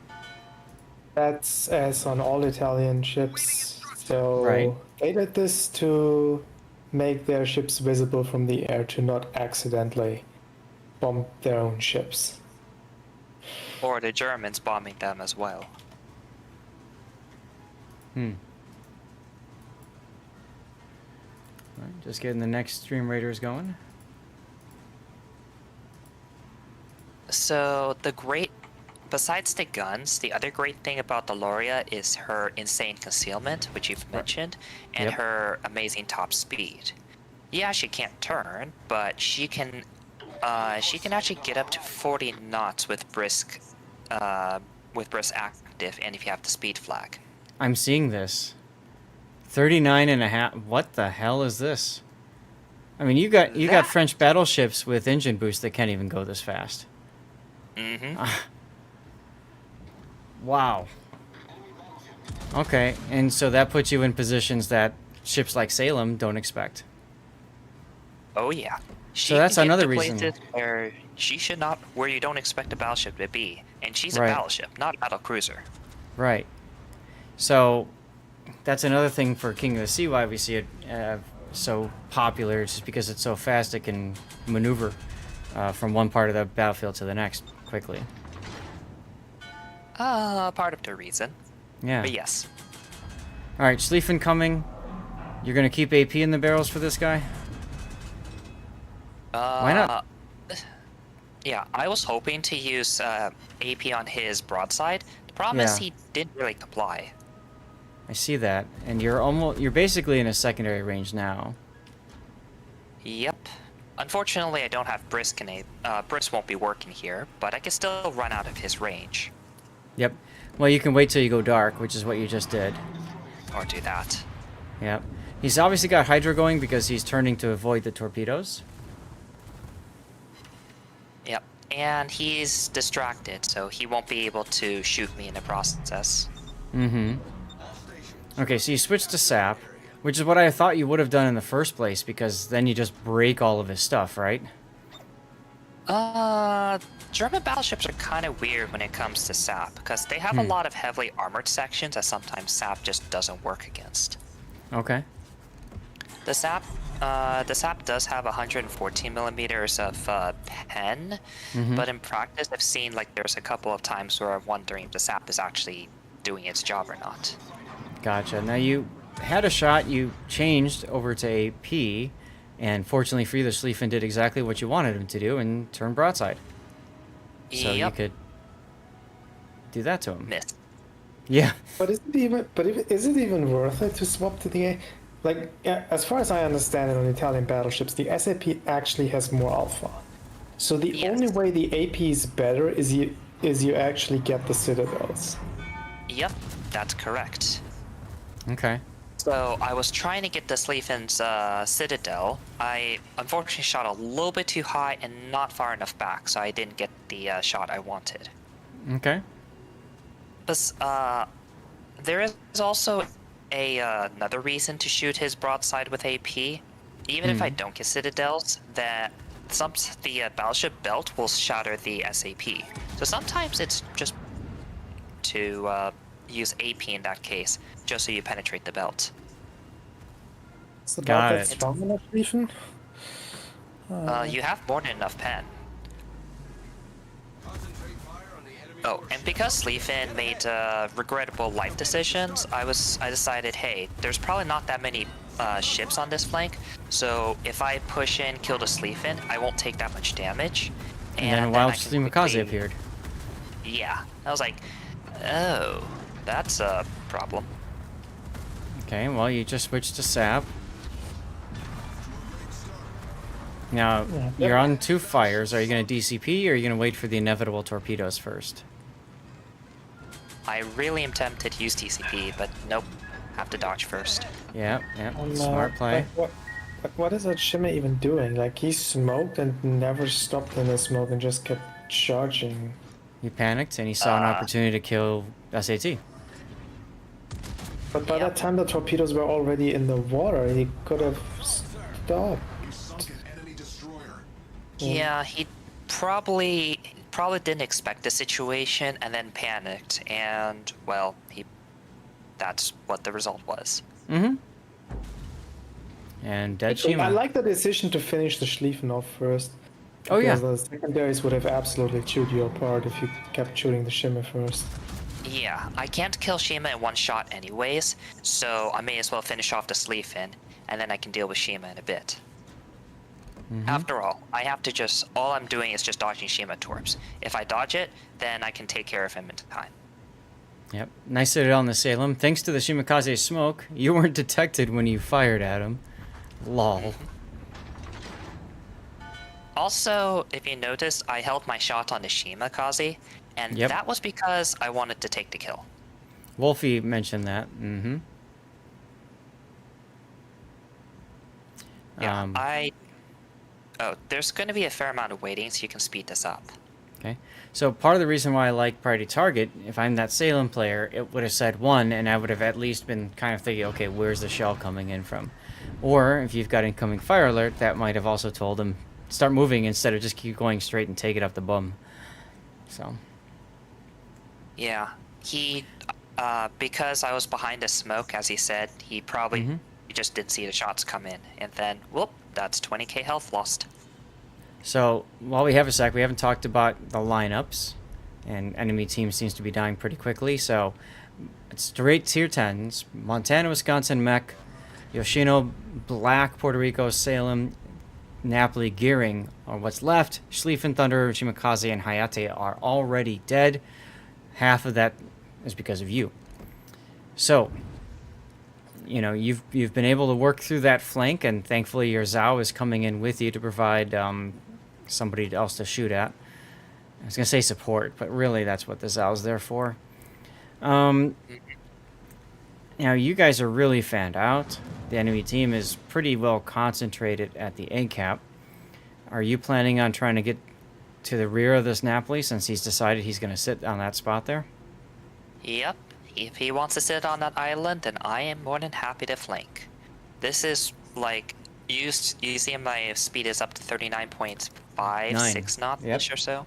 Yeah, this is one of Loria's biggest strength. You can just reposition super quickly. Yep.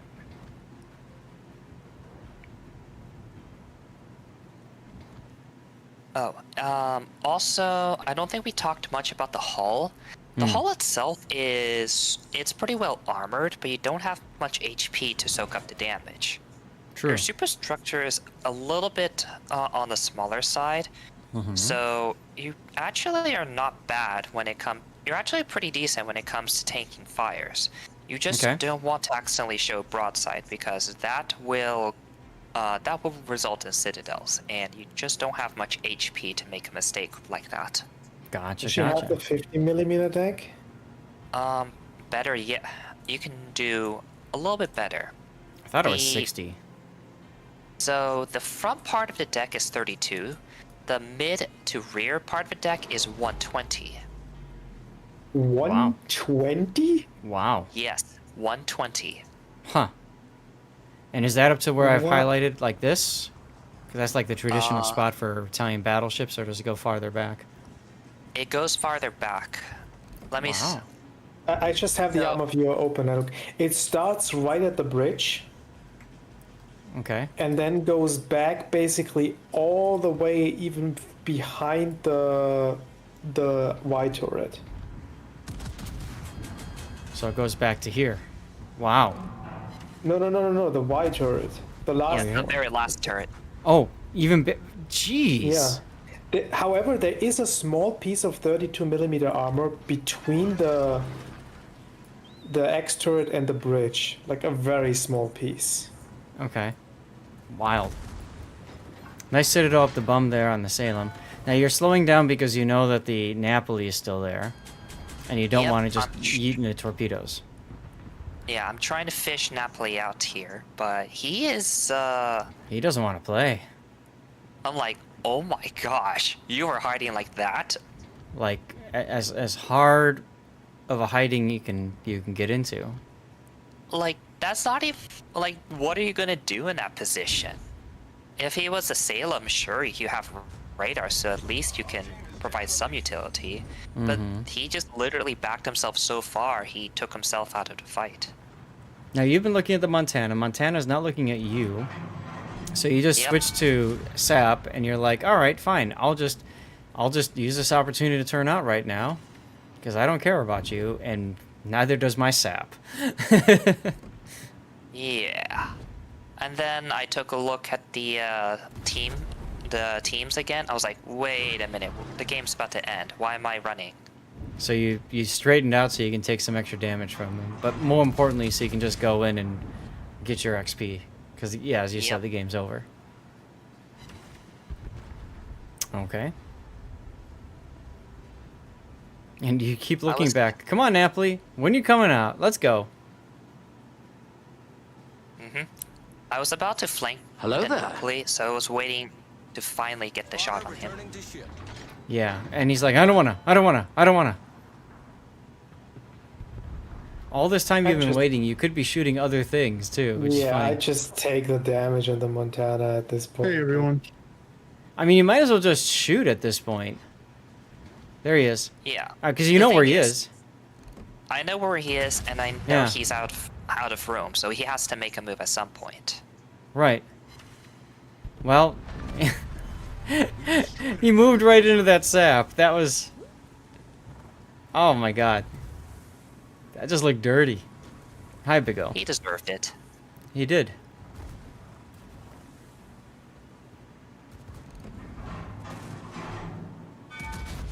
Okay, and you got him looking at you. And... whatever. I slightly overturned on that one. Yeah. And yeah, as you can tell, Loria does not have that much HP to work with. So even though I'm technically on yellow health, I only have 35k HP.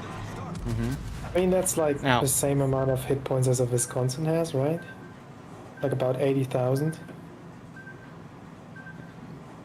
I don't know. But Yeah, it's about the same. Wisconsin has slightly more. Okay. Want to point out with the Montana here in full reverse, your shells are going to end up hitting here, and that's what you're aiming for. You're aiming for the front bow section here with your sap shells, right? Yep. Okay. Just want chat to see that. Like, his superstructure already took quite a bit of damage. So, I'm trying to go for the unsaturated bow. Yep. And unfortunately, you're forced to take these torpedoes because you tried to you tried to avoid the Montana, and the torpedo showed up right at the worst possible time, and that forced you to change. So you took the Montana salvo harder than you wanted to, and then you said, well, crap, I guess I need to angle to that, and then you took the 2 torpedoes. So you took both of them, basically. You got it both ways. Napoli got the revenge. It must have been right at the edge of the range of these torps too. That's right. It was. And yeah, this is where the 1,000 meter turning circle bites me. Absolutely. Absolutely. Is it though? Like your rudder hasn't even started turning there.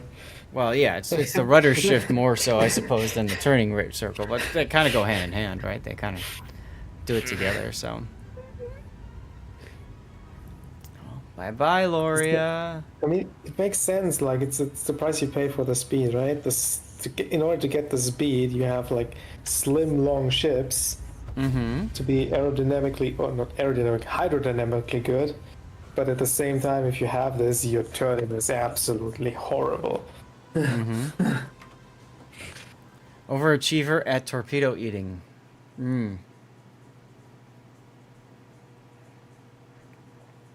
It's almost like sausage pizza. I Anyway. certainly hope that Napoli gets pineapples on his next pizza. Or you could go, since we call them pasta boats, would it be like sausage in your spaghetti? Anyway. I think a lot of people would like that though. All that, and you still managed to come in first place. Okay. A lot of it I did to Sleafin. I did a lot to Shimakaze. I did unspeakable things to that Salem. I killed a Napoli. And I did It's a decent. Salem. Oh yeah. Our lasagna? Score 144 XP while living. What was that, Grunty? You were very quiet. I said, did your Hindenburg score 144 XP while living? Yep, he did. Yeah. Yay. I mean, the game was probably over so quick he couldn't get in a position to farm. I've Oh. been there. You know? Yeah. Well, he got a participation trophy, okay? He did. He did. But he didn't participate. Participated a little bit. Yeah, he shot his guns a few times. The A gunners probably shot something. Maybe. Faster pasta. Yeah, the Loria is a pretty good battleship. If you want to get a steel battleship, it's a and you want a SAP, then Loria is a pretty good pick. Hmm. A lot of players still recommend Bourgogne, but honestly, you can pick Loria or Bourgogne. Both are very good. Makes me want to play Loria more. Try it out. And Dutch, yes, that's a good point. He probably disconnected. Yeah, I mean, There are a couple flaws in Loria that weren't really shown in this game. Okay. SAP can have issues against heavily angled enemies. I've had a couple times where I try to shoot a bow-in battleship, and sometimes the shells don't connect and I don't do anything, or it just shatters on the turret, and I also do nothing. Mm-hmm. And that's with which type of shell? I missed that. Sorry. SAP. With the sap. Okay, it which is what you would applies to expect to both, shoot. like Yeah. you can't, like the angle target, you just bounce. Like, yes, you have improved bounce angles on the SAP, but that only goes so far. Gotcha. Yeah, and if you're shattering on the turrets, it doesn't matter. And there's a couple of, and sometimes you just randomly, I don't know, hit the deck and it just doesn't pen anyways. I'm not sure why. Okay. Let's see. A few other flaws. SAP and AP can be kind of weird to juggle. For most Yes. battleships, you can just use AP and then just play that for the rest of the game. But for Loria, sometimes you need SAP to consistently damage ships, but that can rob you of AP citadels on other ships. So you have to constantly switch between the two. Mm-hmm. I guess another problem could be that the ship is basically so fast, and you have low hit points. It's probably easy to get in bad positions and then not get out of it anymore. Yep. Mm-hmm. Yep, that is another good point. Okay. And then finally, because of her low hit points, you have to be careful on how you angle. I found that underneath the third turret or so, it is easy to get citadeled in that specific area. And because you can't maneuver well, you have to be very sure of your angles, or otherwise you just die. Got it. Can I All say right. something? Yeah. Sure. I was watching the GK to the north. That is one lucky GK to have lived that long on such low HP. Oh, you talking about the one that's in B2 right now that spawned in B2? Yeah. Yep. And then Okay. just went into A, and Well, Like, let's take a look at it. literally the 1 out of 100 GKs that walks in, doesn't die, and walks out like a Chad.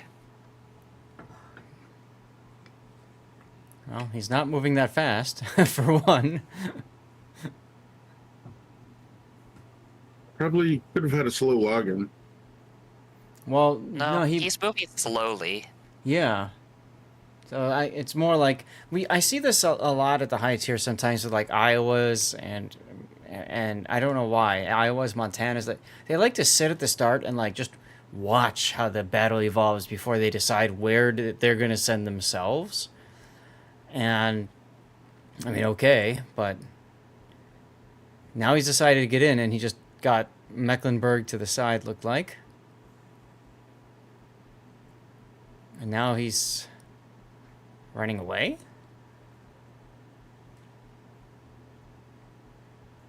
It's one of the fun things to do sometimes when you look at these replay renders. It's just look to the point where the gearing is actually smoking him up.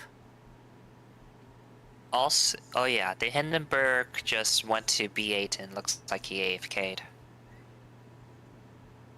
Well, he either quit or he disconnected, one of the two, yeah. So that's how the Thunderer died. Okay, and then now he's sitting in here reversing. So that oh my god, look at that. That's all the curve. It's all the gearing smoke. That's the reason why that curve first did so well.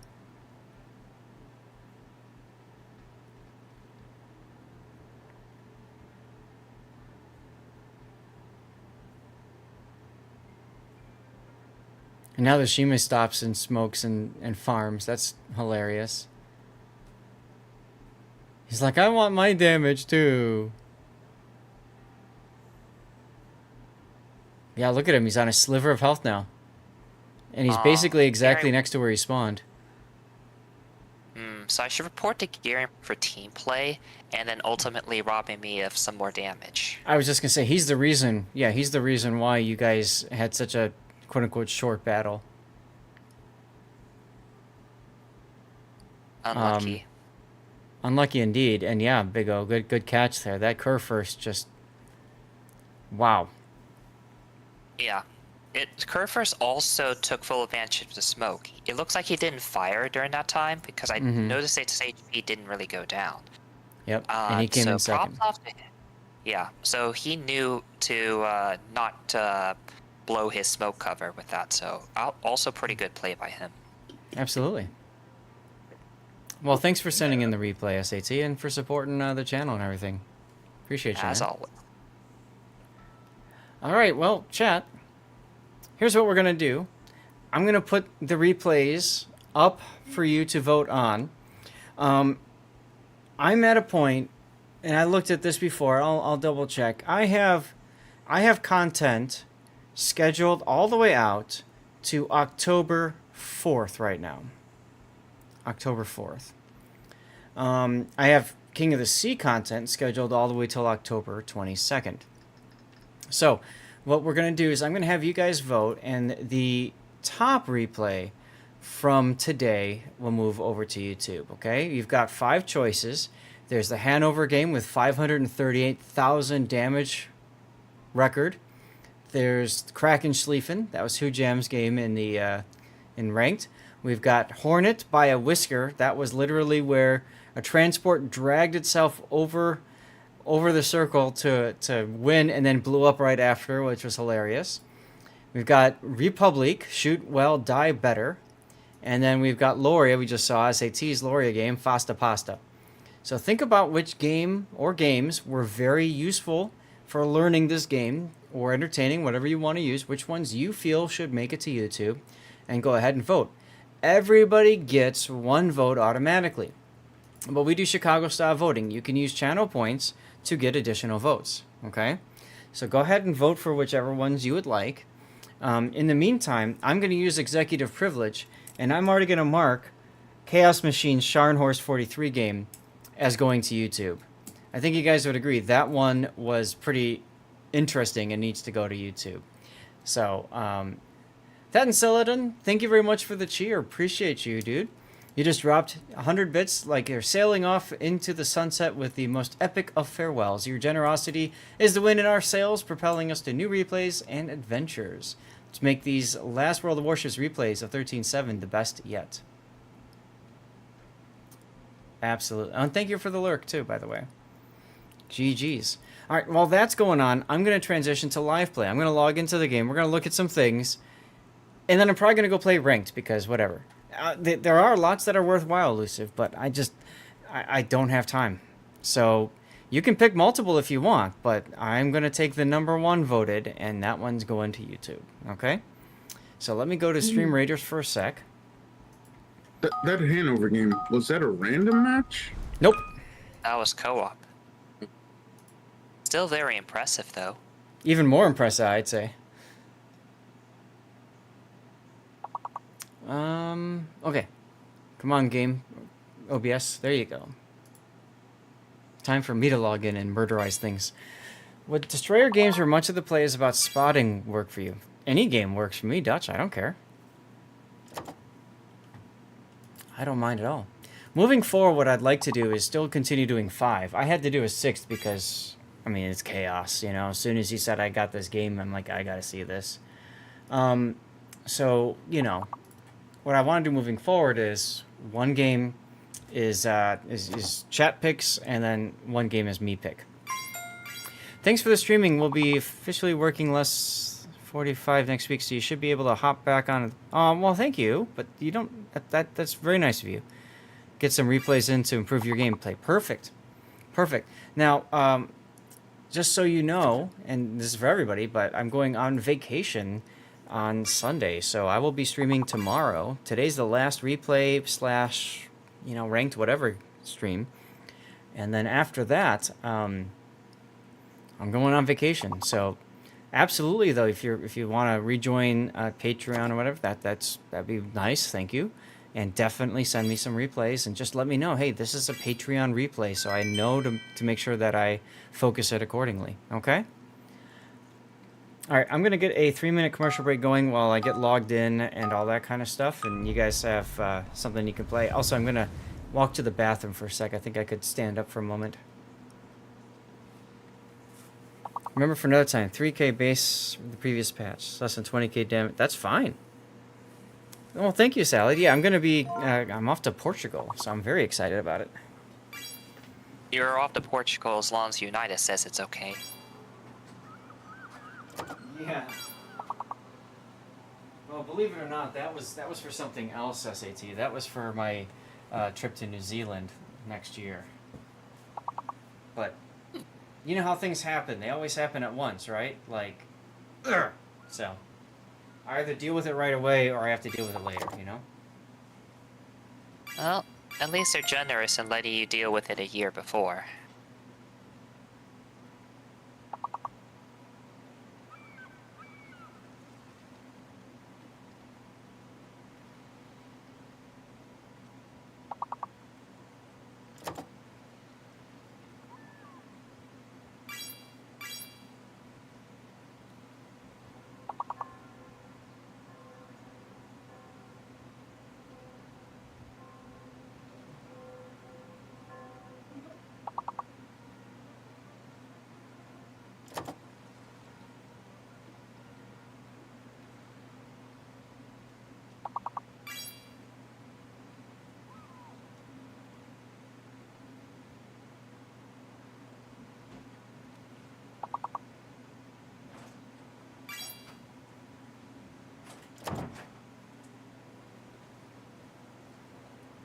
Yeah, that so the Hanover game was a co-op game, and actually a lot of the feedback we gave him was more about like his computer and like how to set up his computer better so that he's not like playing at 3 FPS.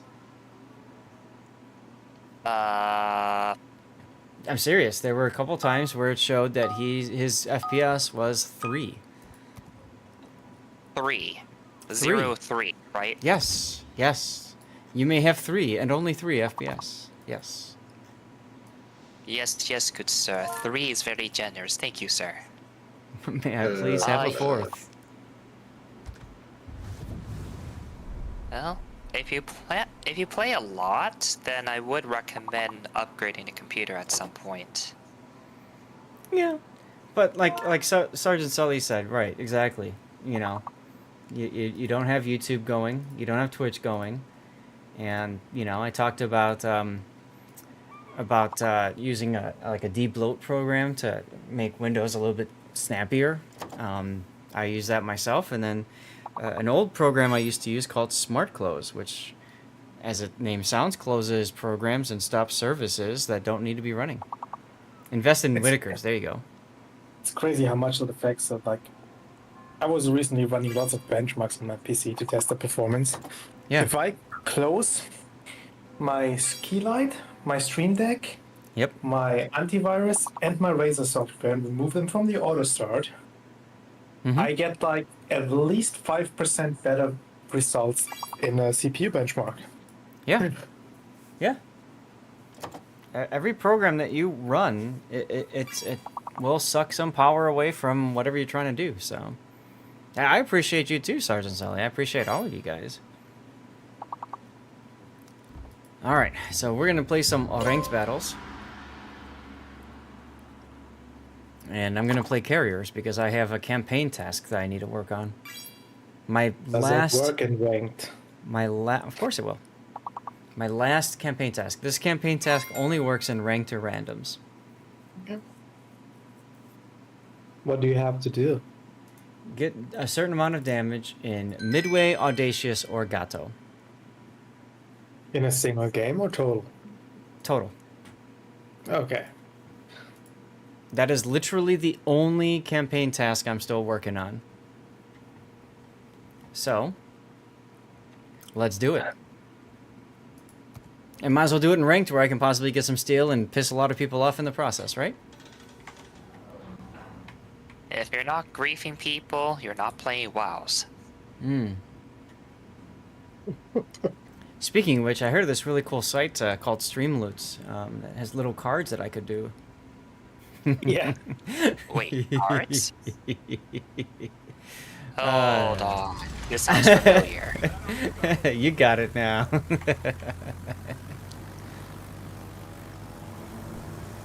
All right, let's go. So what kind of effects are you going to put on your cards?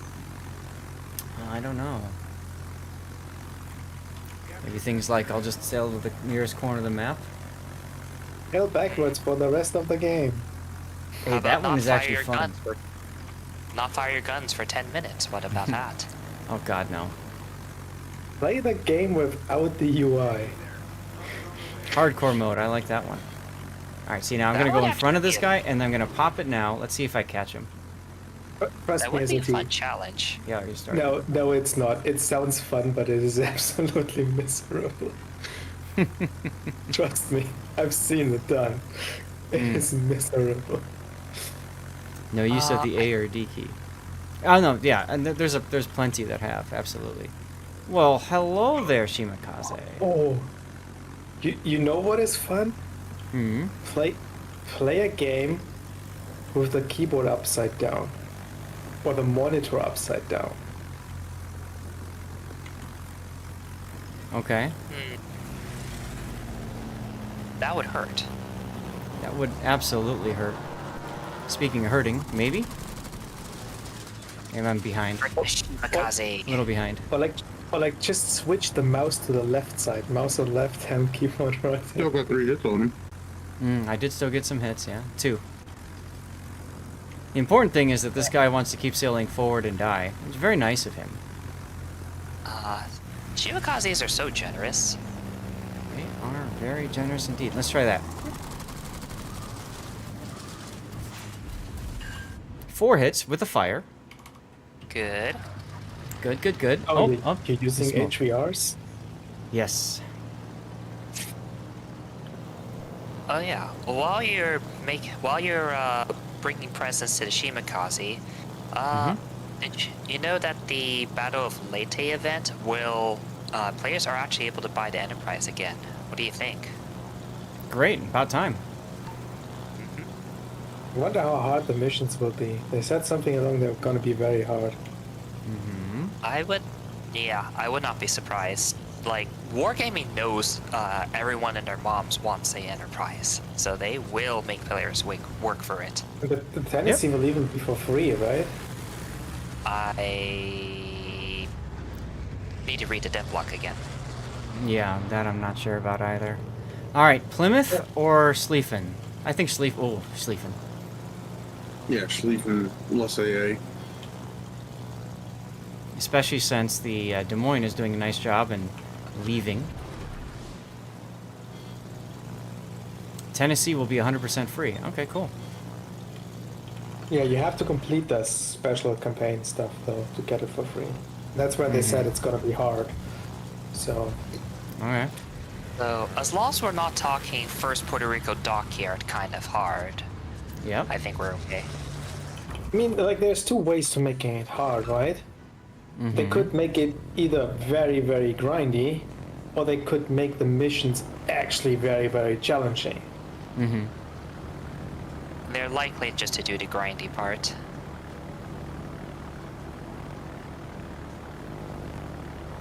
Who knows?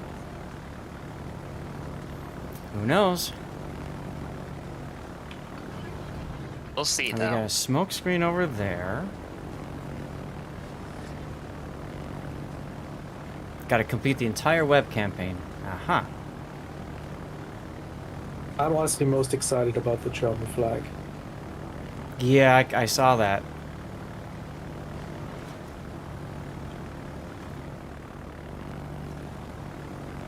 Oh no, Schlieffen. You're not gonna go away.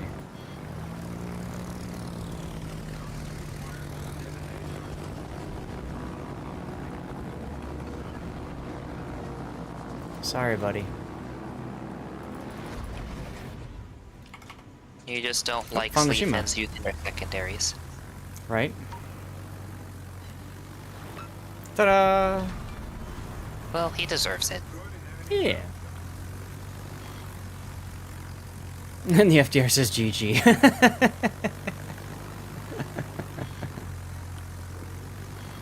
And who is it? Cobra. Are you watching this game?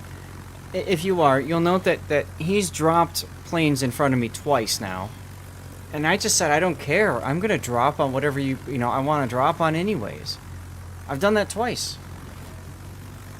And that's had a bigger impact on the game than screwing around with who's gonna go where and how and blah blah blah, you know?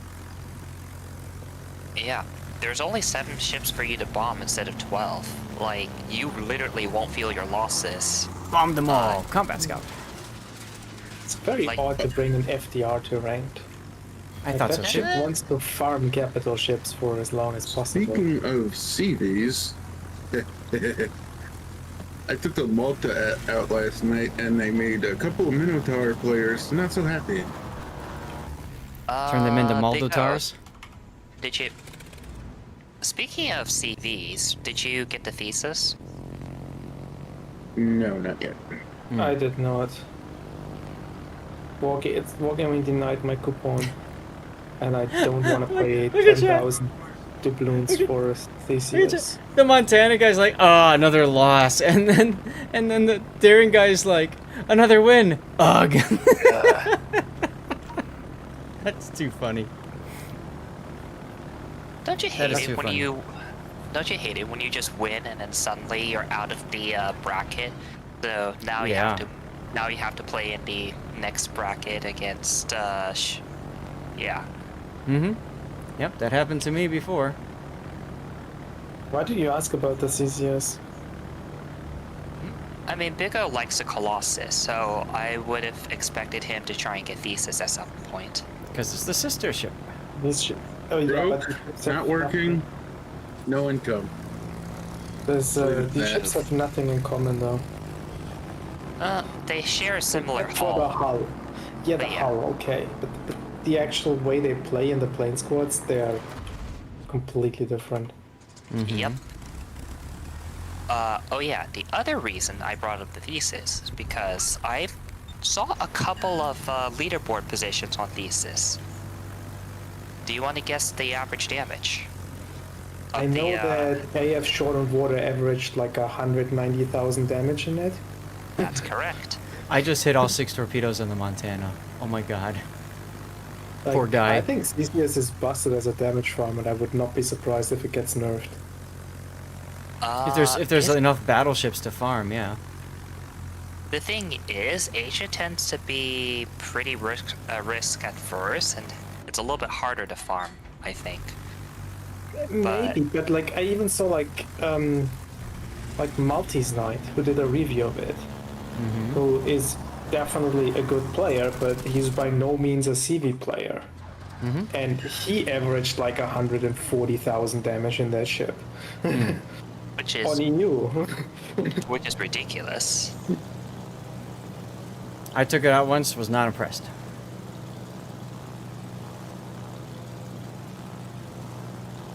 I Death Strike Malta's Thesis with Colossus, so Well, yeah, it's the same hull, right? yeah. Yep. Hey, Chaos. It's going. It's fine. How are you?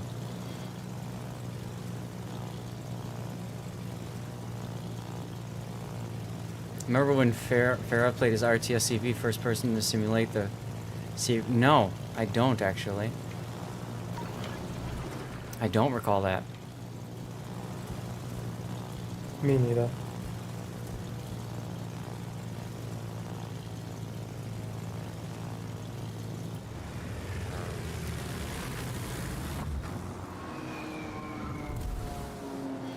Come on, planes latch. Kinda did. Got a minute left. I need to time this so my bombs hit as soon as the game ends. You want a double empty drop here, or unless you. I'm only gonna get one strike in, so I might as well just not worry about double emptying it. Here we go. It's fair enough.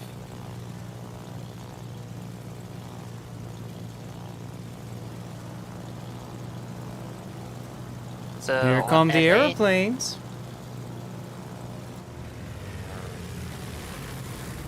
So yeah, a couple of people on NA, Fuck you. Asia. 6 shatters.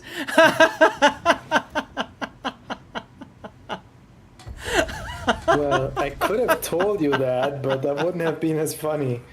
Oh my god. I love it. You had Gaishu on your team last week? Basically farmed much of the enemy down? Sure. That is some hard Yeah. deck, absolutely. It up tiers very, very well because the skip bombers are very resilient against AA with the way they work. And at the same time, the way they work gets me worried for the rework. Because if you have the spot for yourself, the skip bombers are not good anymore.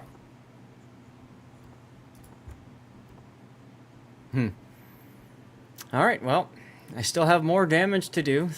300,000 more damage. Well, I love this. I did 0 damage. 6 zero bombs. damage.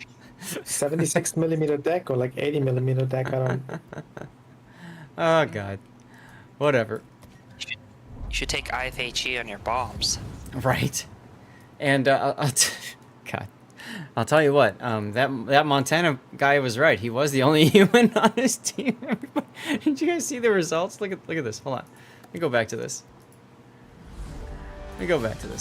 Team score. Look at 300 base XP above the FDR. Ouch. That hurts. And I lost a lot of planes to his stupid fighters, I think, didn't I?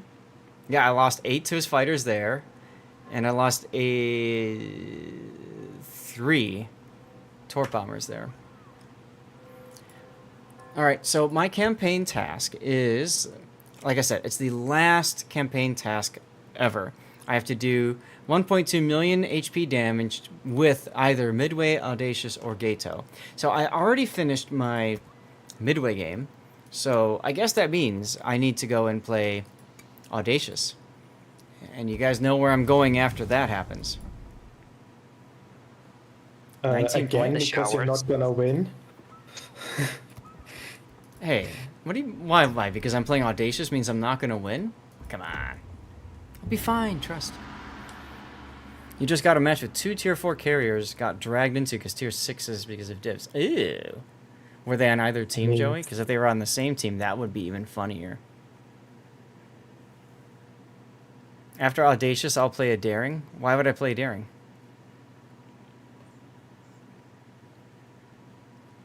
Typed that all out and it went away when you selected a highlight?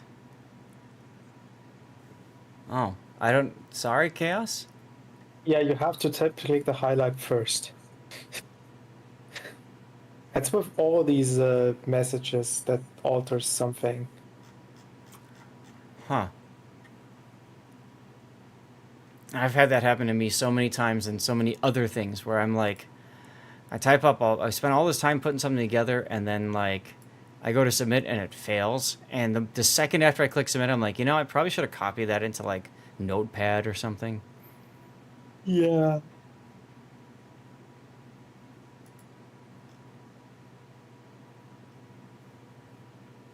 Good play is not overpowered. True, Wolfie. Oh, I need to show you guys stuff on the armor. You guys want to see that now, or do you want me to... I guess I'll just wait doing it. You may as well do it now before you forget. Alright, let's do it now. So in the armory, there are missions that you could earn for coal.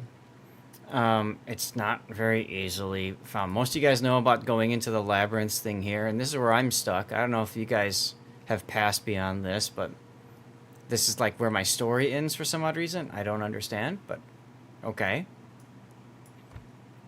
But if you go to featured, and then you go to Vigilant Escort, here there are missions that you can get like Vigilant S. Is it this one here? There are missions that you can get that give you stuff. One for each of the different one for each of the different classes of ships. You purchased all 85 for under 50 coal, and then you got all the missions, and then you completed them. Yeah, so if you spend the coal, you can get Campbelltown. Woo, tier 3. You can get some permanent camouflages. I don't even know what the PQ-17 permanent camouflage looks like. Okay, that looks kind of nice. That looks kind of nice. We got the European camo. You Type can 50 buy all these camos, by the way, for credits as permanent versions. Really? So, yeah, Okay. these are nothing special. Even the PQ-17 one, huh? I believe though. And this one's always nice too. I like the polygonal. Okay, and then you've got these different containers that you can get ships out of. When the Labyrinth thing, only 3 mission series. For me, it worked to just refresh the web page when the cutscene got stuck and refused to play. Okay. Okay. So if I go to Armory, and I go Labyrinth, and I refresh. On October 25th, 1941, battleship Prince of Wales and battlecruiser Repulse set sail to Singapore. It's looking likely that the Japanese Empire may enter the war on the side of the Axis forces. Our agents report that Japan has probably signed an alliance treaty with Germany and Italy. The atmosphere is thickening. You can See, I already remember seeing cut this it with a before. knife. Now I know this for sure because I've obtained something, and don't ask where and at what price I got this secret information. The main problem is that I can only deliver it in person once I get there. Gilligan's Island. Yeah, see, I All saw friends this leading video to 2 already. points on the map. Pearl Harbor, where the American fleet is stationed, and Singapore, where British ships are located. In both Hawaii and Welcome back, Malaya, Chaos. the Allied fleet would be attacked by Japanese aircraft within 3 days of each other. I should warn you about this, but there are 2 points on the map, and only one man, me. Which direction should I choose? Okay, so I did this one already. And it says I'm already participating in the offer, so I guess that's it? Have you not completed it? I completed all the missions. If I go to combat missions, Outbreak of World War II. No. It's not outbreak of. It's not the outbreak of World War II. I think it's under common. It's So the I've got Royal a. Navy one, I think. Oh. Okay. Yeah, it's that one. Okay. Huh. All right. Well, whatever. I need to get 2 more Citadel hits apparently. So I guess I should play a ship that'll get me Citadels instead of playing as carrier right now. All right. All right, play Gdansk. I was actually going to play Schlieffen. Or you could just go in a. Stalingrad's a good point. I could do a co-op. Yeah, I know. I could do Yeah, a but co-op. Stalin's easy though. Isn't that the whole point? Fine, I'll do Stalin. Or I could do Moskva. I like Moskva better. But I'll do Stalin just for you. German rockets could work too. Yeah, I think it could play a carrier with AP, but Yeah, is the Audacious is easiest. not going to work.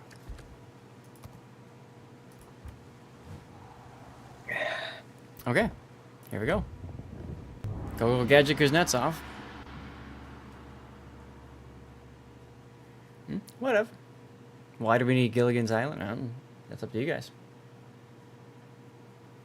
But yeah, by the way, if you coming back to these whole bundles, all that the missions give you in the end is a tier 6 echo boost from an Yeah. echo boost. Right. So if you don't need that, Doesn't matter. No point. bundles is questionable. chances of getting one of the high tier premium ships out of those containers is very, very slim. And if you really want the Campbelltown for whatever reason, you can buy that directly for coal instead of gambling through the boxes. And it costs like, I think, 19,500 coal, so it's pretty cheap. Dead Mitaru, I was grinding specifically 2 carriers, Audacious and Midway. Neither of them can Citadel things, so that's why I'm not doing a different carrier right now.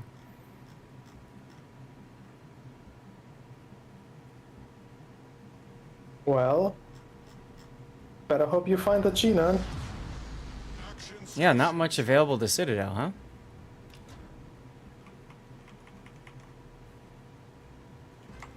Let's see. There is a sub. Yay.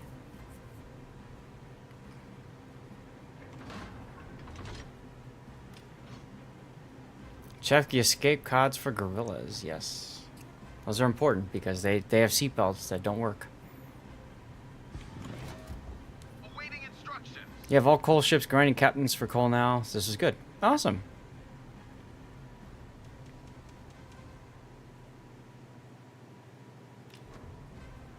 Wild's channel's supposed to go... Really? Interesting. They don't usually stream on Fridays.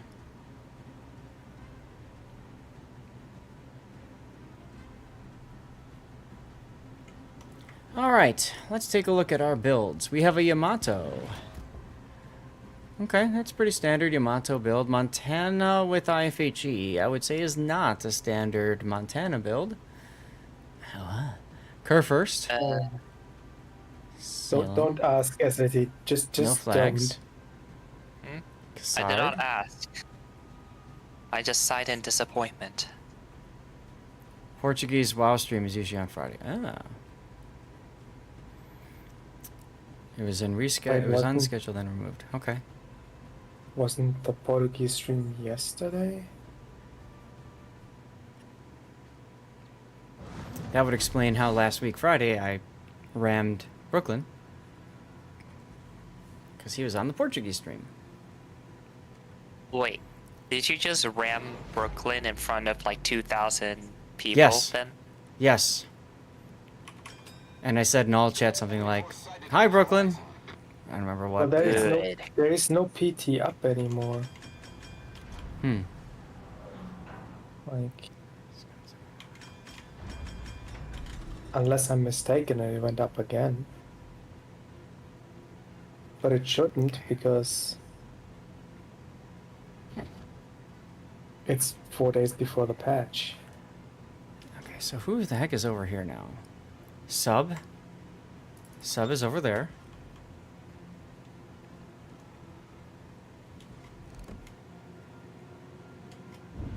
Oh, Jinan. Where are you, Jinan?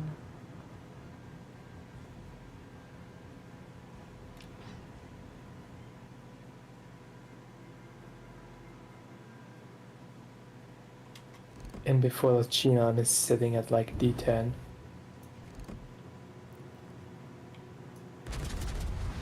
And we're looking at this Wisconsin.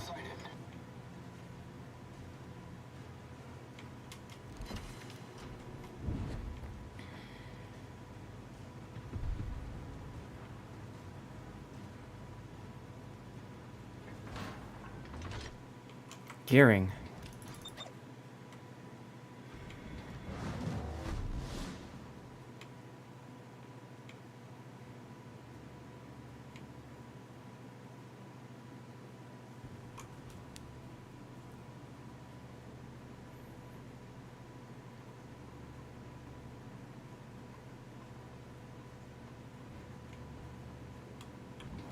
Oh my god, he is a D10.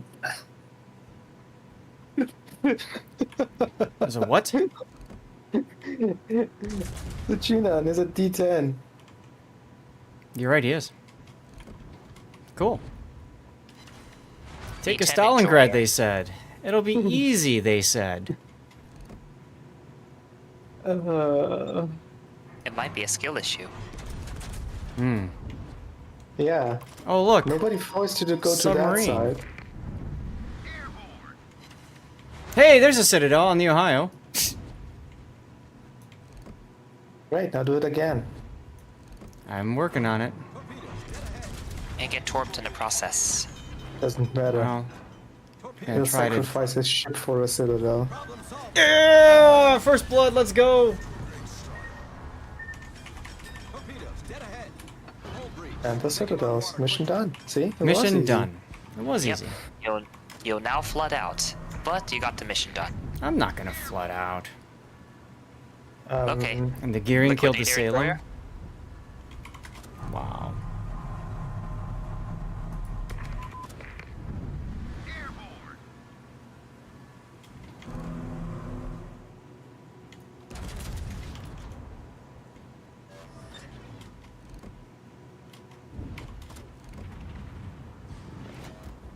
Awaiting instructions.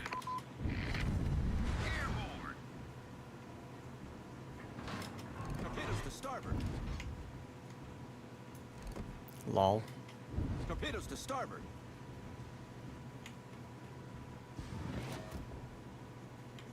Those missed? Yeah. Oh. That airstrike looked so good. You mean the airstrike missed? Yeah. Mm-hmm. No, that's not surprising. The indicator for the sub is not very accurate. It's Nope. not accurate in the vertical position, but it's accurate in the horizontal position. If one of them's off, it's just not good. Awaiting instructions. They forgot. Wisconsin took a big hit there. Mm-hmm.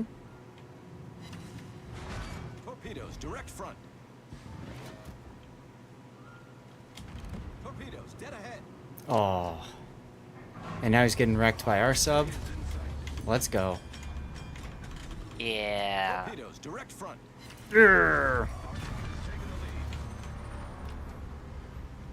Alright, Mr. Cassard, how about you go kill the stupid sub, huh? Or the gearing, one of the two? Meanwhile, you can farm the Hindenburg in the back. He should be pretty easy to Citadel too. Is that a steel Hindenburg? Yep.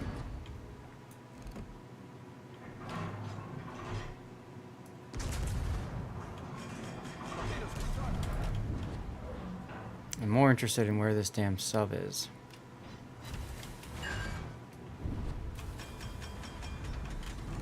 Ah, Neptune's beard.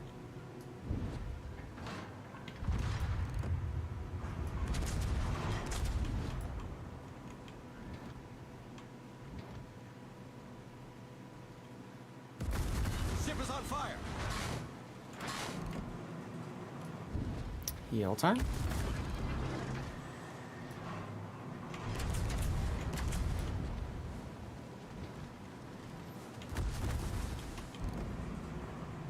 See, prior target is nice because I know I don't have to worry about, like, this Kremlin, for example. I do have to worry about the torps, though. Oh well. Not much you can do about that though. No, Sub because he is didn't just ping. getting free farm. Well, you know, if our destroyer would do something about it, you know, that could work. You know what? It's pretty much demonstrates why I absolutely hate fighting subs. Mm-hmm. If you're in a if you're in a cruiser like this, a large cruiser, your matchup against subs are just absolutely horrible. Yep. I mean, his matchup against the Hindenburg is horrible too. Hindenburg, at least you don't die immediately. With subs, it's like, well, what can you do? Yeah. Yep. But hey, I got my citadels, so now I'm done with the game.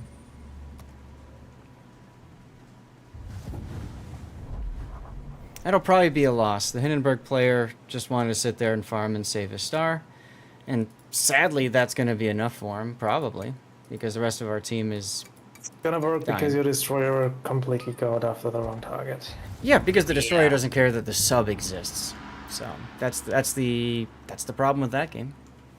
So that's fine. I don't really care.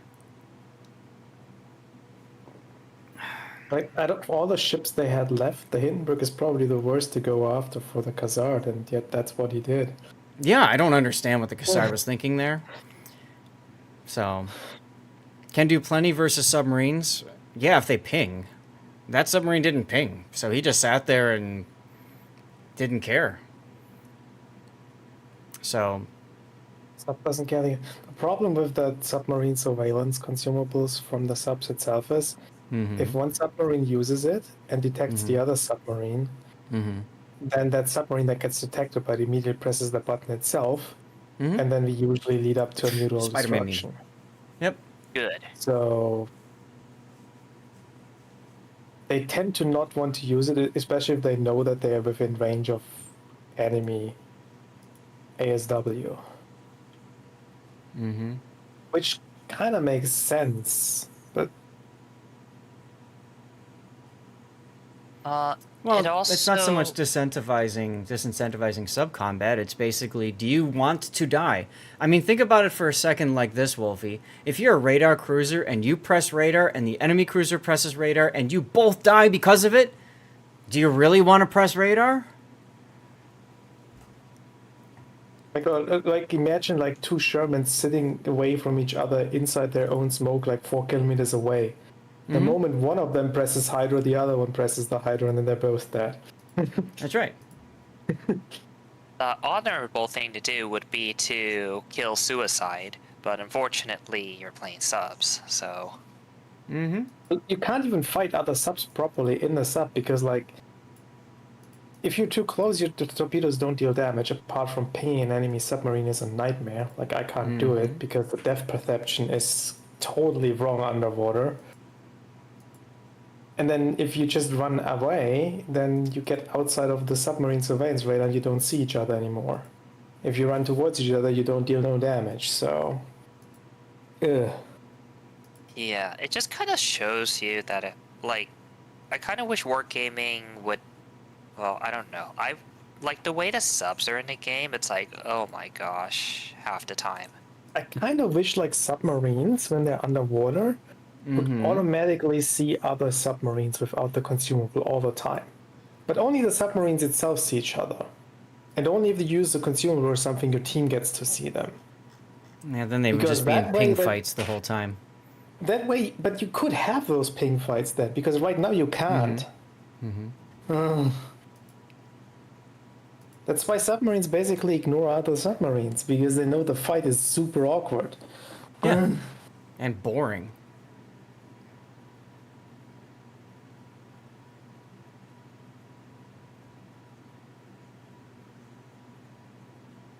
Like, the only time, if you want to do a sub fight, you also have to play next to your team, because when you activate it, then you get your team to ASW the enemy sub. Yeah. But that requires you to know that the enemy sub is there.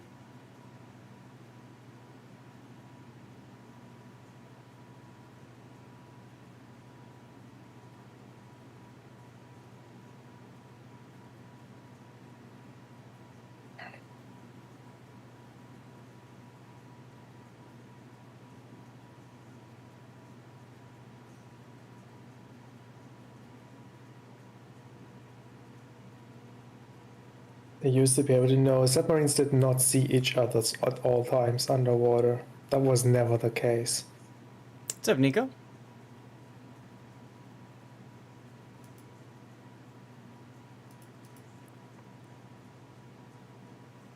Welcome back, Salad. The most fun submarine play still was the Halloween operation. I agree completely. How long are you on vacation? Under 2 weeks. Just a little under 2 weeks. I don't know if I will stream Friday the 13th or not. We'll see. YouTube channels have plenty of ASW examples. Sconce also did plenty of videos explaining how to defeat homing torpedoes. Yes. Euro has produced a anti-sub compendium video. Yes.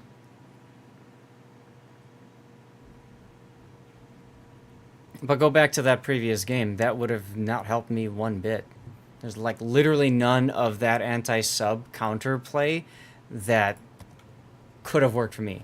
He pinged, I ASW'd where I thought they would be. You know, he hit me with one full grouping, and I couldn't do anything about it. I tried to slow down and DCP and turn in to throw off the torp aim. That didn't work. And then later, in the middle of the map, he just dumbfired him into me, and I was dead. Yay! Fun! Good! Yeah, Enjoyment! you could have dodged these homing torps if you were in a cruiser that was a bit more maneuverable and not a Stalingrad. Like a Moskva! Yeah, maybe not bad, but... The problem is, like, Zad's matchup is just inherently underpowered. Like, large cruisers, they get the disadvantage of the cruiser ping duration and the battleship maneuverability. So, literally, do not be a large cruiser when you're fighting a sub. It is pain, you will die a horrible death, and you will rage at wargaming.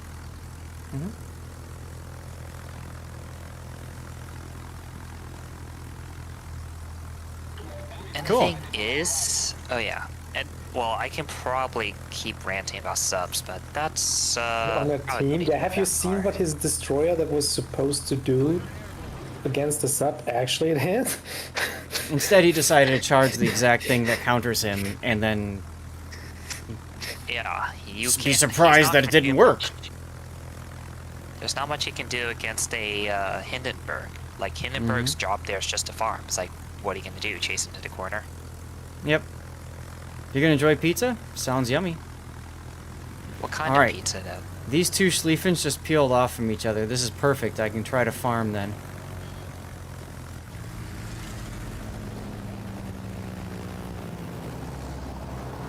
There. Or I can get 11 hits and 11 non-pens and not get a single bloody fire. That's fine too. Jesus. Who did you piss off for that Yeah, RNG? seriously. Spreadsheet says no that day. 22 right, you did. rocket hits, no fires. I think the fire chance per rocket is like 9% or so. I don't know. Oh look, my planes died. That's fun. I mean, you flew right through flak. 9%. I flew through flak because I started the attack run, and when you start the attack run, you're going straight. So yeah, 9%. You got 22 hits. Factor in the tier 10 fire resistance, and you had you would have on average lit one fire on that one. Yep, So yeah, you got RNG screwed. I did. And then I got flak screwed when I started my attack run. I think Joys this of is being a spreadsheet carrier saying- player. Yeah, spreadsheet says stop playing carriers. Spreadsheet says I have a campaign task to complete. Reggie which does is- not care about your campaign tasks. But I do. Which is stronger, the spreadsheets or Zath's will? Oh, My that's will. a good loot. Huh? Always my will. Okay, Joey. This is how people end up with mental therapy. Mental therapy? That Schlieffen's gonna die. Well, yeah. They tried, they think they can willpower do everything, then they find something that's actually harder, that they can't do that, and then, yeah, GG. I really don't care. Because like I said, the last game is probably a lost star. So what the hell does it matter? I'm back at 0 anyways. It makes no difference whatsoever the outcome of this battle. If it's a loss. If it's a win, cool. I get another star to possibly lose later. And how many bombs were shattered against the Armada? I say 5 shatters, 3 pens.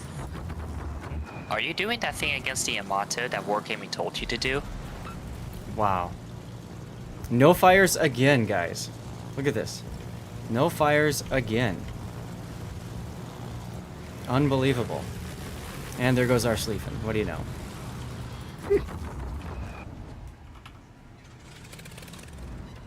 Hey, look, 2 fires!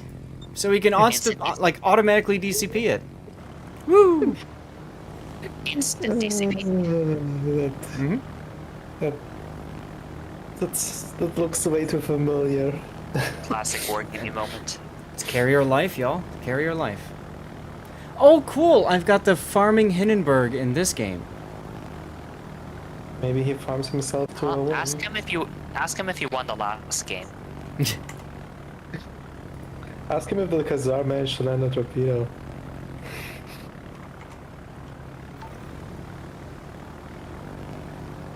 If you want to see All right, if I Joey, was a don't worry Turkish- about it. It could have been That human error works. too, because I had to manually, add the different containers and stuff. So, good job, Moskva. Let's just sit right there and take it to the face. Now I have a feeling this is gonna be Zaz's fault. Yeah, well, of course, I'm playing the carrier. Yes, when in doubt, you have to blame the sub or the CV. It's a horrible matchup, by the way, in general for Audacious. It is absolutely terrible. All these battleships have way too much deck armor. Cleveland also just powers through DOT with DCP, so GG. Mm-hmm. The A on the Schlieffen isn't the worst either, so... Oh, is that a sticky floody? Nope, he DCP. I mean, he's dead anyway. So... Hopefully.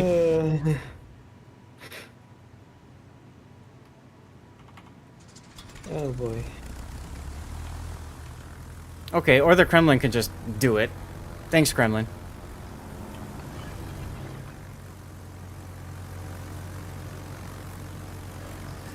Imagine if the Kremlin took forever to reload his guns. Then he'd probably be a little pissed.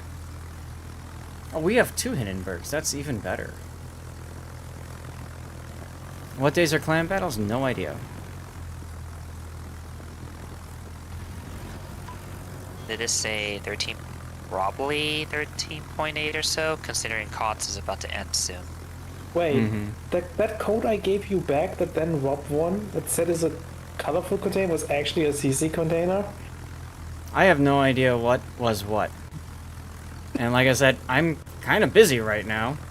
So, Huh? don't know what to tell you guys. You can multitask. You're driving a ship. You're flying a plane. You can Right. certainly keep track of your CC codes. See guys, wargaming is right. CV players can't do multiple things at once. Uh-huh. Oh, sorry. That was too perfect. Alright, Minotaur. I really don't care that you're gonna sit here and try to save your buddy, because I'm going in for the kill. Thank you. And someone is gonna steal it. Nope, didn't happen. Mine.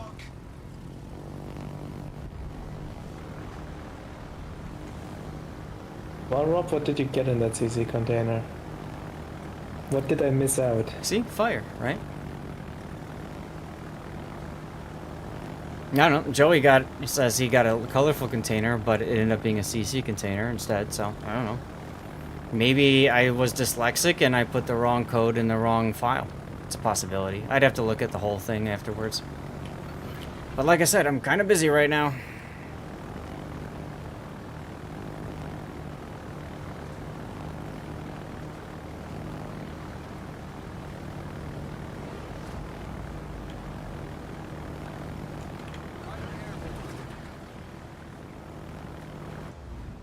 Alright, let's move like that, I guess.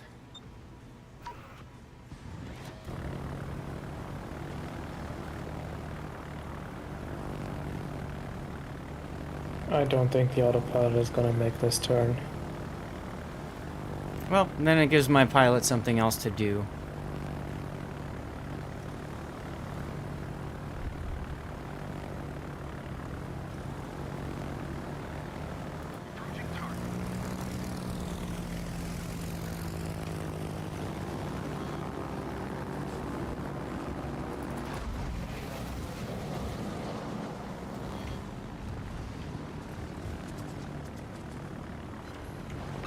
Oh wow, look at that, no flood. Go figure. I mean you hit the belt. I did.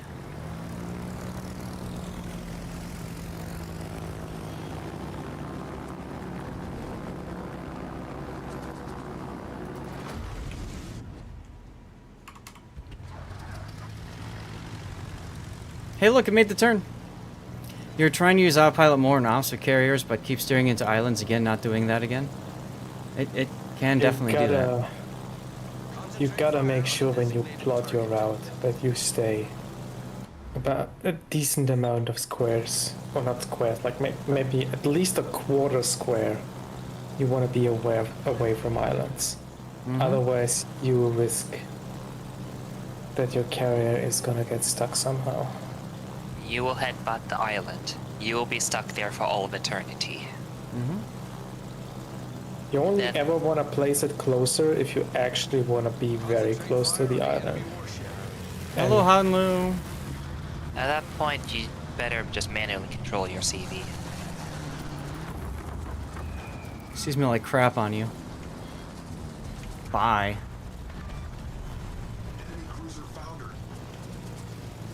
Look at you. Who's the Dutch of now? Right? Oh, Essex. Well done. Did you just well done in Essex? Well done to somebody killing the Essex. Oh. Now I have to go kill the Schlieffen. Before he sees me and guns me down. Concentrate fire on the designated target.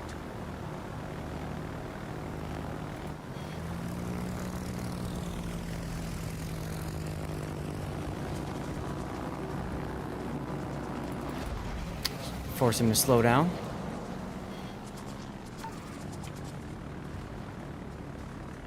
Fighter returning to ship.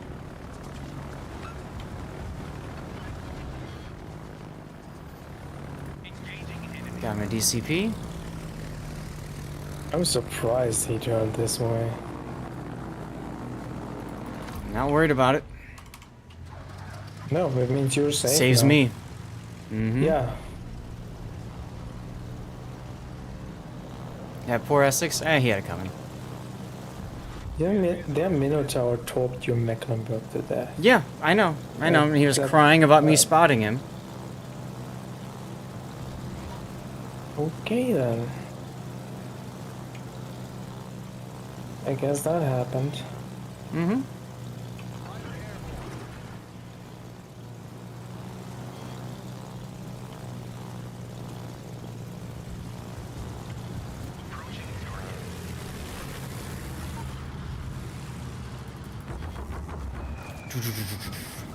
Fires, please? Of course not. We don't need no stinking fires. Didn't the Yamato just DCP? Yep, he did.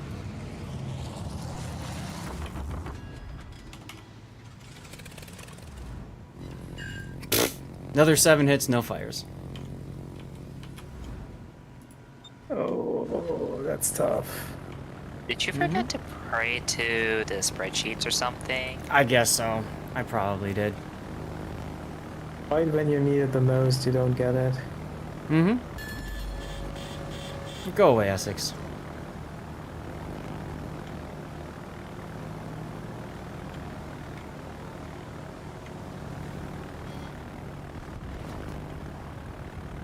Alright, Star Saving Hindenburg, good luck.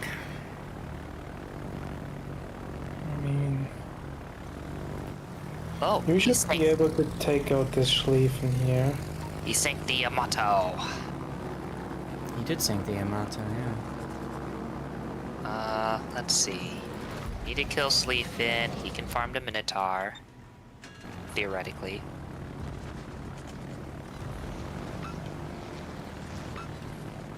Look, Um, 3 no torpedo problem. hits, nothing. No flood, no nothing. You will scratch him to death, and you will love it. Pretty much.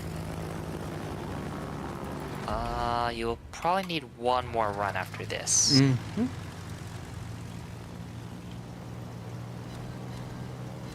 Nope. Okay, Alright, good. well. Time to I would spotting. yeah, I was Two about to say, minutes. charge the Minotaur. He's not going to do anything, go on. What's up, Casey? Let's see. Hindi could help a little bit once his heal goes back up. Then Got 2 minutes. Minotaur's probably running though. Oh yeah, he is running.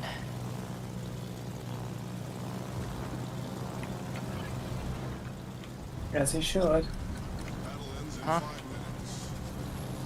Ooh, can Hindenburg even hit him at this range? Probably not. You mean physically have the Oh. range, or He shot him. That's ambitious. Ah!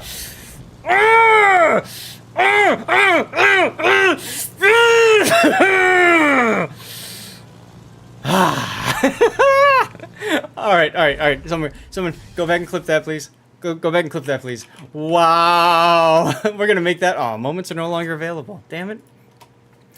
Jesus Christ?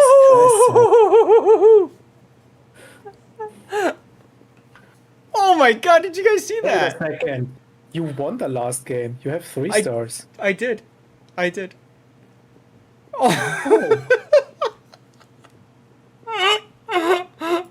Oh my Here you go. God! Thank you, SAT. have I a can't question, Ricky. Did you clip the actual kill or just Sal's orgasm? Huh? I clip both the kill and his gasm. and to clip this part. Nice guns on stream and in game. Damn right. We have 512. We have 510s for when people sub. You subscribe. You hear the Shigishima 510s go off. I was 1 away from a Kraken. By the way, double the damage as in the Midway game. This confirms that Audacious is better than Midway. Oh God damn! I can't believe we pulled that off, guys. And did you notice? No, never mind. I thought I Citadel at the end or something. Oh, Good hits. look at that.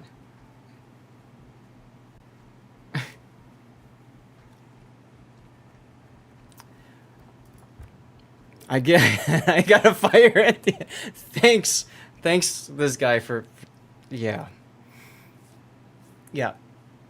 Oh my God, I can't swim. Thank you for the sub. Did you catch that at the end? Did you see it? Did you see the craziness at that end? Oh my God. Oh, by the way, before you forget it, you need to go back to the armory for that web campaign stuff. Oh, yes, right. I love how Wargaming puts this in the red too to try to get you to spend the doubloons.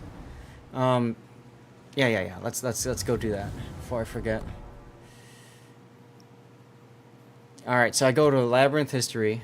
Oh, On December okay, here we go. 7th, 1941, Japanese planes You came in as I yelled over you. carriers dealt a heavy blow to the U.S. Pacific Fleet. 18 American ships were sunk or damaged. On It's December very good. 8th, the U.S. Congress officially declared war on the Japanese Empire. British battleship Prince of Wales was included in the Eastern Fleet. On spot! Hey! The year is 1945. The British Crown is at war in both the Atlantic and the Pacific. The attack on Pearl Harbor seriously undermined the U.S. Navy and Air Force. Thanks, in you the too. I Pacific. hope you had a great one. And we have to fight for two. But every event has another side. The heavy defeat of our allies in Hawaii illustrated a clear example of the successful use of naval aviation. But follow the river and you'll get to the sea. In the end, even seemingly insignificant decisions can lead to achieving the most important goal. Their thin threads, woven into a common tangle, led me through the labyrinth of history, and they put me on the right course. Theseus. Britain has a first-class aircraft carrier fleet. No, I it doesn't. myself am heading to the Pacific Ocean on HMS Theseus. This brand new aircraft carrier. Victory is in our hands, and we will achieve it.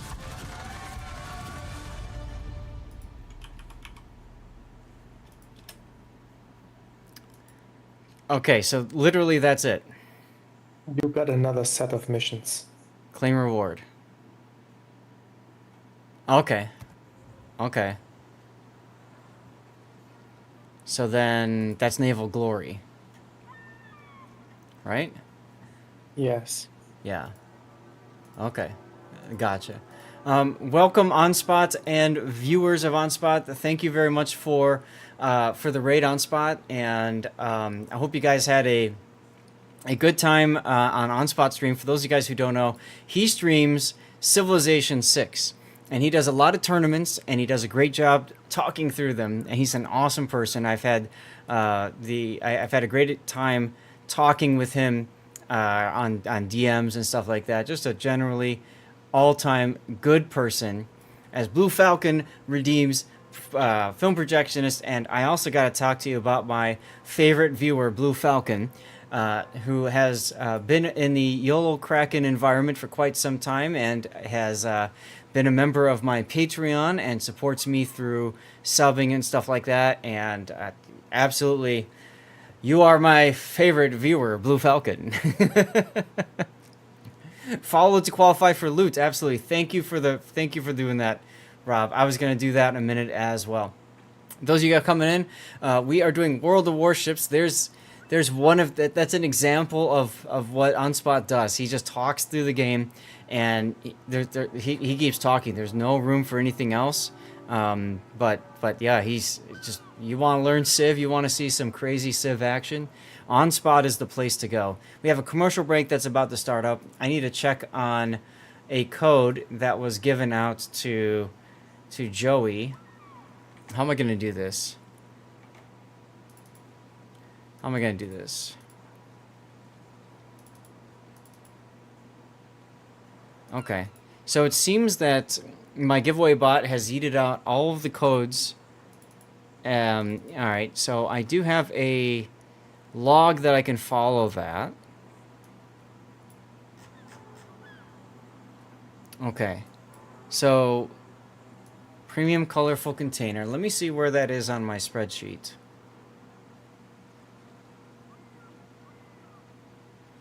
I still have some more colorful containers to go with. So let's see. Rob, yeah, that was a CC container.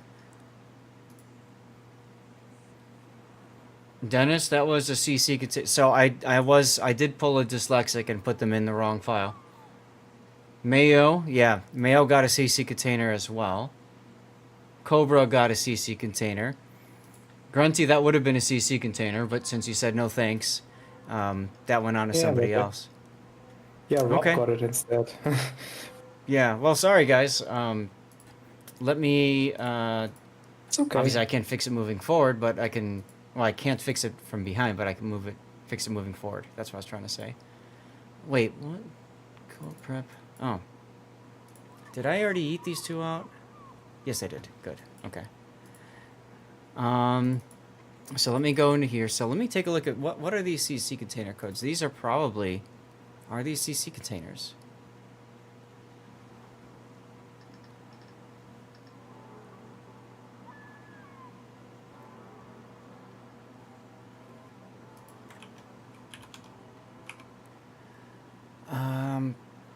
What the hell? These are subscriber camo bonuses. How the hell did these end up here? Okay. So, let's see. I'm going to take these out because I'll use them on my rerun channel. So let me get rid of this document right now. Let me just clear this out. Okay. So CC containers. Did something... Those were the... Okay, so those were the colorful container codes that I did. Okay, so let me do this. Let me put this one in. And then put these in here. Okay, and these are going to be my last colorful containers. I'm going to save that, and I'm going to rename it. Colorful. Alright. So, sorry guys, but they've been fixed, and now we have a few colorful container codes to get rid of. And then I'm going to, whatever I have remaining, we're going to go ahead and yeet out right now because Rita just raided. Hi, Rita. Well, welcome on in, everybody. Thank you for the raid, Rita. That's twice now you guys get to see Stevie and Prue greeting us. Karabati Pirates? What is that? I've never heard of that before, Rita. Thank you very much for the raid. Oh, perfect. Look, see, there's a code going right now, being yeeted out. Say something for a chance to get a code. You got to be a follower as well. We're doing that right now, you guys. Right now. All your raids are belong to us. Yeah, seriously. Rita, I hope you had a great stream. I got to go past 6. My wife is going to kill me if I do that. We are the Portuguese Armada. The Pirates of Carabuti. And allegedly no one expects us. Fair. Fair. I'm actually going to Portugal in just a few days. Looking forward to it. Looking forward to it. So, chat, welcome. Those of you that came in on Rita's raid or even from the other one. Thank you much. No one expects the Portuguese Armada. That is correct. That is correct. Let me do something real quick before I forget.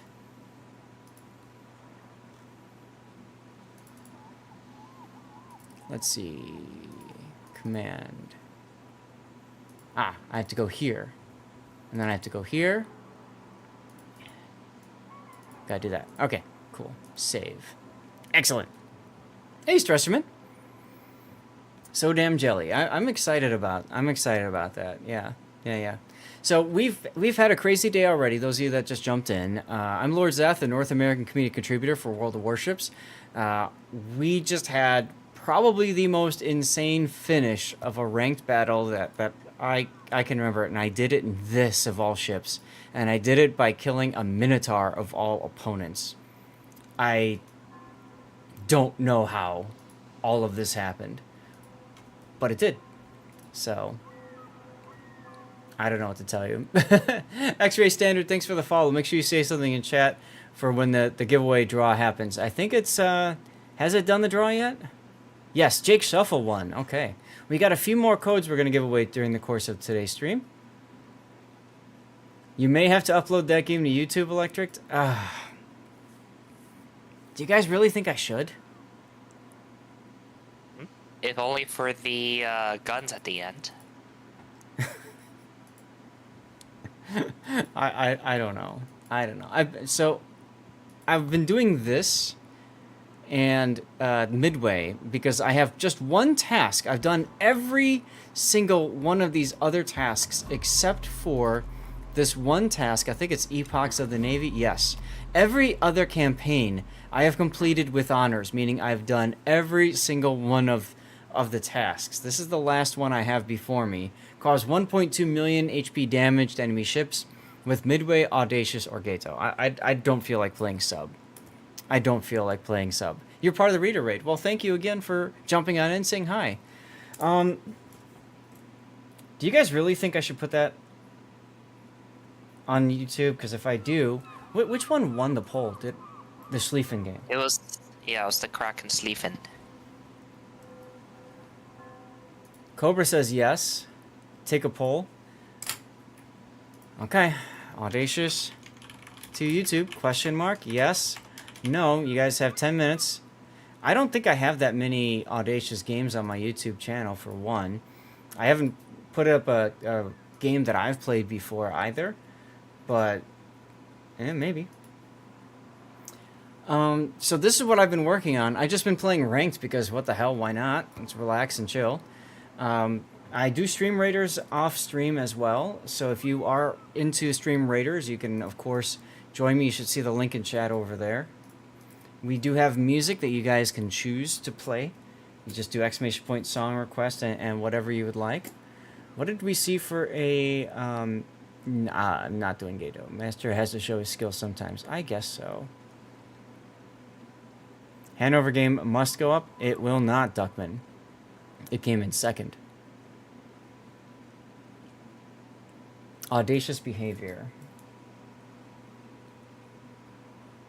I like it. All right. And you can play with the lights too by using the channel points. Dutch Elephant, I just saw your cover my replay. I'm sorry, I don't have time to do any more replays for this patch cycle, this will be it, because I've got today and then I've got tomorrow casting King of the Sea EU finals. And then once that's done, I'm getting the hell out of this country for a while. You didn't get to exercise your Chicago voting rights? I'm sorry, Duckman. You weren't here for the vote. You can't rig an election if you're not present to vote for it. Just saying. So what the hell am I going to play at tier 10 now? I wouldn't mind getting through if I'm 2 stars away. If I'm 2 stars away, I want to play some ships that I can carry in. What should I play that I can carry in?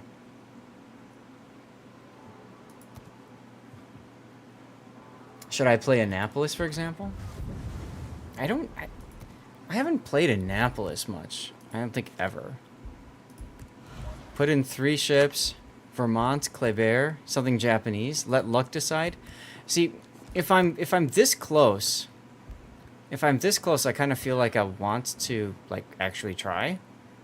But I don't have any commanders that I can put on. Well, I don't have any pre-trained at least. He's on the Midway. You're on Des Moines. I can do my San Diego one. Have I ever played Tier 1 on stream? Yes, I have. I guess I could do General Greenwood. Whatever. And try messing with that. See, this is my problem. I just don't play a lot of Tier 10. So for me, it's just whatever, you know? Or do I want to go for fun and just do something Napoli?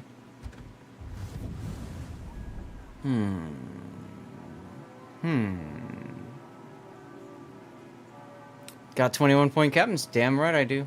Damn right I do. Oh, you know, we never looked at that Stalingrad game.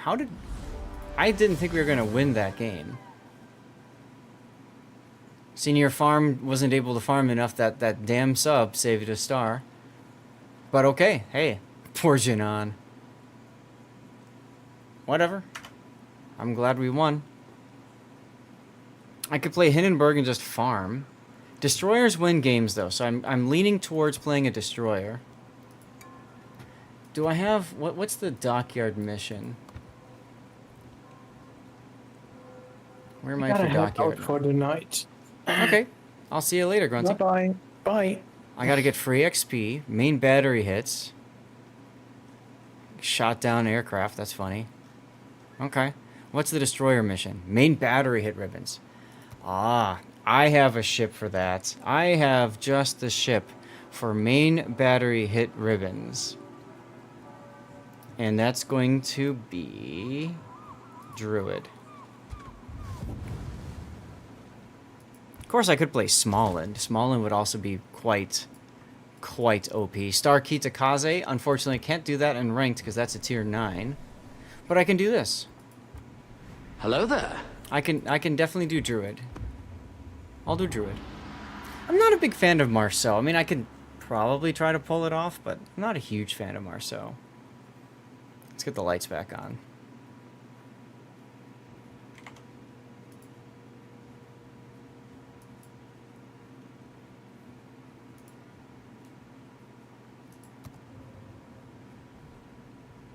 All right, here we go. We got 2 radar ships. Colbert, Haunlu, Shimakaze, Marceau. Okay. Why do I not have radio location in my Druid? This feels like I picked a bad... Okay. Are you using randoms or ranked? Ranked.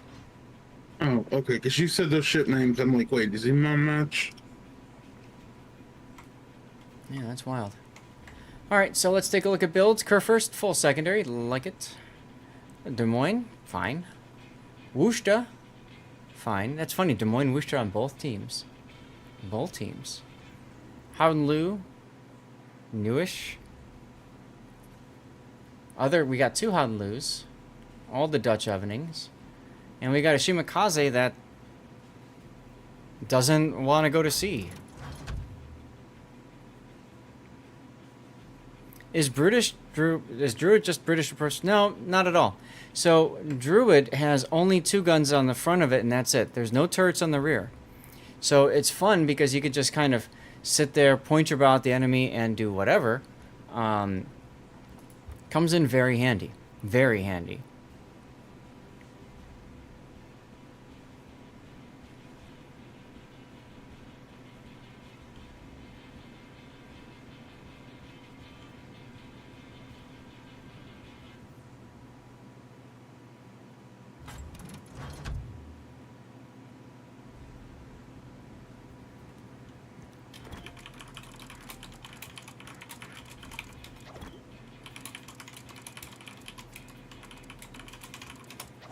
Alright, well, whatever. Now, she also can only fire AP shells. So, as you can see, I took the enhanced skill for AP shells. Might as well make more damage out of the deal, right? Now, there's only one battleship at Des Moines. Or, sorry, Wisconsin. Otherwise, I have to be looking for Des Moines, Worcester to do bad things.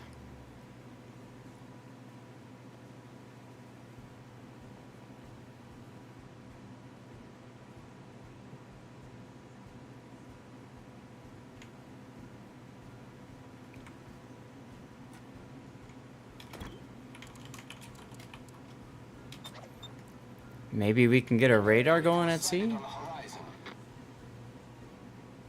Shimakaze pointing.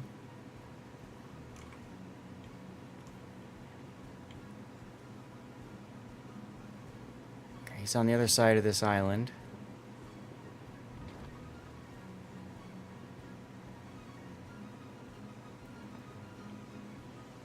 So that's Shimakaze. We don't know where the Marceau is just yet.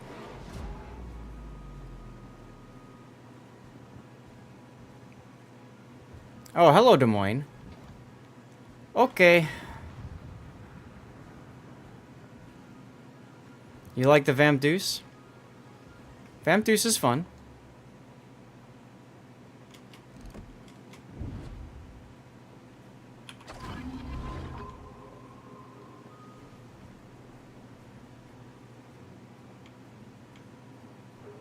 Oh, Colbert is over there. Hello, Shima.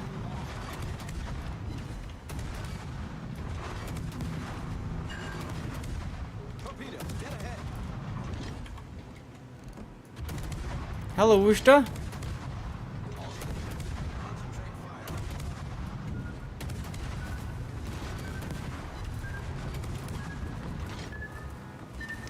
What? What? Did you guys see that? All stations requesting fire on the designated target.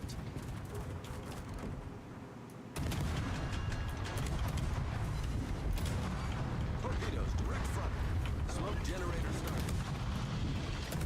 The heck was that?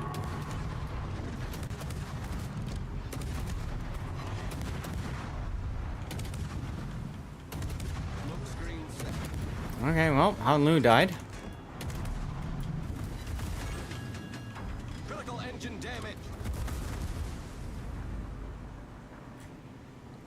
Marceau went all the way to the back. Look at the Marceau.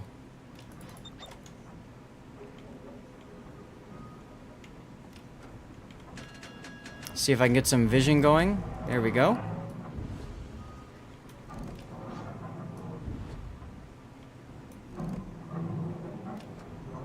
Concentrate fire on the designated target.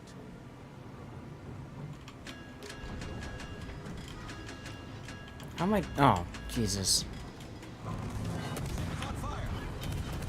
All right, Han Lu.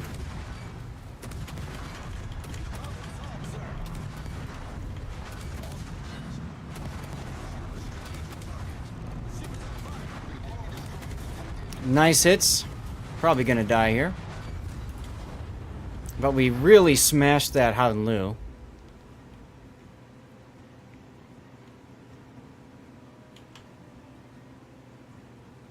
I don't understand this dude.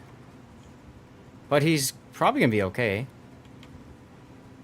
Kapow and Didi. Yeah, he's gone.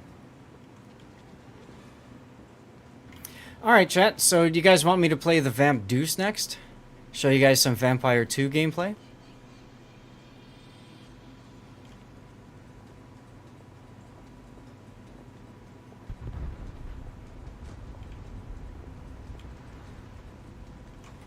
Alright, not the Vamp 1.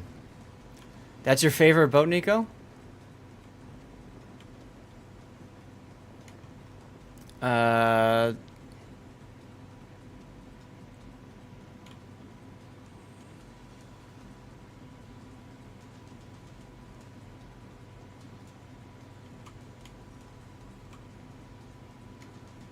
I don't know why this Wooster is...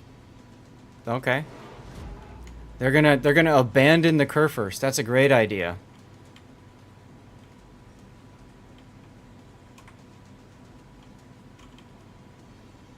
Don't make me request the Poi song? Lol. Well, if they can kill the Marceau, at least that's, I suppose, worth it. They did. Well, this could still be a loss, guys.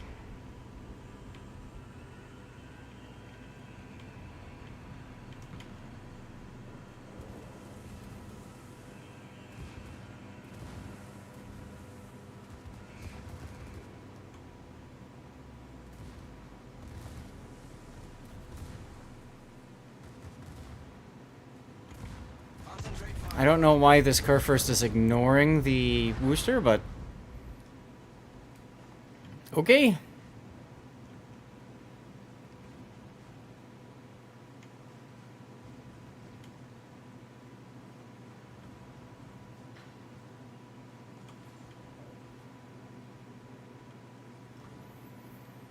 Well, we got John the Ruthless Enjoyer over there. Do I ever... I have. I've gone through my replays, but it's not as helpful because I'm like, this is why I did this, this is why I did that, you know? So...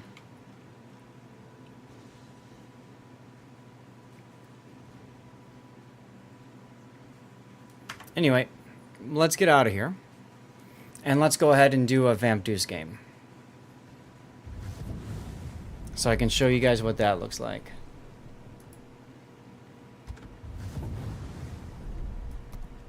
Now, like I said, I did not have the right captain on that druid. I don't know how or why I had those skills the way I did, but that is absolutely not a good captain lineup for druid. So I just don't understand that, but whatever, I was stupid. I just went and ran into it. What else do I want on Vamp Deuce? I want main battery. I want superintendent. A real man can carry without a captain. I've done it before, Duckman. I have absolutely done it before. Absolutely need that. So if I need that, probably go superintendent and then go consumables for quicker reload. I think I'll do something like that. You done it in clan battles? Alright, let's go. Hopefully we end up winning that game, but a lot will depend on the Wooster, who was playing quarterback, actually being able to carry. We'll see.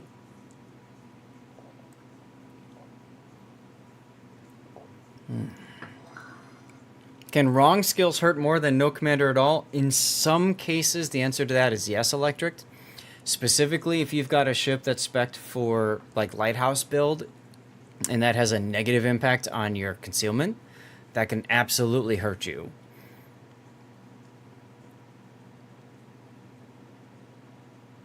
Readied up and didn't realize you hadn't swapped your captain over.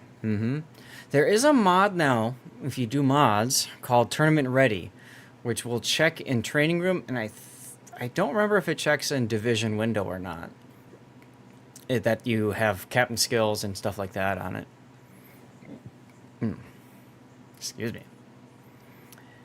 But for the most part, commander skills will help, not hurt, your abilities.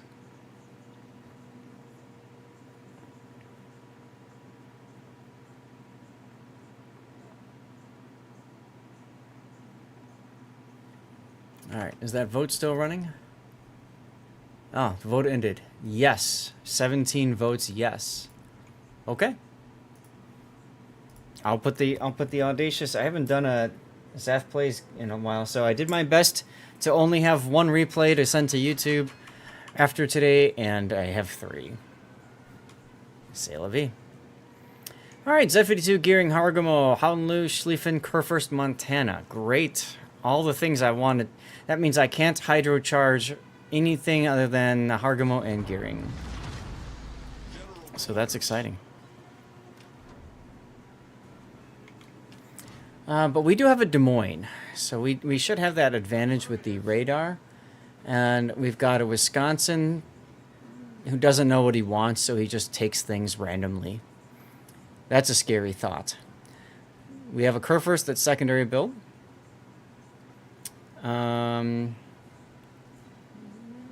St. Vincent with playing with matches build. Okay. Des Moines with your standard stuff. Here's me. Gearing. I don't understand this build at all. And he's the one that says cowards go right. And mouthing off in chat. And then we have an Elbing with unique upgrade and Dazzle. And he's running Lutyens. Okay.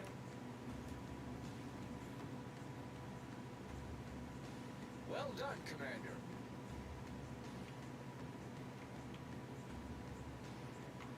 Okay, radio location is pointing south.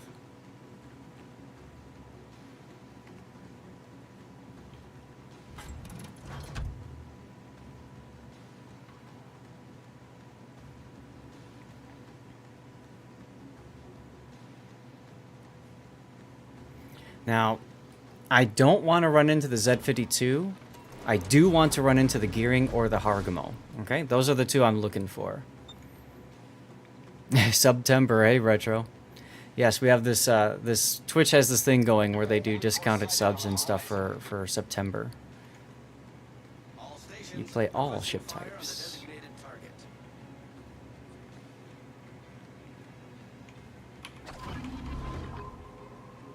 Get the Hydra going just to be safe.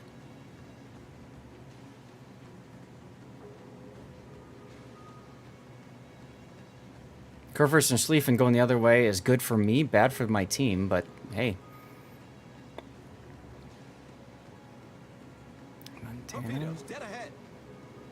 Alright, what are we looking at here? Probably Gearing. And there goes Des Moines. 2 minutes and 30 seconds into the game, he's dead.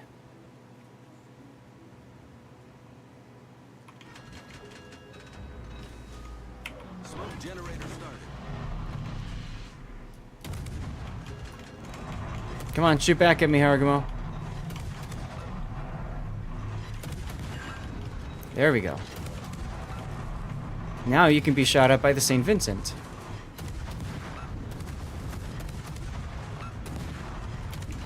Now, I can move forward. Engine boost activated. And spot you with my Hydro. Ta-da! Concentrate fire on the enemy warship. And he knows it too, so he's running away.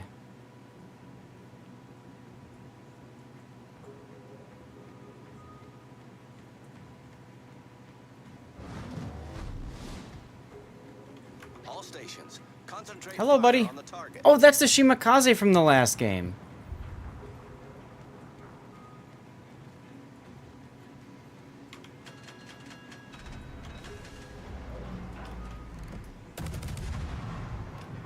And now I can use the Hargamo smoke against him.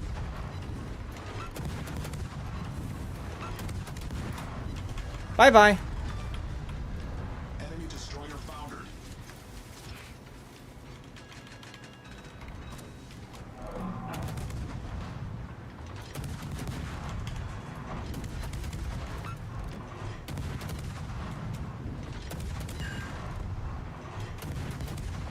Blappity blap blap, you got it.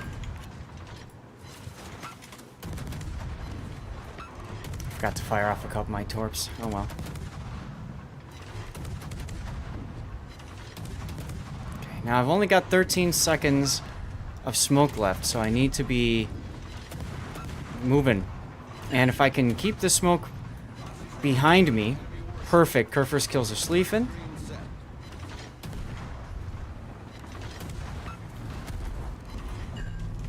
Why am I still detected? Ah, we have something else over here. Interesting. Okay. Missed me.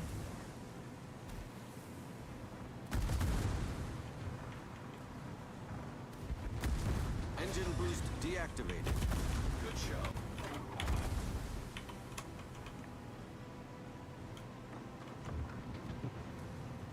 All right, St. Vincent, this is all you. Attention. Reporting the target position. That's who was spotting me.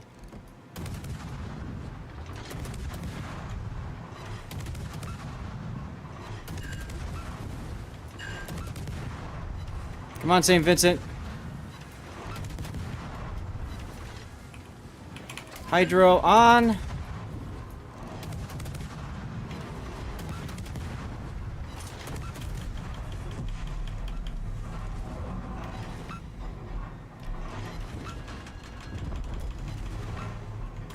Bye-bye.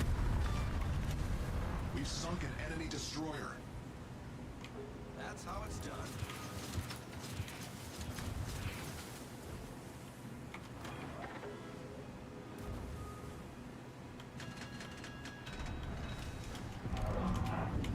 I figured he might shoot soon, so I slowed down. Yeah! I need intelligence data.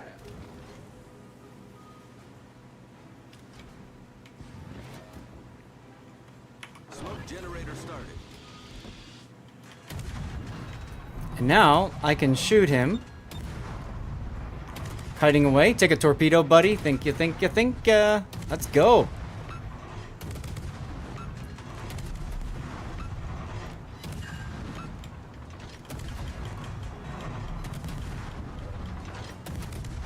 Oh, the funny torp. The St. Vincent funny torp.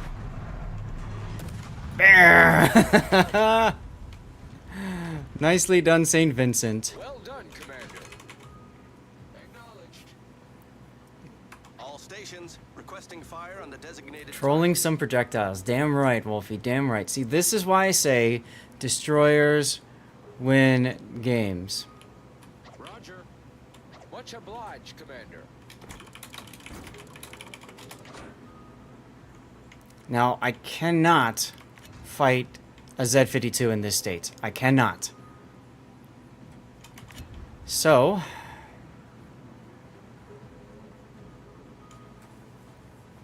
I'm forced to back off, unfortunately. Whoever doubted that, destroyer. There's a lot of people that are like, I will only play battleship, or I will only play cruiser, whatever, you know.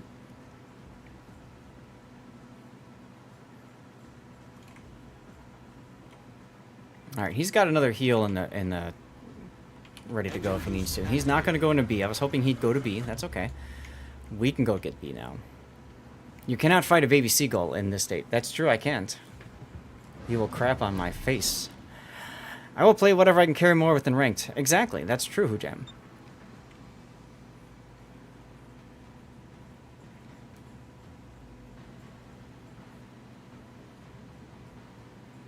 Oh, goody. Kerfurst is just going to sail and take all these torps.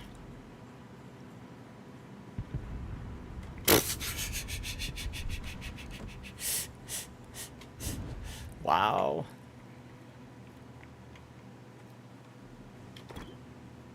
So apparently Malta can still death strike cruisers.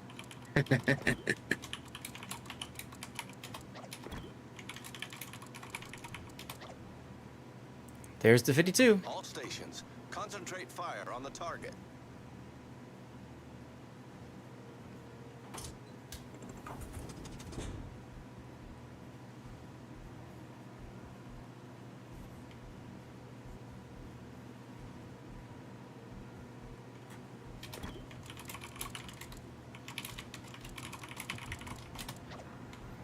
Let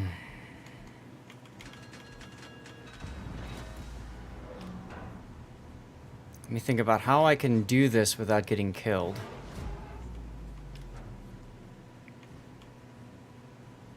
Okay, closest just flipped to Kerfer, so 52 is sitting in that smoke.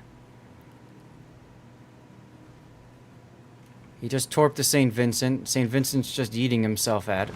Okay, good.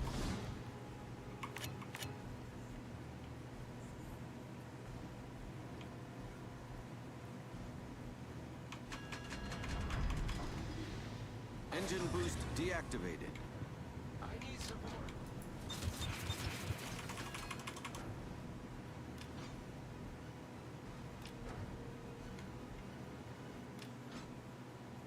Requesting assistance. Oh my god.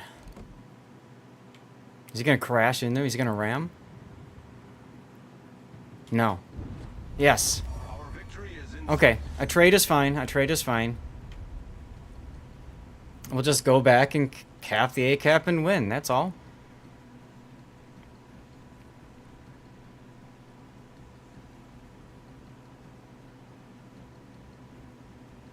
All right, Retro Berlin winning a premium colorful container. Congrats. And that one we know for sure is going to work.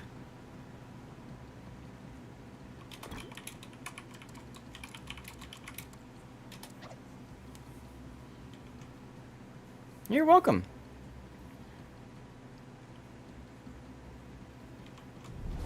Our victory is in sight. No, you should have gotten whispered the code. It goes out in a Twitch whisper.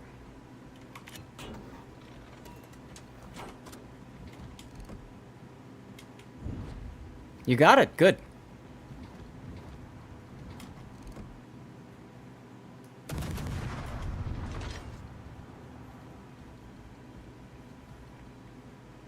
First thing you ever won on Twitch. Wow. Oh, good job, Wisconsin. All you had to do was not die, and you died. Nice work.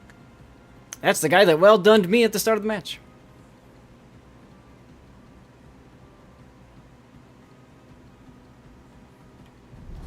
Our victory is in sight. Game is not close enough for you to carry.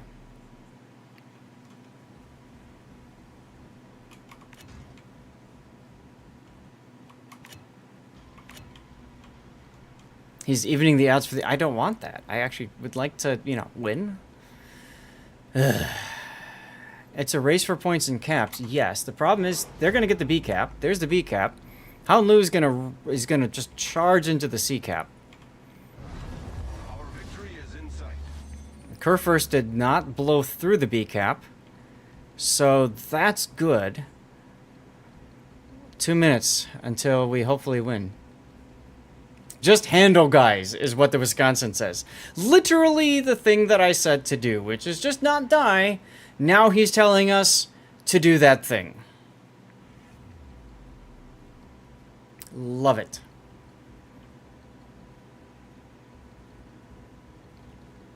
Love it, love it, love it. 2 minutes to go. The problem is, Hound Lu can probably get in the cap in time.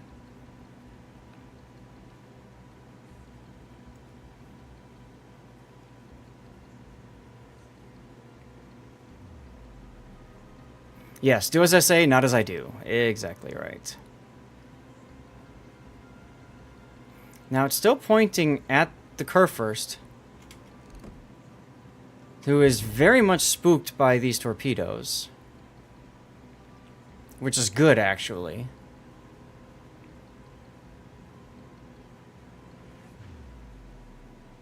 Or don't make the mistake I did, right? Exactly. I think the glue might be AFK, yeah. Nope, it just flipped.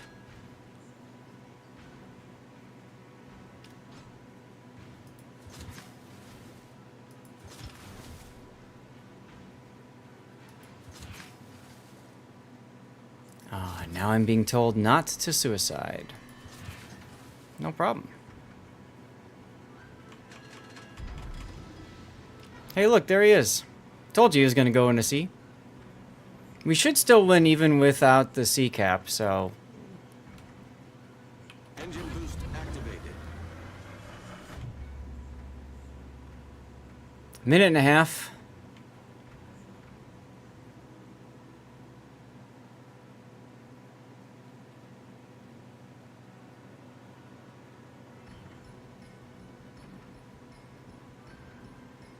Problem is I can't even open up with my guns. Gotta be a way you can win harder.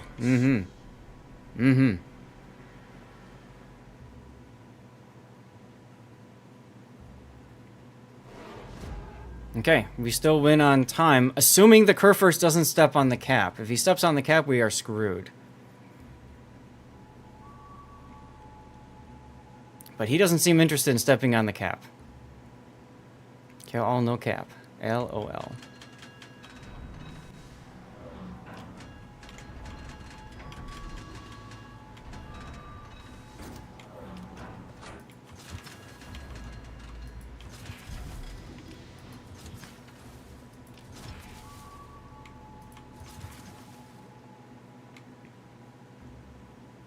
$18 seconds.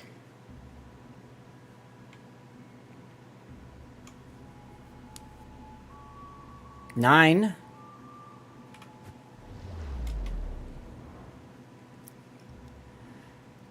This team did not want to win at all. Yeah, that's why I'm not even taking that.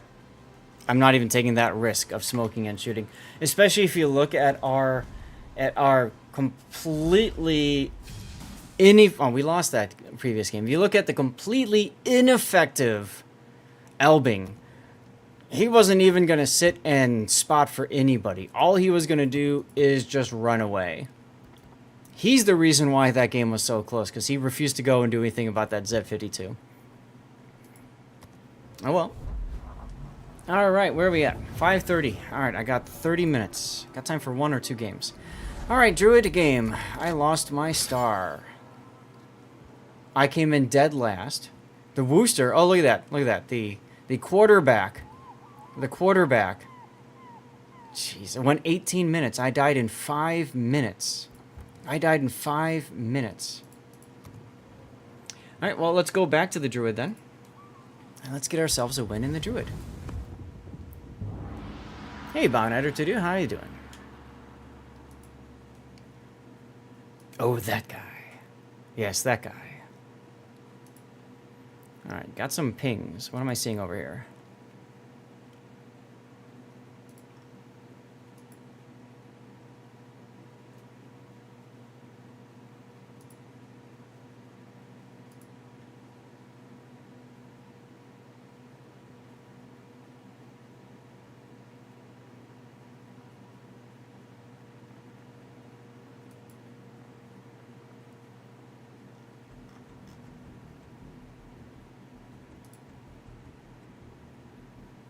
Alright. Stream Raiders was a success. Good. Ranked grind indeedy. Nico, hey, thank you for the bits. Played well. Well played with that vampire. Well, thank you.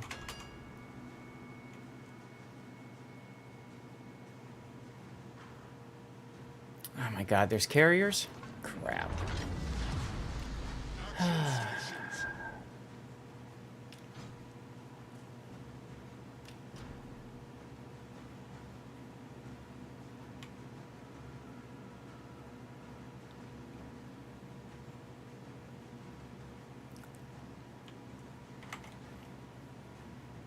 Could easily make a dozen YouTube clips with no effort by highlighting and exporting bits of the stream. That is true, Cthulhu. That is true.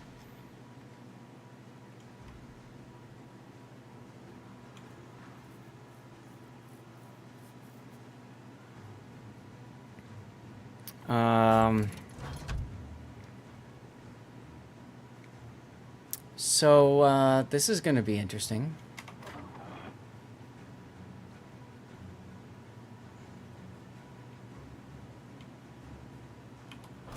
Hello, Midway. Let's see what he chooses to do. He's going to keep going. All right.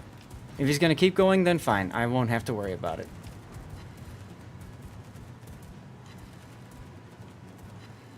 I will gladly shoot down your planes, Mr. Carrier.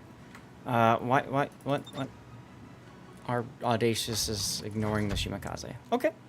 Okay. Tromp and... Oh, I forgot to change my captain build again. Damn it.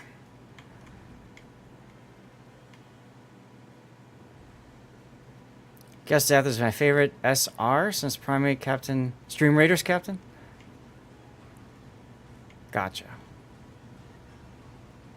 Okay, so I have to deal with a Shimakaze that's obviously locating me. And a Jinan. I really wish I had put radiolocation on this stupid thing. I can't believe I forgot to do that again.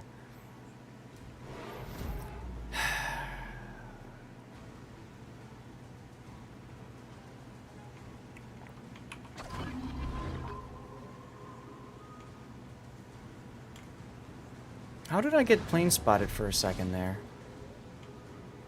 Oh, whatever.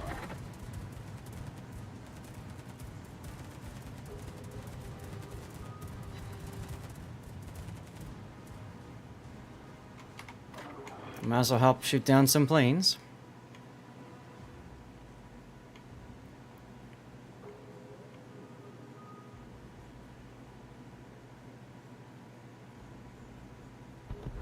Nice kill.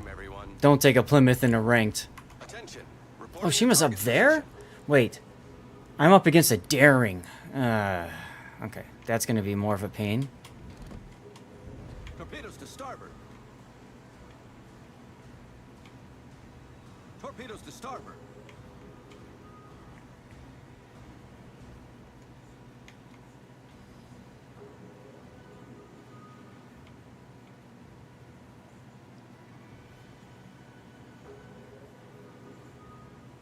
Alright, first contact's about to be made.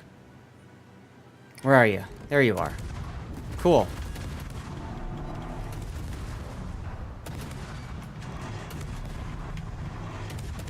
Are we gonna do this?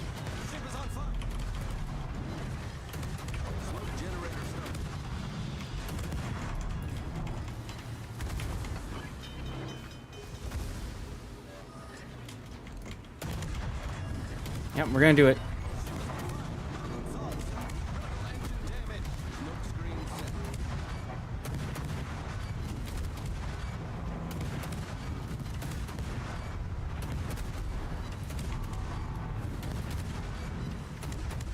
Come on.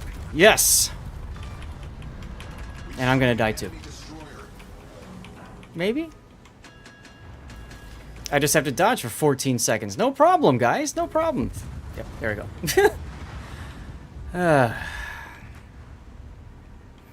It literally, any other destroyer, I would have been fine. But of course, I run into the one destroyer that can Spider-Man meme Hydro spot you.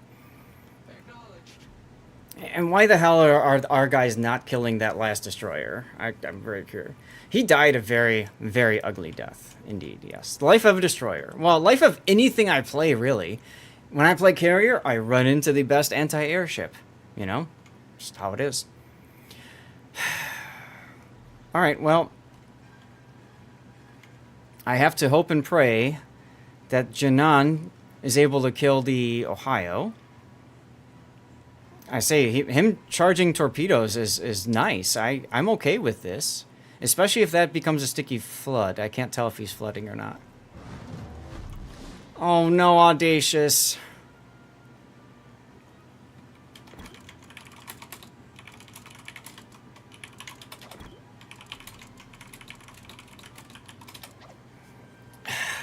And the Audacious is too busy trying to kill the Midway.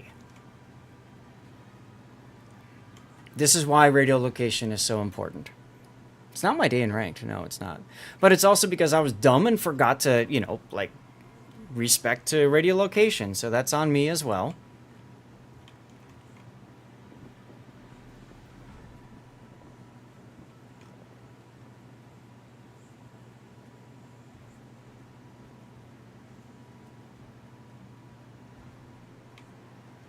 I I don't understand the Napoli straightening out here. He could have just continued his turn and dodged all of the torpedoes.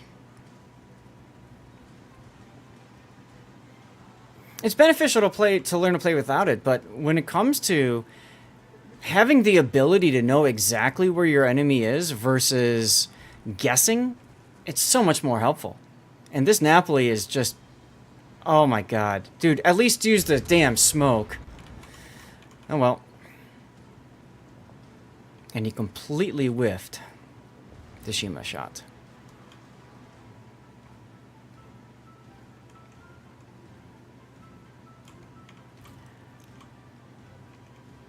Why is the Hayate using his guns? Our team has taken the lead. I have so many questions. So many questions. Why are you shooting your guns, Hayate? Good show.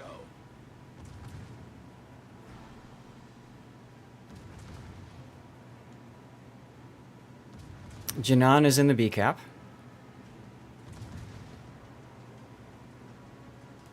Hydrate will do. Thank you much for the reminder.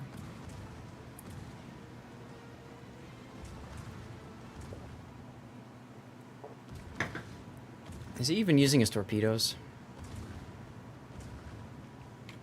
Nope. Oh, good hits on the Jinan from the Kerr first.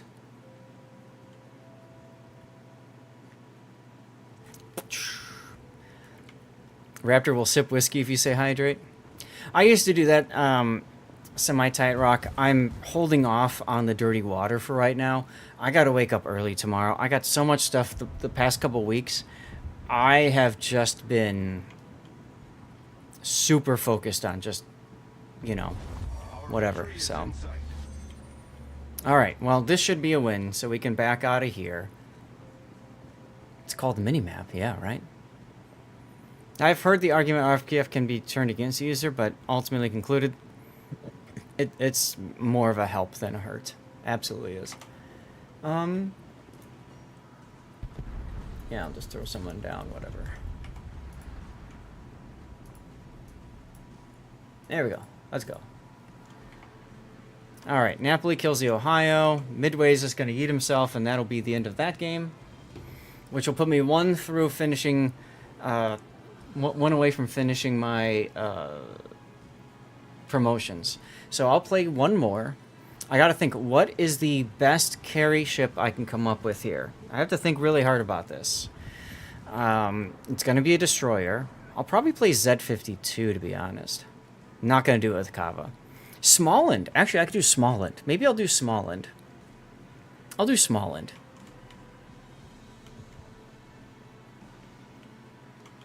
I do have to hit the bathroom, though, so I'm going to do that while this game finishes, okay?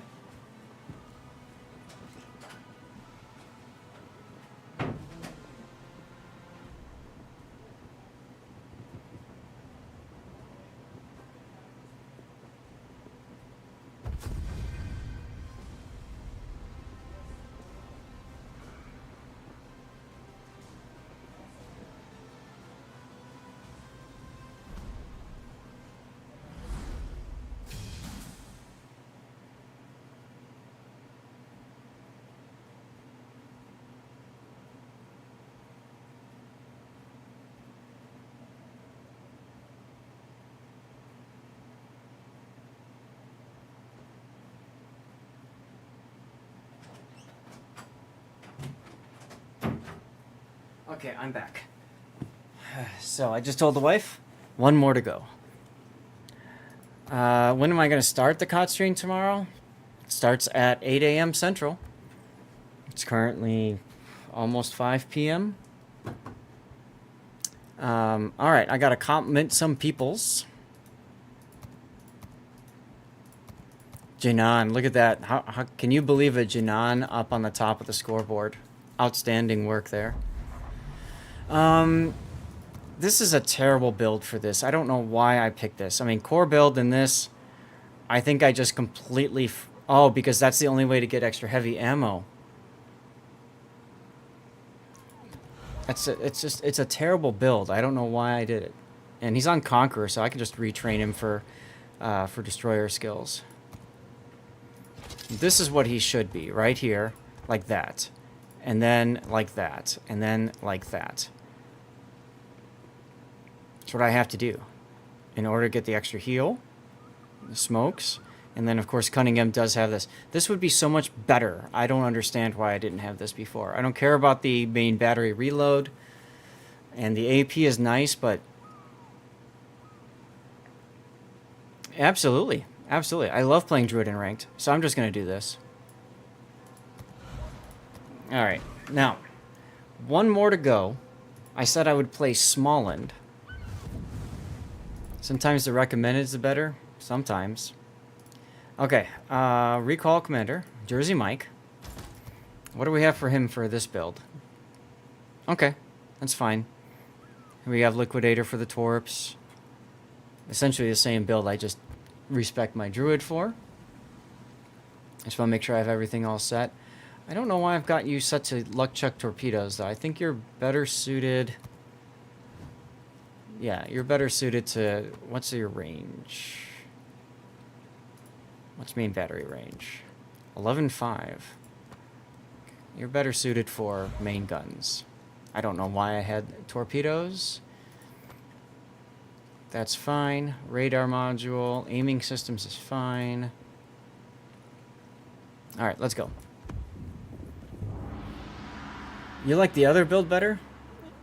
The other build is better as a farming build, but I'm too aggressive in ranked. I want to find the enemy destroyed and I want to kill it. Especially if it's a Shimakaze or something else. I want to know where to point my bow and just hit W and find him and just demolish him. 4 minutes until commercial break. Thank you all for sticking around. To those of you that jumped in on Onspot's raid or Rita's raid, appreciate you both.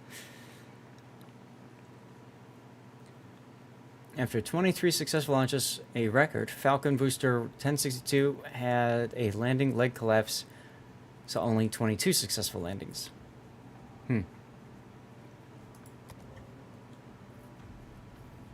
Okay.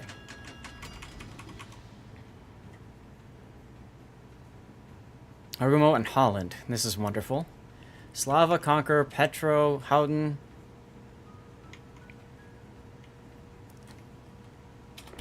Kappa says he wants A. Fine, I'll go to C then. Battle starts.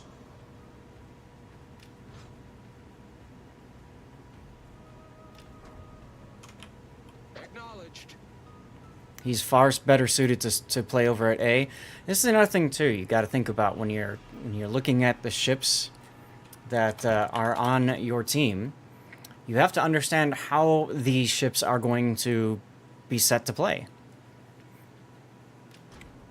You bet on the Holland to get owned first? We'll find out. We'll find out. There's no smokes on this team other than the Napoli. We've got Shikishima.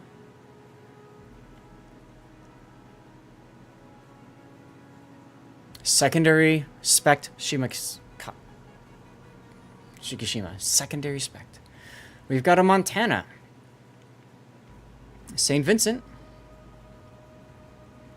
Playing with Manch's build. Salem. Fine. Napoli. Full secondary. I like it. Haba. Fine. NB.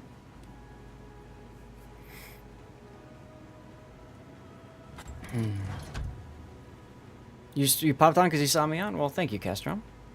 Or C-Strom, I should say. Oh no, I'm located.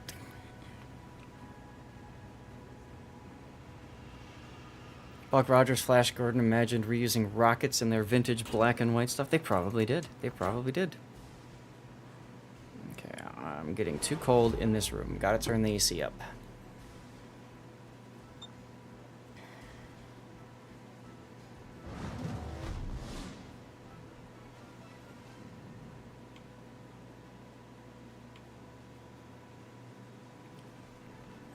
I generally don't like to play along this the safe, quote-unquote safe spot back here behind this island. I'd much rather have the options and the maneuverability of playing off to the side here. Howden Liu, what do you know? Torpedoes astern.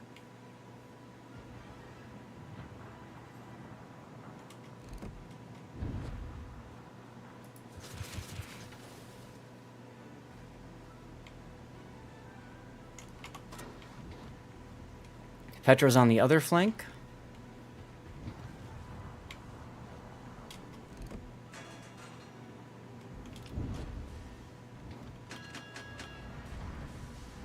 What's my radar range? 7.5. Okay.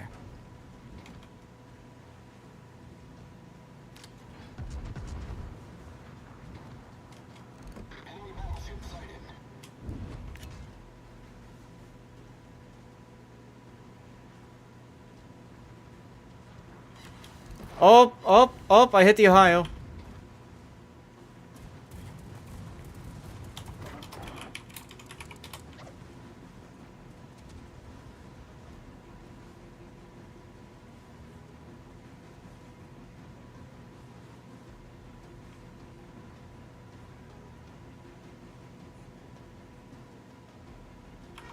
There's your Hargamo.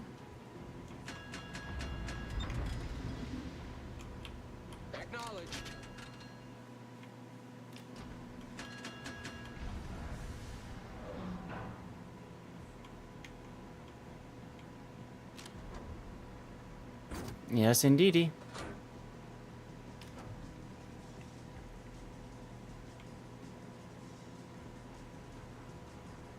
Engine boost activated.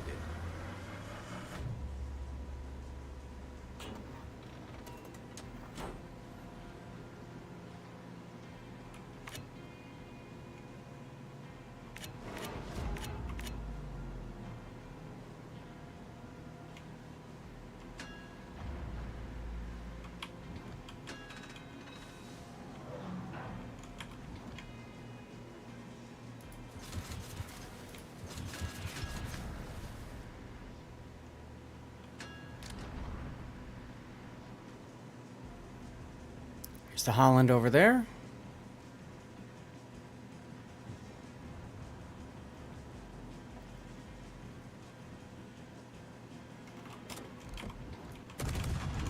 Concentrate fire on the enemy warship. You want to come out now?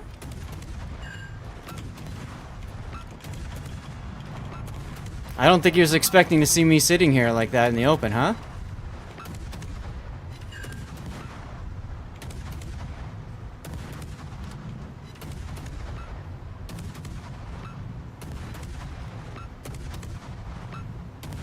Boop up the butt.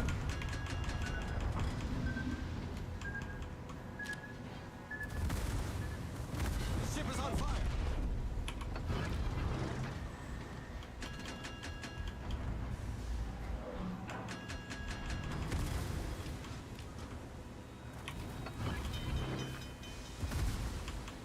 Where did I go? Problem solved, sir.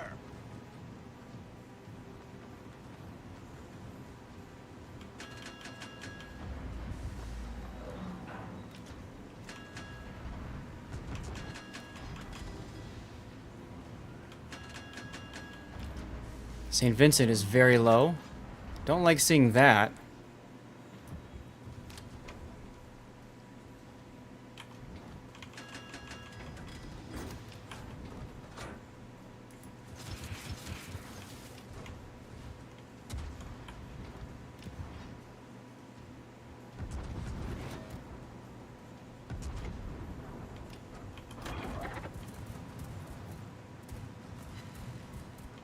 Might as well shoot down some planes. Why not, right? Alright, go Gadget Secondary Shikishima.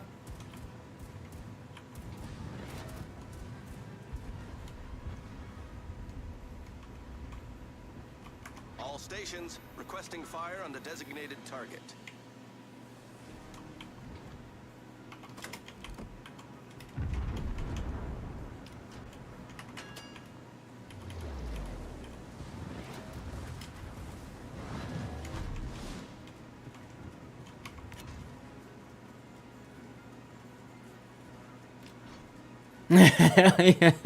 All you hear is the milkshakes.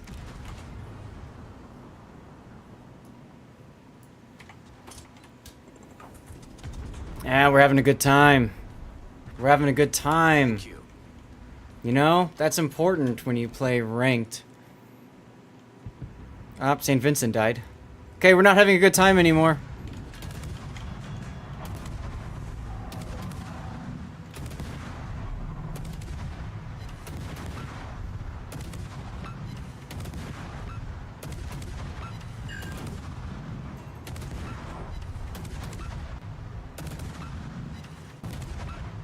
Nice hit. Sticky fire, let's go.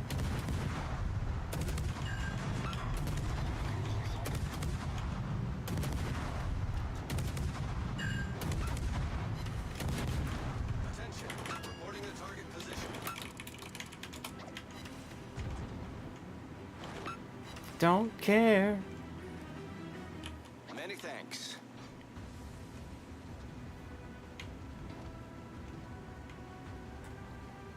Okay, Conqueror DCP now. Don't forget to get them scrolls. Resets in 1 hour. Oh, thank you. Yes, you're talking about in the store.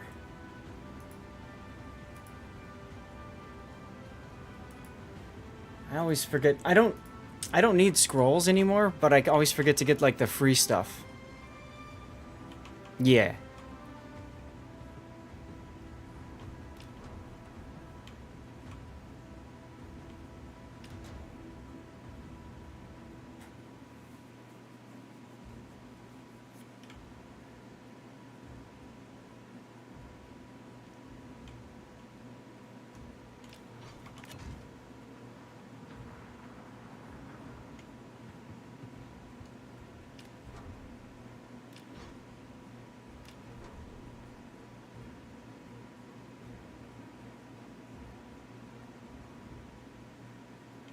Alright, here we go.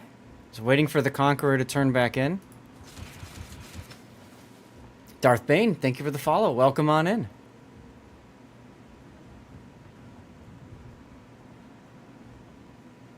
Salem is using radar for God knows why.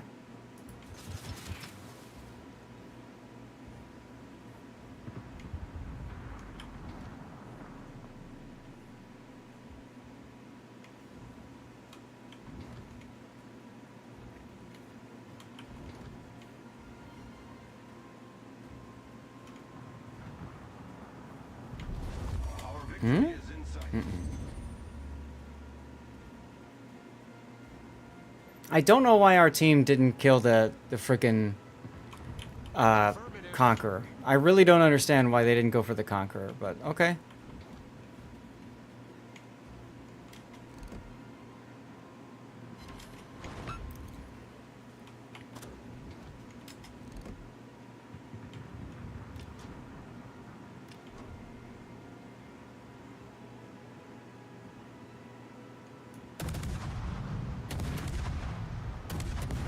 Kaba turned around? Why? Why? That's a well done. Like, why turn around there? No need to do that. Absolutely no need to do that.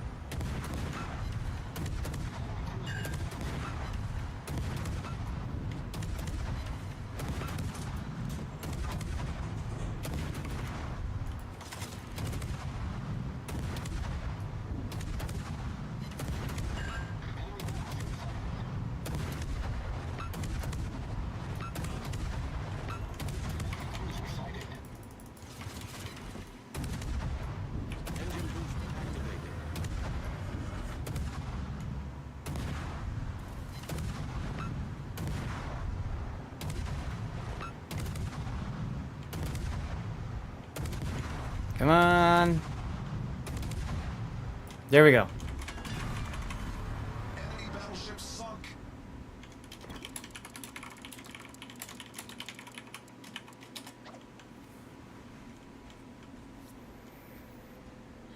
Thank you, Wolfie.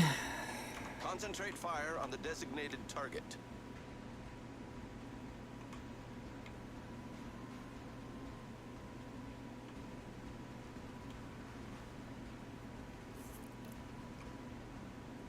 All stations requesting fire on the designated target. Roger. Jesus Christ. Unbelievable. Alright, Cookies, if you're listening to me right now, do me a favor, just do an F key or something so I know. Oh my god, Heart of Shells! With the raid. He's a... Hold on, I'm busy. Damn, okay. If Petro's gonna go there, then I'm gonna have to go... I'm gonna have to go this way. Welcome on in. Thanks for the raid. Come on, guys. Kill the frickin' Petropavlovsk. It's not that healthy. Thank you. Now we've won the game. Woo! Hello, Viking Raiders.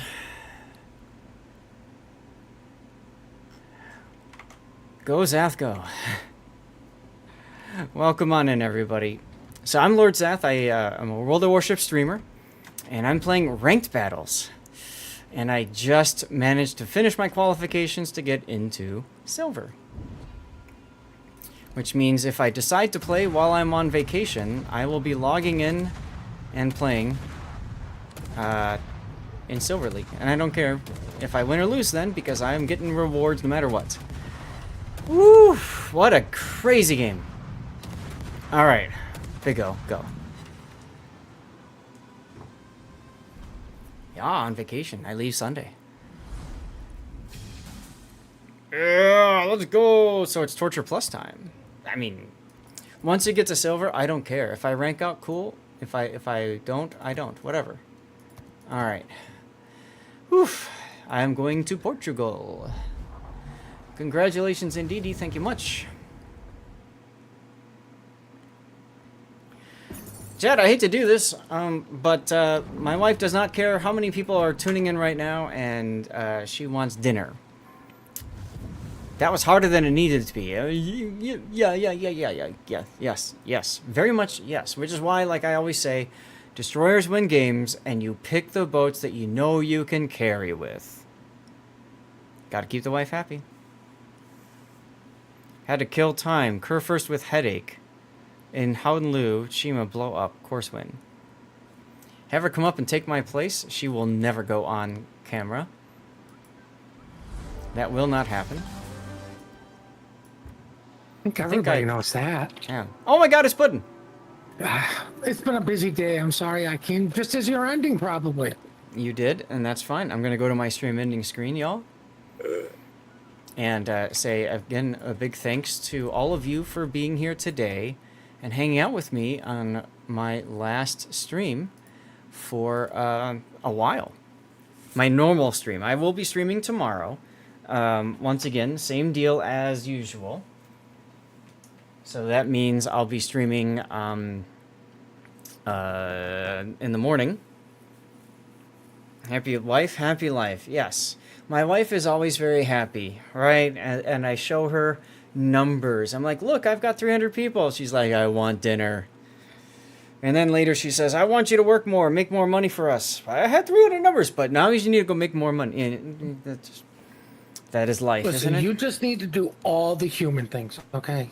All the human things. Glacial will be gone for just under 2 weeks. Look, we had so many followers and so many subs that y'all are on top of each other right now. Y'all making love in the credits. Big O, I'm still waiting for your Hey Zath.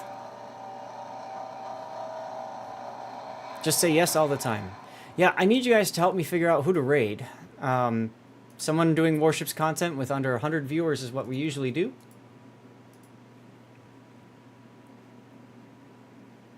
I am no longer a teacher, Cthulhu. I stopped teaching a few years back, actually.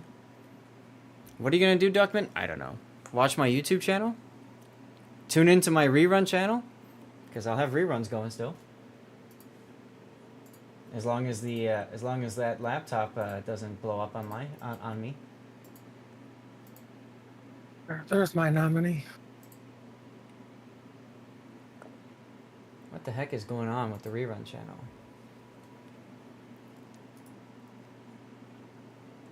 Looks like it's kind of sitting there. It's kind of weird.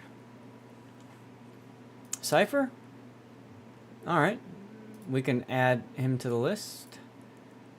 We're going to have a poll, guys. You guys tell me who to raid, okay? Fire formula? Going fine for me. Yeah. It just like... I'm going to have to check after I'm done with the stream here, but it looks like Chrome is just running out of memory. Well, the poor dogs are right side up, so that's a disaster. Lol. Yeah, this thing is like Chrome? Chrome is using 10 gigabytes of RAM. That's it? Chrome is using 10 gigabytes of RAM. Holy crap. On a stick. Sergeant Sully, if you're listening to me, see, that's why you can't have Chrome running while you're playing World of Warships. Alright, I gotta get Stream Raiders going. Loyalty skin chest for people who are doing that, and I will try to do Stream Raiders as well. So there's Angelic Cipher, okay. Anybody else? Fire Formula. I'll look for them. I'm not familiar with that person. Anybody else in the channel, guys, the last chance to put any other nominations up, okay? Fire. I don't see Fire Formula. Do you want the ad to go through or no? Yeah, you can let it go through. It's fine. Chief Benjamin. Okay. Chief Benjamin will work. Chief Benjamin is fine. I don't see Fire Formula.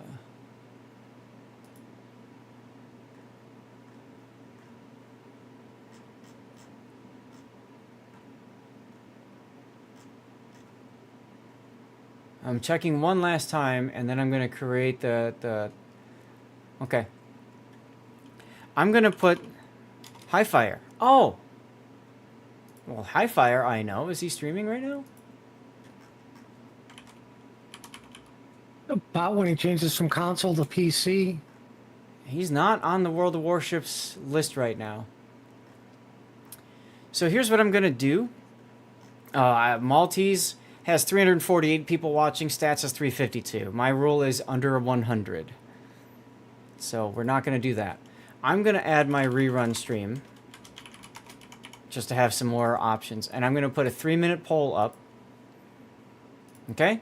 Vote now. You have Chicago-style voting. Everybody gets one vote, and then you can, of course, put multiple votes in.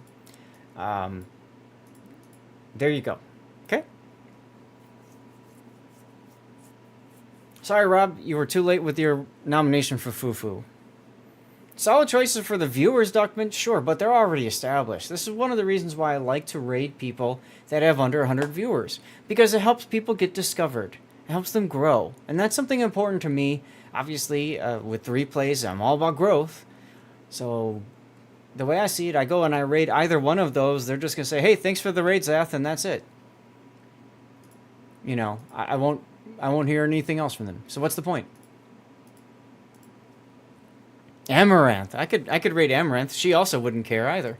Kidney Gun. Well, you could have suggested Kidney Cowboy, but you didn't. Chief, hi and bye. Let's raid the Injamin. Hey, Mohican.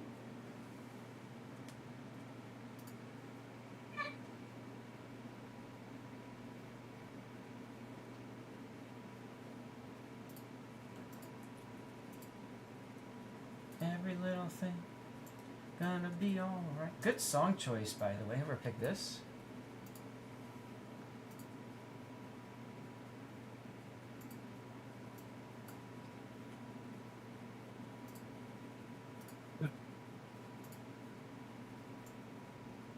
Yeah, I think Chrome might have a memory leak. I don't know. What? There's a problem with Chrome? Right, seriously. Okay. Got about a minute to go. Yeah, High Fire's the same way. Exactly. You know, I mean, I rated Overlord Bo. I rated him when he was first starting up, and he was always grateful for the raids and stuff, and I didn't mind rating him. And look where he is now, right? Askance. I rated him. And he got noticed, partially because of my raids. And then what happened? He's now working for Wargaming. So, to me, well, let's spread the love. You know? Spread the love. Alright, speaking of spreading the love, commercial break is about to start, so finish doing your votes, please. And you're going to see some links in chat, or you probably already have, so I'll replay those again. You can support me in those links there with Fabletics, all that kind of good stuff. And then we're gonna raid out in a minute. Paying it forward. Damn right, that's what we're doing. We're paying forward. We're paying it forward, okay? I hit the wrong damn button. Electric, bye. Thank you again for being here. And the winner is Angelic Cipher. All right. Let me go find him.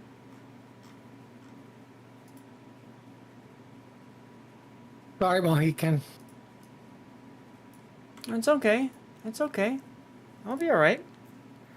I gotta wait for the. I accidentally when I meant to hit the stream ending thing. I hit the 3-minute commercial button. So I. Urgh. Stop laughing. Stop laughing. I asked to.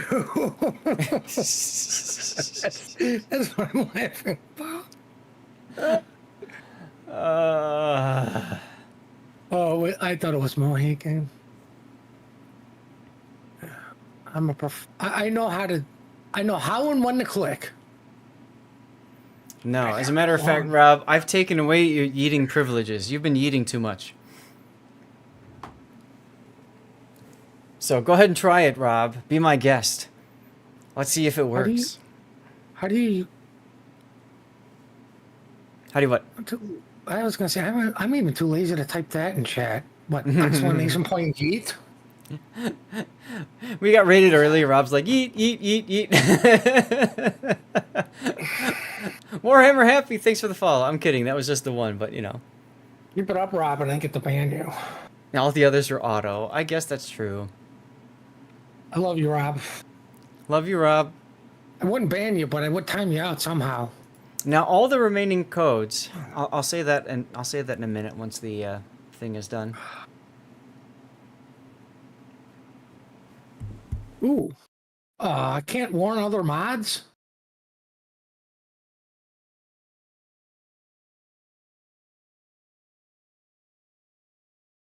I love everybody's warning lists. It's like nothing but positivity.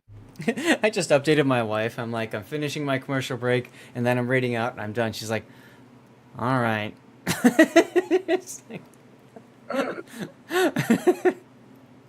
She's not happy because she knows you're going to be up before her tomorrow.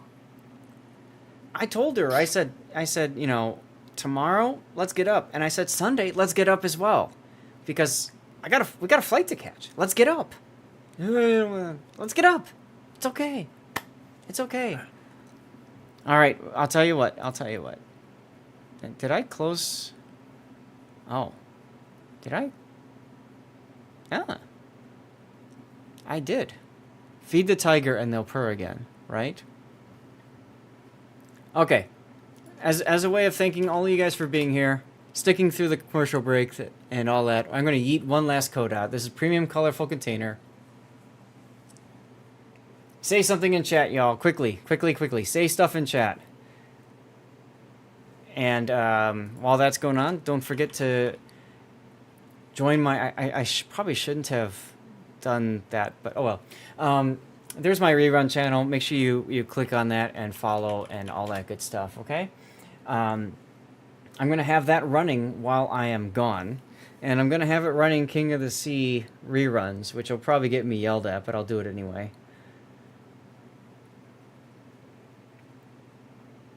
Oh, no. Seastrom, no you.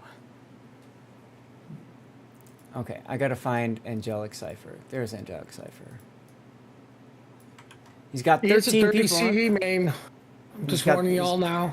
He's got 13 people on, so he's going to be very excited. As soon as somebody wins, damn it, it was Duckman. All right, well, now we're going to go and raid out to Angelic Cipher.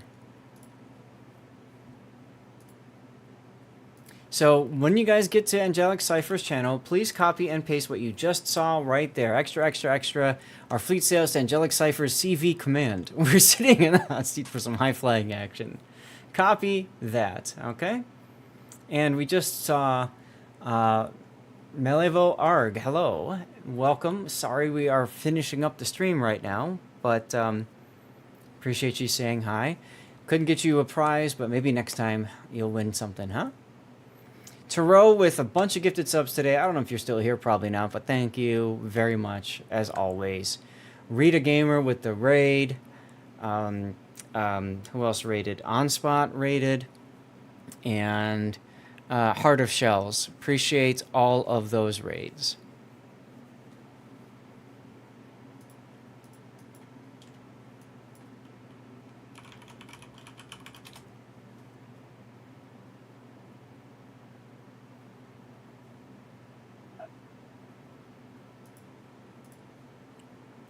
All right, raid going through. Let's do it. I'll see you all tomorrow morning for some King of the Sea EU action. Get your drops and stuff. Bye for now.